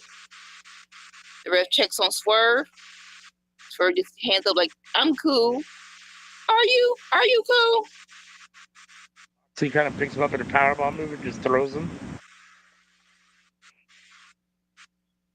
Got Moxley leaning on the ropes. I got Swerve trying to get to his feet right now. Yeah, stop, sir! Moxley! Moxley over to talk to Swerve.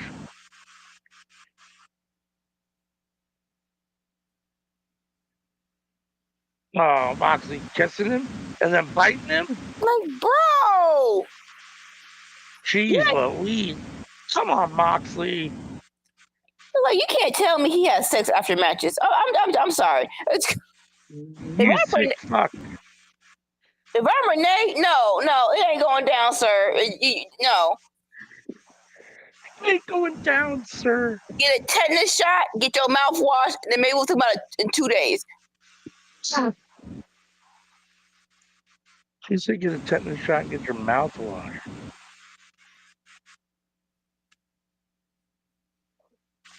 All right, we're just exchanging elbows. Sorry, forearms.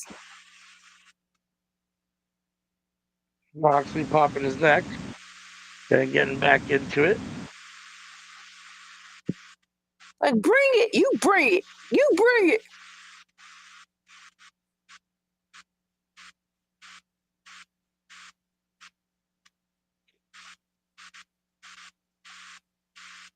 Moxley slapping Swerve. Oh, telling him to come on. Swerve slaps him back. Swerve now, right hand. Big boot. Left foot, right foot, left foot. Like, tried to come off the ropes and got caught. Moxley off the ropes. you don't want to give all the credit to Swerve, right? But I think we all agree this is a way better match than him versus Copeland. Yes, I agree with that. Like, come on. I can agree with that. This is definitely. What was I going to say? I was going to say something. I can't remember what it was. Totally, my mind is I was going to say it. They're definitely way better than him than Moxley versus Copeland. Yes, 100%. You know, I was going to say, I think next to whatchamacallit tonight, the triple threat. This has been it's been a good match. It might be the good match of the night next to the triple threat. I'm trying to think. Megan Bain and Tony was good. It was. It was definitely was. That didn't suck. I was kind of mad with the finish. It's like, come on, you could have done a better job, but it was fine. Right. We got Bandito beating Chris Jericho. You didn't like the way that ended and was restarted in that, but hey, either Bandito way, got the win. He got the win, but that's definitely in the running. That's definitely in the running. Kyle Fletcher versus Mark Briscoe. We have some good qualifying matches for the, or not qualifying matches, good first round matches for the Owen Hart.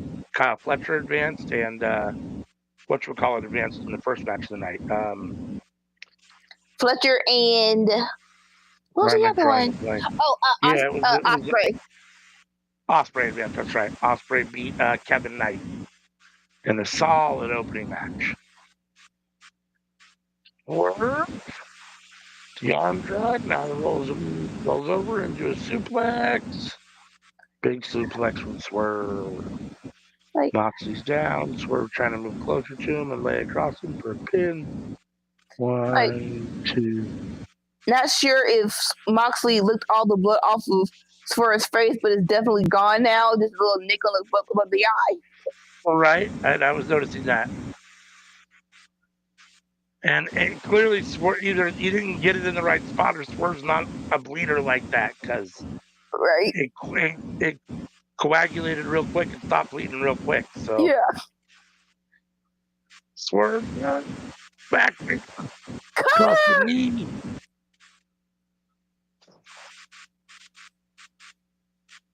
Moxley. Swerve rolled right into the cutter.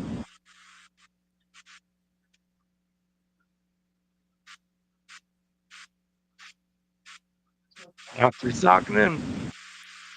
He's got his prey. Oh, counter.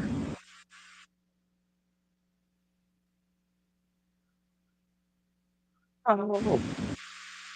Moxley goes over in the counter, drags Swerve over. He's got the bulldog choke. Choke. It looks like it's hit Jim pretty good. It's under the chin. Is Swerve going to go to sleep? Nah.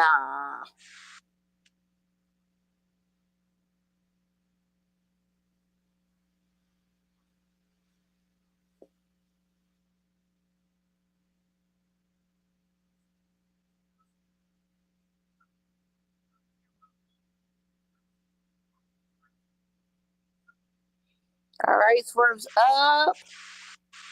The choke's still on him, though.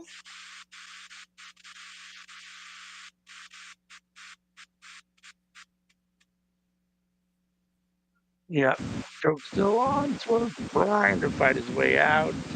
Fight through Doing everything he can to try to break that hold. Swerve. Hey. Swing line and Swerve.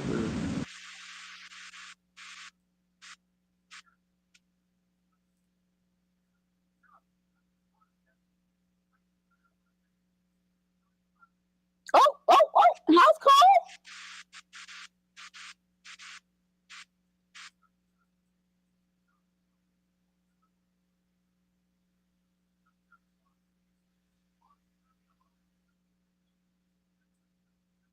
Swerve up to his feet.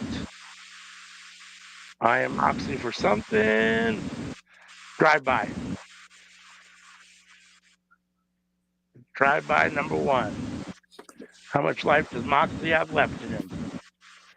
Enough. He got enough. Moxley showing that resiliency, makes his way back to his knees and ultimately to his feet. Swerve up on his feet in the corner.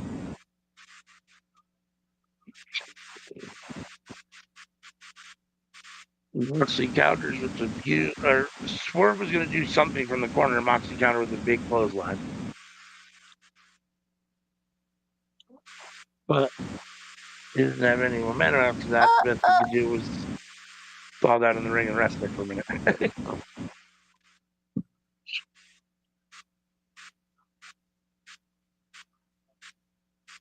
Well, Marina comes in with the briefcase. Or, yeah, Marina has the briefcase.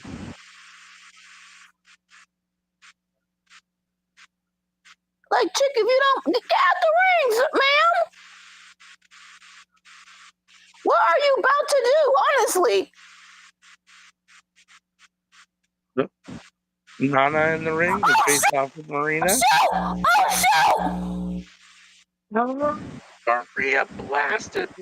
Marina blasted Nana with the briefcase. And now Marina is she gonna hit Swerve? No. Oh, shoot. I'm ahead of you. I'm gonna let you watch it.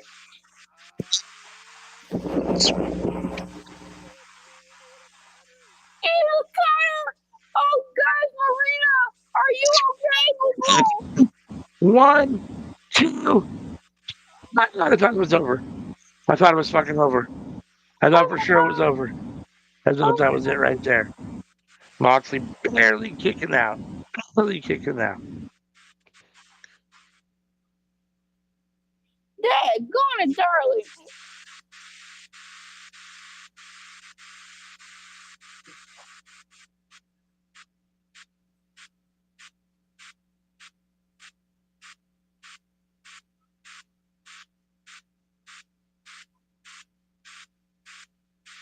Swerve on the outside.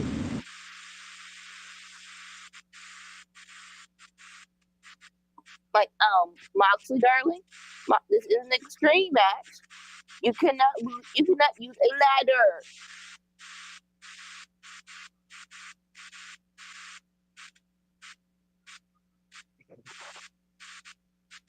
Going on a ladder. Sir, what are you trying to do, sir?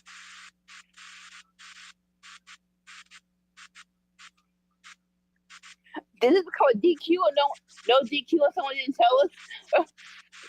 Yeah, I think it's no DQ. So there was some special thing. I forget what it said in the match title, but it was, let's see, AEW World Title, Swerve versus Strickland. They said something in the beginning. Oh my gosh.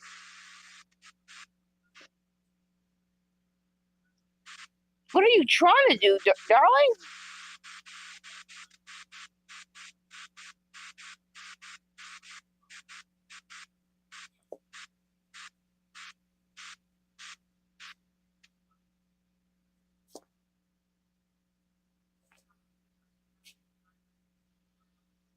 What are we doing? What are we doing? What are we doing?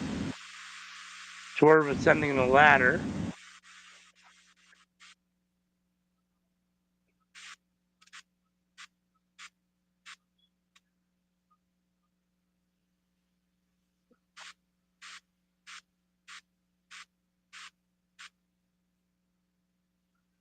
Suplex onto the announce table? No. I don't know. They're both on top of the. You're ahead of me a little bit. They're on top of the ladder. I got Moxley biting Swerve's forehead again. So they're on top of the ladder. Overlooking the announce table. Looks like a suplex. You're not going to actually do that. There's no fucking way they're going to do that. There's no way. That drop is way too far. Oh, Swerve raising Moxley across the back like Moxley likes to do. Oh shoot! Oh no. Oh no, Swerve. What is wrong with you people? What is wrong with you peoples?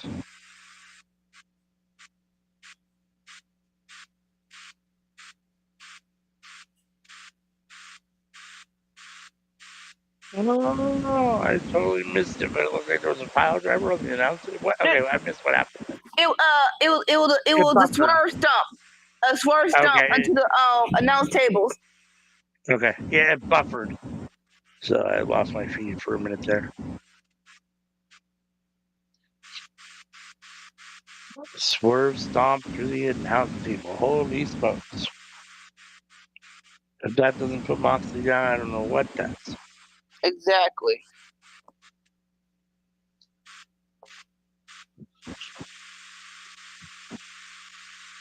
That was brutal, although it was better than the suplex would have been.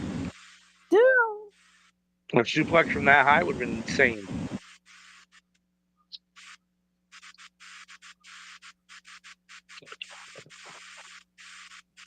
Moxley's rolling out of the carnage. Swerve is kind of walking out of it gingerly. Mm-hmm. Yep. Swerve on his feet. Moxley still not. Lying roughly.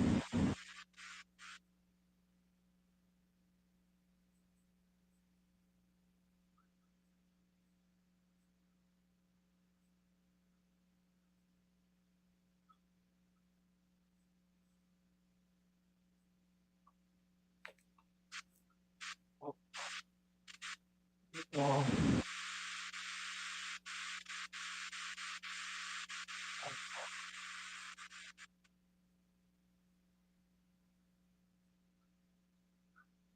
There's jaw jacking. Now we're just exchanging blows.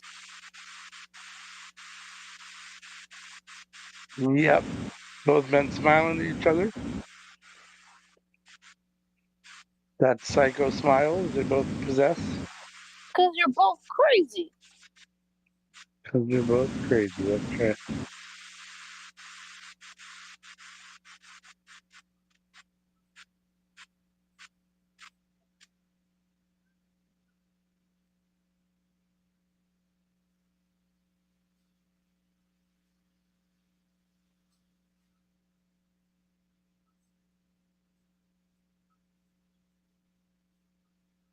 chick, if you don't stay down. Oh crap. Here come the shenanigans. Oh Lord. I have buffering, so we'll see what happens.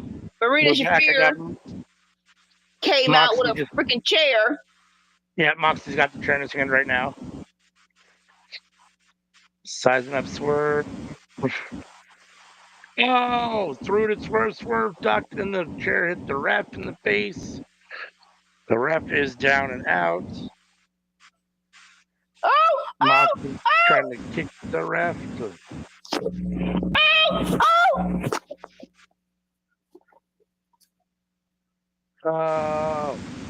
Swerve connects, putting Moxley down. I don't know, was that the... What was that move? The red eye? No. More so, homicides move. Yeah, the gringo cutter or whatever, killer, whatever it's called. Here comes Hangman. Hangman's here. We're gonna get a buckshot lariat on who? He could give it to both men. Who's he gonna give it to? Is it gonna be Moxley or Swerve or both? Pack up on the ring apron, looking at Adam Page, and then he kicks him right in the mush. Claudio goes in. Wheeler Yuta are in. Everybody is in the ring.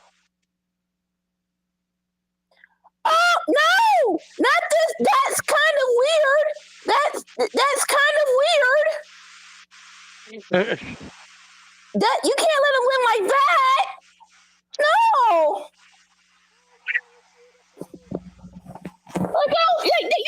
Hangman moved, and Wheeler Yuta hit Claudio.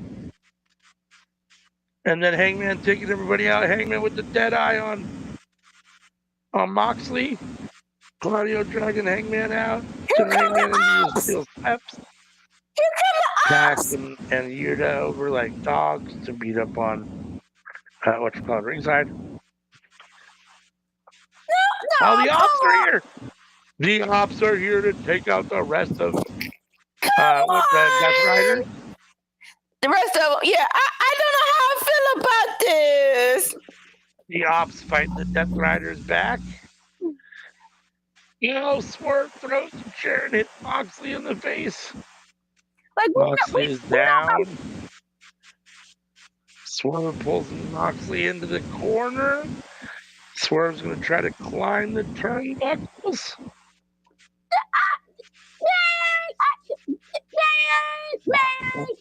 A run out of Moxley is really heelish, guys. That is really heelish. I'm just saying. I know he's won this way a couple of times. Or you're supposed to be similar to Babyface. There's a lot. Stop.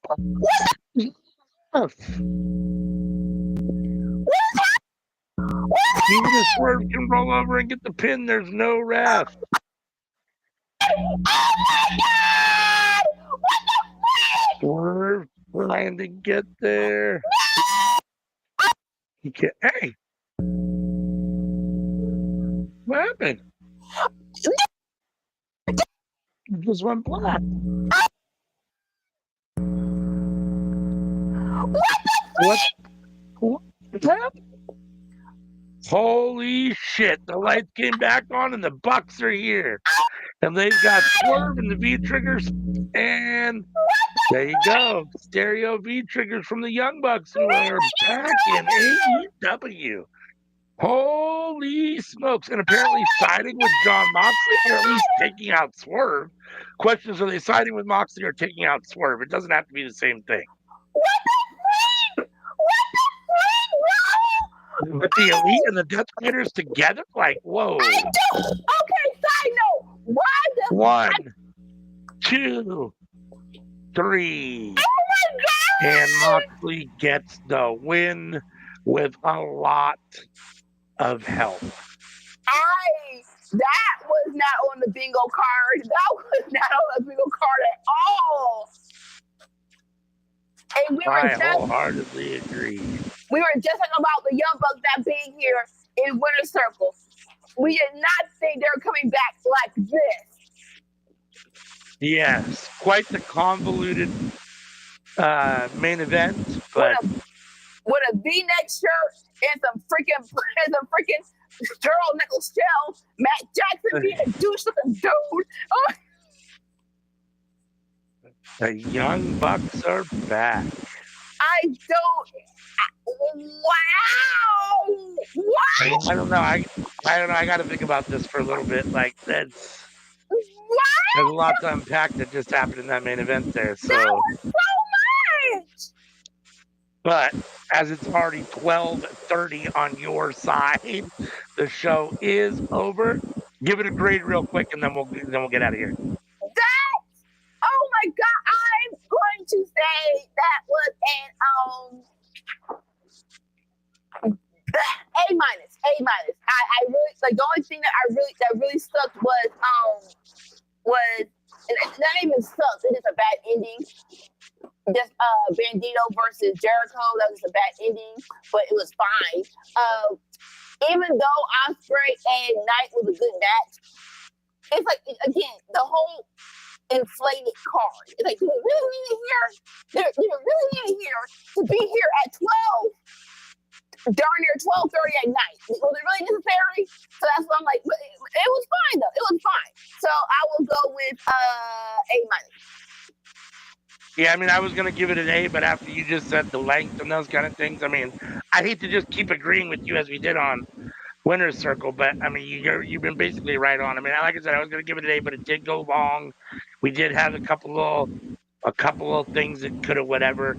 The way Bandito and Jericho went, they could have cut a couple of those matches and made the show a little bit shorter. Put a couple more maybe on 0 Hour or something. Kevin Matt, not that Ospreay belongs on 0 Hour in any way, shape, or form, but like, yeah, I understand what you're saying. So let's be on Dynamite. Like it was a fine match. Exactly. Review. Yeah, exactly. So I'll give it an A minus as well. So we agree again. Real quick, we'll do some house cleaning and then we'll get out of here. Make sure and join us every Tuesday night, 7:30 p.m. Pacific, 10:30 Eastern for the cookout, where we all come together and talk about what's cooking up in the world of professional wrestling. Join us on Friday nights for Friday Night Fights, where Nika and Sammy Joe watch SmackDown starting at 5 p.m. Pacific, 8 p.m. Eastern, watching the show in real time, giving you their real-time reactions and opinions.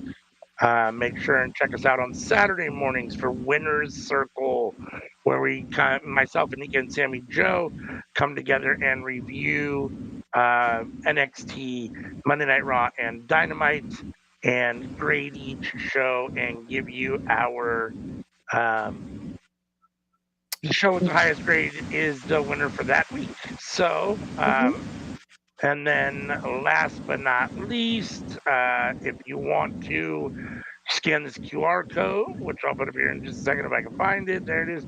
Scan this QR code. That'll take you to Linktree.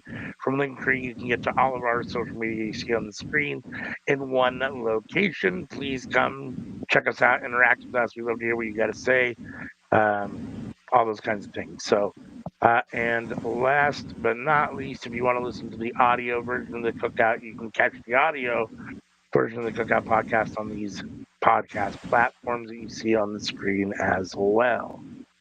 So, without further ado, we'll cut the lights, say goodnight, and until next time, peace. Bye.